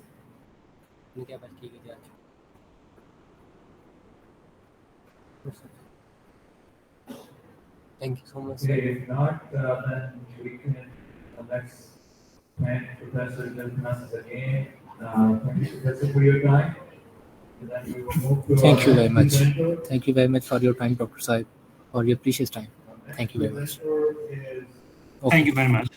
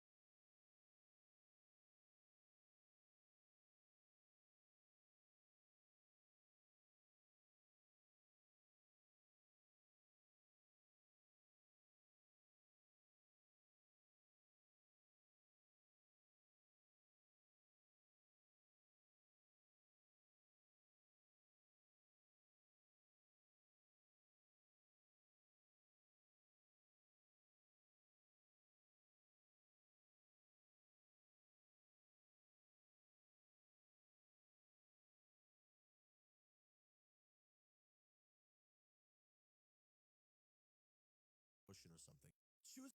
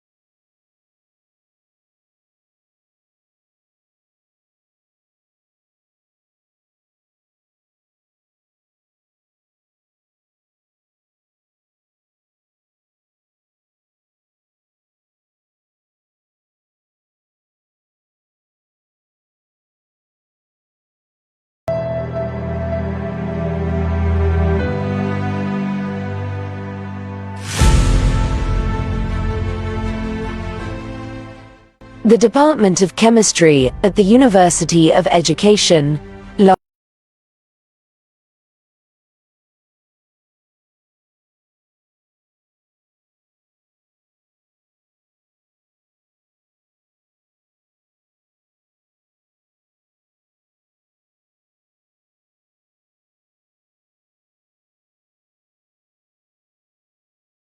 We will establish the partial structure-activity relationship owing to the variation in the aryl part.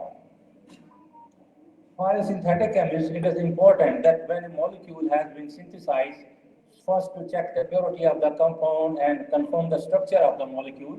Both can be done by doing spectral analysis. So we carried out NMR spectroscopy to characterize the molecule. First, I am showing the proton NMR spectrum in the outfield region The two symmetrical methyl appeared as a singlet at 2.18.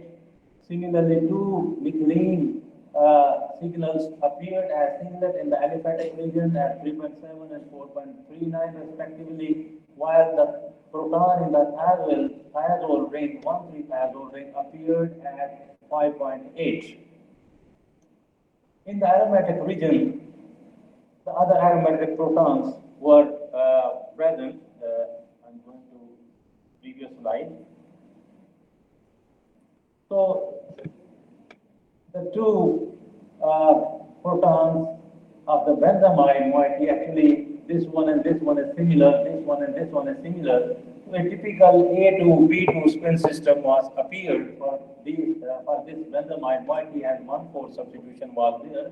This proton appeared as doublet and other proton appeared as doublet as well. So two orthocoupled doublets were appeared in A to B2 spin system. Similarly, the amino group signal appeared at 6.8, having integration of almost 2 protons. The other aromatic protons appeared in this downfield region. These 3 protons were actually merged in the form of a singlet because they were not having so much varying environment, so their signal was merged. Similarly, the 3 protons on the phenyl ring substituted at triazole, they also merged in the form of a triplet, while the 2 orthoprotons appeared as a doublet here. So proton NMR was fully confirming the various protons. The carbon skeleton of the molecule was further confirmed with C13 NMR spectrum, in which all the carbon signal gave peak, and all the peaks indicated that the molecule has been synthesized in a successful way. The structure was further confirmed by 2D NMR, and HMBC correlations were carried out, which tell about actually connectivity of hydrogen with neighboring carbon. With this technique, we can see that which part is connected with another part. So these connectivities were fully confirmed by its HMBC spectrum, and important correlations are shown in the spectrum. Structure was further confirmed by its mass spectrum. The molecular ion peak appeared at 526, while the cleavage of the benzamide gave a fragment ion peak at MOZ 406, while the cleavage of the sigma bond between sulfur and carbon gave another fragment at 289. Similarly, cleavage on the other side gave another fragment at 256, while that substituted benzoyl group gave the base peak in the mass spectrum at 119. Another fragment appeared as 91. So these fragments also were helpful to confirm the structure of the molecule that was fully characterized by these spectral techniques. What was the purpose of synthesis? Actually, keep in mind that new drug discovery process is a very lengthy process. When a chemist synthesizes a compound in the laboratory, you cannot expect that the next month or next year it will become a marketed drug. It is a continuous process. Even in advanced countries, 10 to 15 years are required for a molecule which was synthesized in the laboratory by a chemist, then it will be declared as a marketed drug. So data is shown for an advanced country that here almost 10 to 15 years are required. When new chemical entities are synthesized by a chemist in its laboratory, these entities will subjected to in vitro and in vivo screening studies, then safety, pharmacology, toxicology studies will be carried out. All this process is called as new drug discovery research. So chemist can play its role in this part of the series. Then those molecules will be further studied by another research group, where new drug application will be submitted after an applied research to clinical trials, where clinical research will be going on 3 to 7 years are taken in this clinical research. Then this new drug application is submitted to FDA for review of this new drug application. After the regulatory process of 1 to 2 years, finally a molecule becomes declared as a marketed drug. So this is very lengthy process, and in a journal, if we do the statistics, that a chemist, when synthesizes 10,000 compounds in a molecule, only 250 compounds will reach the applied research and only 5 compounds meet the clinical research. Out of those 5 compounds, 1 is finally declared as an FDA approved drug. So purpose of showing this slide is that you cannot expect from the chemist that he will synthesize new chemical entities and he will make the destination to the marketed drug as well. It is very difficult and lengthy process, and chemist can play its own role in the synthesis of new chemical entities, and then the other research groups can take lead to proceed that research to make it marketed drug ultimately. So we synthesize compound with the target that these should inhibit the tyrosinase enzyme, because this enzyme is very crucial. That this enzyme actually catalyzes the oxidation reaction. For example, on L-tyrosine, oxidation will occur to make L-dopa, where tyrosinase will play its role. Then further oxidation in the presence of tyrosinase occurs, and we get L-dopa-quinone, and which is converted into eumelanin. Actually, the uncontrolled production of this enzyme will result in the formation of excessive amount of melanin, and excessive amount of melanin results in dermatitis and finally into cancer. So there is need to inhibit the tyrosinase enzyme to stop or control the excessive production of melanin, because excessive production of melanin will ultimately lead to cancerous cells in the body. So this slide showing some diseases which are related to tyrosinase, which are related to the overexpression of tyrosinase.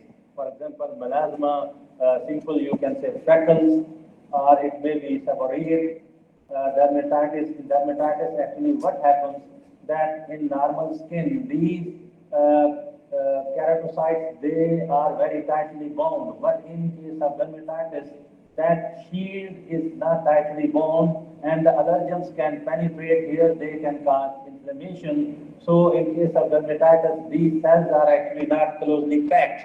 So allergens can enter in the skin and inflammation will occur, and sometimes so much allergic reactions that they are uncontrolled and they result in cancerous cells. So these are the various types of the cancer cells which can be related with tyrosinase enzyme. Then our focus was on structure-activity relationship, that if we change the substituent of the molecule, what effect is observed on the tyrosinase inhibitory activity in these molecules. As we said that the more remaining parts in the molecule were same, only there was variation in the aryl part. So we can establish a structure-activity relationship by looking at the variation of the aryl part. In the first 3 molecules, we were having 3 methyl groups substituted at ortho, meta, and para position. When the biological activity of these compounds was compared, it was found that molecules having methyl group at ortho position was more active as compared to the other isomers, probably because in this case the molecule is getting more space, it is becoming more linear, so its penetration in the active site of the tyrosinase might become difficult. So here we observed that molecule with ortho substitution was better active as it was having lower acidity as compared to the other isomers. In the other molecules of the series, the groups were changed. Instead of methyl group, when we were having ethyl group, ethoxy group, and again ethyl group at para position, again same trend in the activity was observed, that molecule also having little bit bulky ethyl group, no, but again the molecule having ortho-ethyl group was more active as compared to the other molecules. And then we synthesize dimethylated molecules in our series, in which one methyl group was fixed at ortho position and other methyl group was going to vary. In this case, methyl group were at 2 and 4 position, here 2 and 5 position. In the third molecule, the position of the methyl group was 2 and 6. It means both the ortho positions were substituted in this molecule with methyl groups. And it was amazing to see the result that again the molecule having the substituent at ortho position was very much active as compared to the other isomers. We also made other molecules in which one of the methyl group was fixed at 3 position and another was varying. One was at 4, another was 5 position. So the results revealed in this case that although these are dimethylated compounds, but again in the molecule in which the more methyl groups are present at both meta positions, they were better as compared to the other isomers. It means the molecules which are dimethylated, if they are having the substituent on symmetrical position, whether it is ortho or it is meta position, they were comparatively more active. And out of all those molecules, the molecule having the 2 ortho methyl group was found to be the most active one in the series. Although all compounds which we synthesized, they were better active than the standard which is used in this assay.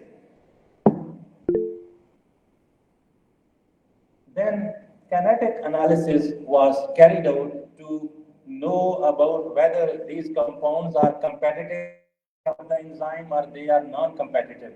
In case of competitive inhibition, the molecule actually binds directly with the active site, while in case of non-competitive inhibition, the molecule binds at the allosteric site, means not on the active site but to some adjacent site of the enzyme, and ultimately it will alter the geometry of the active site and enzyme will not be enzyme will be unable to bind with its original substrate. In other words, enzyme will be inhibited.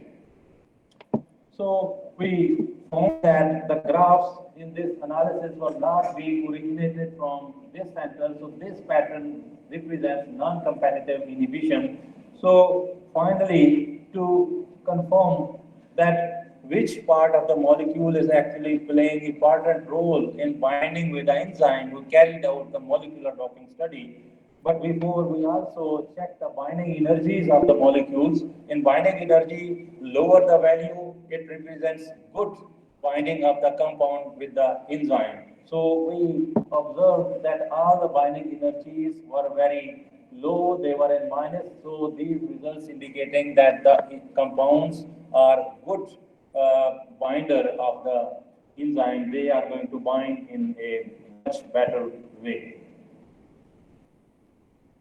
Then molecular docking studies was carried out for one molecule, and we can see that the triazole moiety is playing key role, that it is going to bind with tyrosinase, proline, and arginine enzyme residues of the tyrosinase enzyme, and they are going to bind with 2.2 angstrom, 2.3 angstrom. Hydrogen bonding is there with very small bond length. So this is indicating the good binding of these molecules with the tyrosinase enzyme. Then when we are going to study a molecule to become a therapeutic agent, it is necessary that cytotoxicity of the molecule should be checked. If it is toxic to the normal cells, then it can never be a good drug molecule in future. So cytotoxicity is important, and we checked it through hemolytic activity, that whether these molecules are going to cleave the red blood cells or not, and our results depicted that these molecules are having very low cytotoxicity. So these molecules can be considered as safe therapeutic agents as tyrosinase inhibitors. So the conclusion of this research is that we carried out a very successful synthesis of biheterocyclic molecules imbedded with benzamide moieties and having N-arylated benzamides via a convergent approach, because all the spectra were clear and they were representing that synthesis has been accomplished in a successful manner. All these compounds exhibited very superb inhibitory potential because all the molecules exhibited lower AC50 as compared to the standard which is used in this assay. One of the molecule, 9I, having the subsequent 2-methyl group at the ortho position, it was many times better active than the standard, and it was better, much better than many of the reported compounds in the literature because it was having so low IC50 value. So these molecules also depicted very good binding interaction, and they also had very mild cytotoxicity, so they can be considered as safe therapeutic agents. So such hybrid molecules can be considered as valuable medicinal scaffolds for the treatment of ailments, diseases related with the tyrosinase enzyme, for example, hyperpigmentation, melasma, and dermatitis, and maybe some skin cancers. So this is the research publication as a result of current research work, and we published in one of journal published by Royal Society of Chemistry, RSC Advances, and the work is the part of my PhD student who has completed PhD under my supervision. So last I come to acknowledgements. First of all, I will acknowledge my collaborators from South Korea, Dr. Hussain Raza, who carried out the enzyme inhibitory activities, Dr. Mubashir Hassan. Presently, he is in USA. He carried out the molecular docking studies. And I am thankful to all my research group, particularly to my colleague, Professor Dr. Azizur Rahman, who played very crucial role to set up of a synthetic lab in our university, GC University, Lahore. I am also thankful to my research students, and this work was carried out by Dr. Farhan, who has completed his PhD under my supervision, and the work which I have represented is a part of his PhD thesis. So I am also thankful to the all audience for your patience to listen me. And now,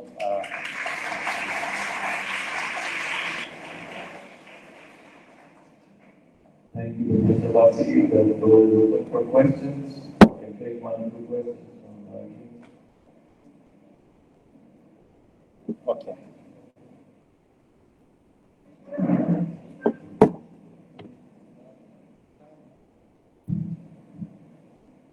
Thank you, sir. Wonderful talk. I just want to ask one thing. That you mentioned that 9I is better in many aspects than others. So why it is much better than others? Just maybe it may have compact size, because when sometimes the subsequent or orthoposition molecule can invade in a better way in the active site or at the allosteric site of the enzyme. So due to compactness of the size, when orthoposition molecule may be compact, just like we can say that tertiary butanol is soluble in water and butanol is not, because tertiary group has compact size. So same case may be here, that when the groups are at orthoposition, molecule may have compactness, and it can penetrate in a better way as compared to the molecules which are having group and meta and para, because they will be in linear shape and they may require additional site. So do you think that if more multiple groups are present other than methyl, then it will be much better? No, situation may be reverse. Because if bulky groups are there, they will create hindrance for the benzamide moiety to interact with the active sites or allosteric sites of the enzyme. So bulky groups may reverse the situation, but we can comment after having practical values. Okay. Thank you. Thank you very much, Mr. Vatsky.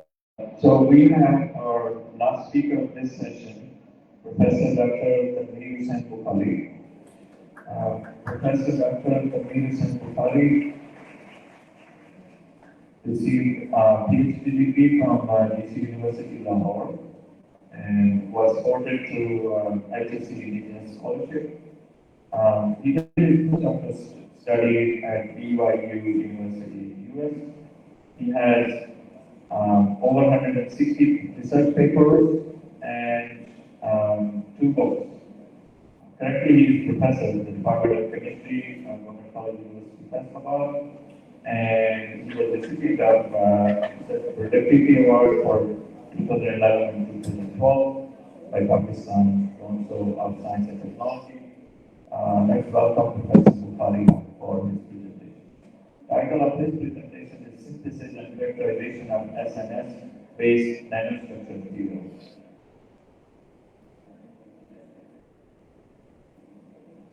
Bismillahirrahmanirrahim. Thanks, Dr. Amanullah, for my such introduction.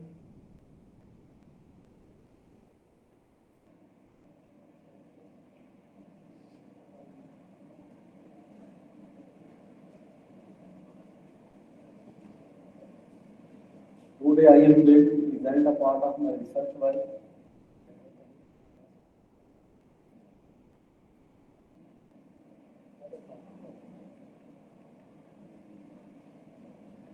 Under the title of Synthesis Characterization of Tin Sulfide-based Nanostructure Material.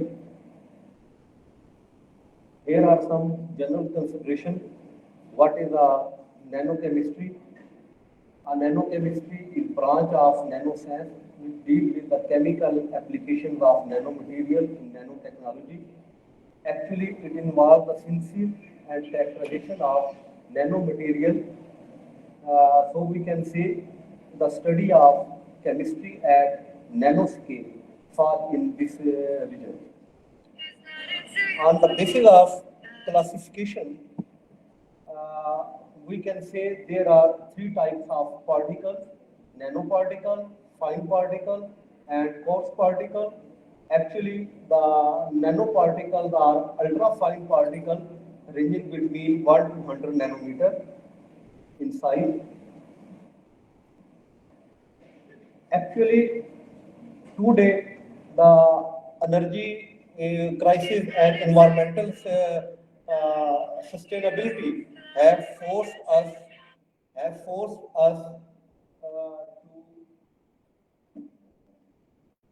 to develop more advanced energy systems such as lithium-ion batteries, fuel cells, and supercapacitors.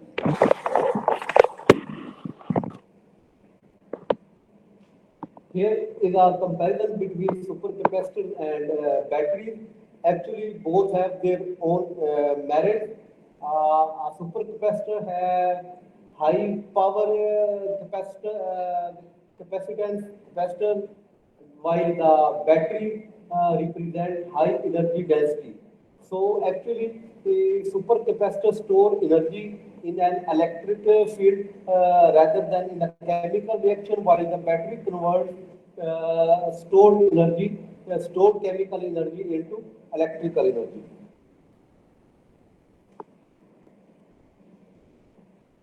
What is the chemistry of storage battery?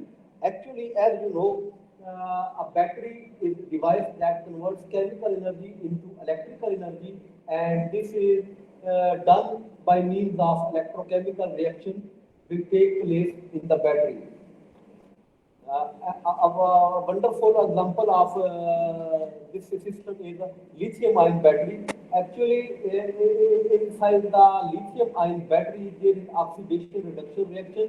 In lithium-ion battery, actually the rechargeable battery that utilizes lithium-ion which moves between electrode during charging and discharging process. Actually, here at the cathode side,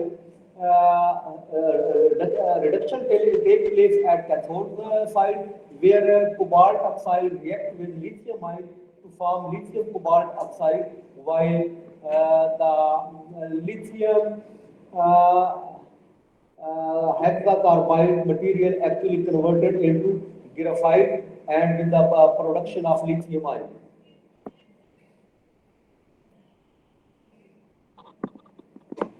So, lithium-ion batteries are characterized by high energy density, longer cyclic life, good safety performance, high energy density, high energy efficiency. So, at current scenario, there are a lot of applications of lithium-ion batteries. 2019, Nobel Prize was awarded by these great scientists in the field of chemistry for the development of lithium-ion batteries. So, due to this scenario, our focus is to develop an anode material which is based on metal sulfide based material, especially for lithium-ion batteries. Actually, monosulfide among the transition metal sulfides has great significance due to their significant properties, while the binary sulfide actually demonstrate high specific current density and good cyclic stability due to three reasons. The first one is the synergic effect, in which actually one metal sulfide provides buffering with the other metal sulfide. And secondly, there is a controlled morphology of these binary metal sulfide. And third one, they have good electrical conductivity and other optimal electrolytic interface properties. Tin sulfide actually represent good properties because it is easily to synthesize, very cheap material and non-toxic. But the main disadvantage of this material is that rapid capacity fading in battery especially. Similarly, nickel sulfide have very attractive geometrical aspects and good electronic configuration with which provide high efficiency, excellent flexibility, but the main drawback is due to its high cost and the emission of hazardous oxides of sulfur. So for the synthesis of tin-based binary sulfide, SN2 binary sulfide, actually we use a hydrothermal approach in which thioacetamide, tin chloride and nickel acetate were continuously stirring, followed by the ultrasonic dispersion with for 30 minutes.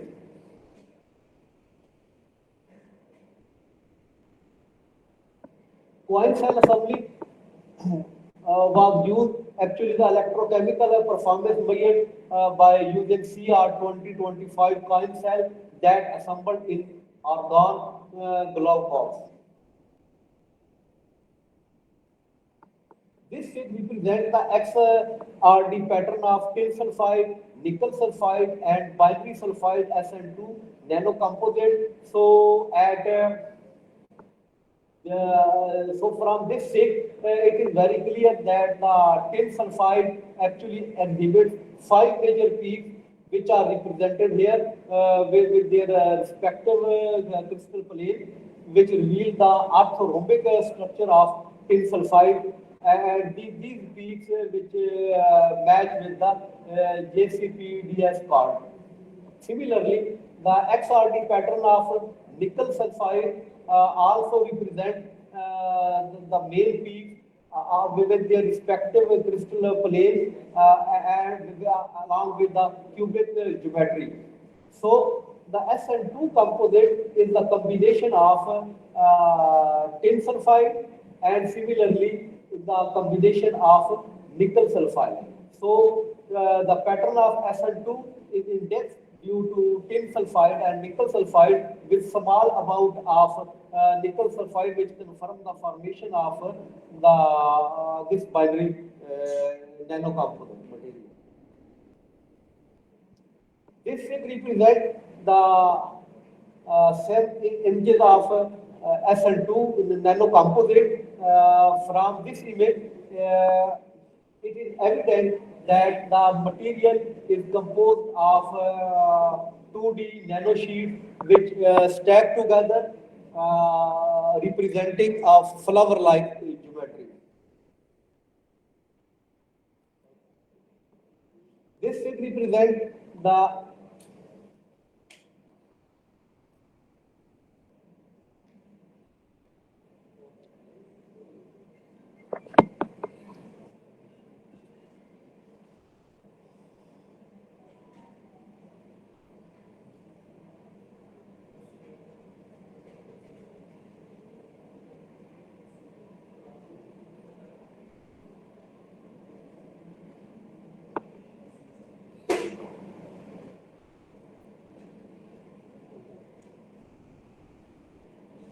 This represents the EDX spectrum of SN2 nanocomposite, and from this spectrum, it is evident that SN2 nanocomposite comprises of nickel, tin, and sulfur elements with no impurities.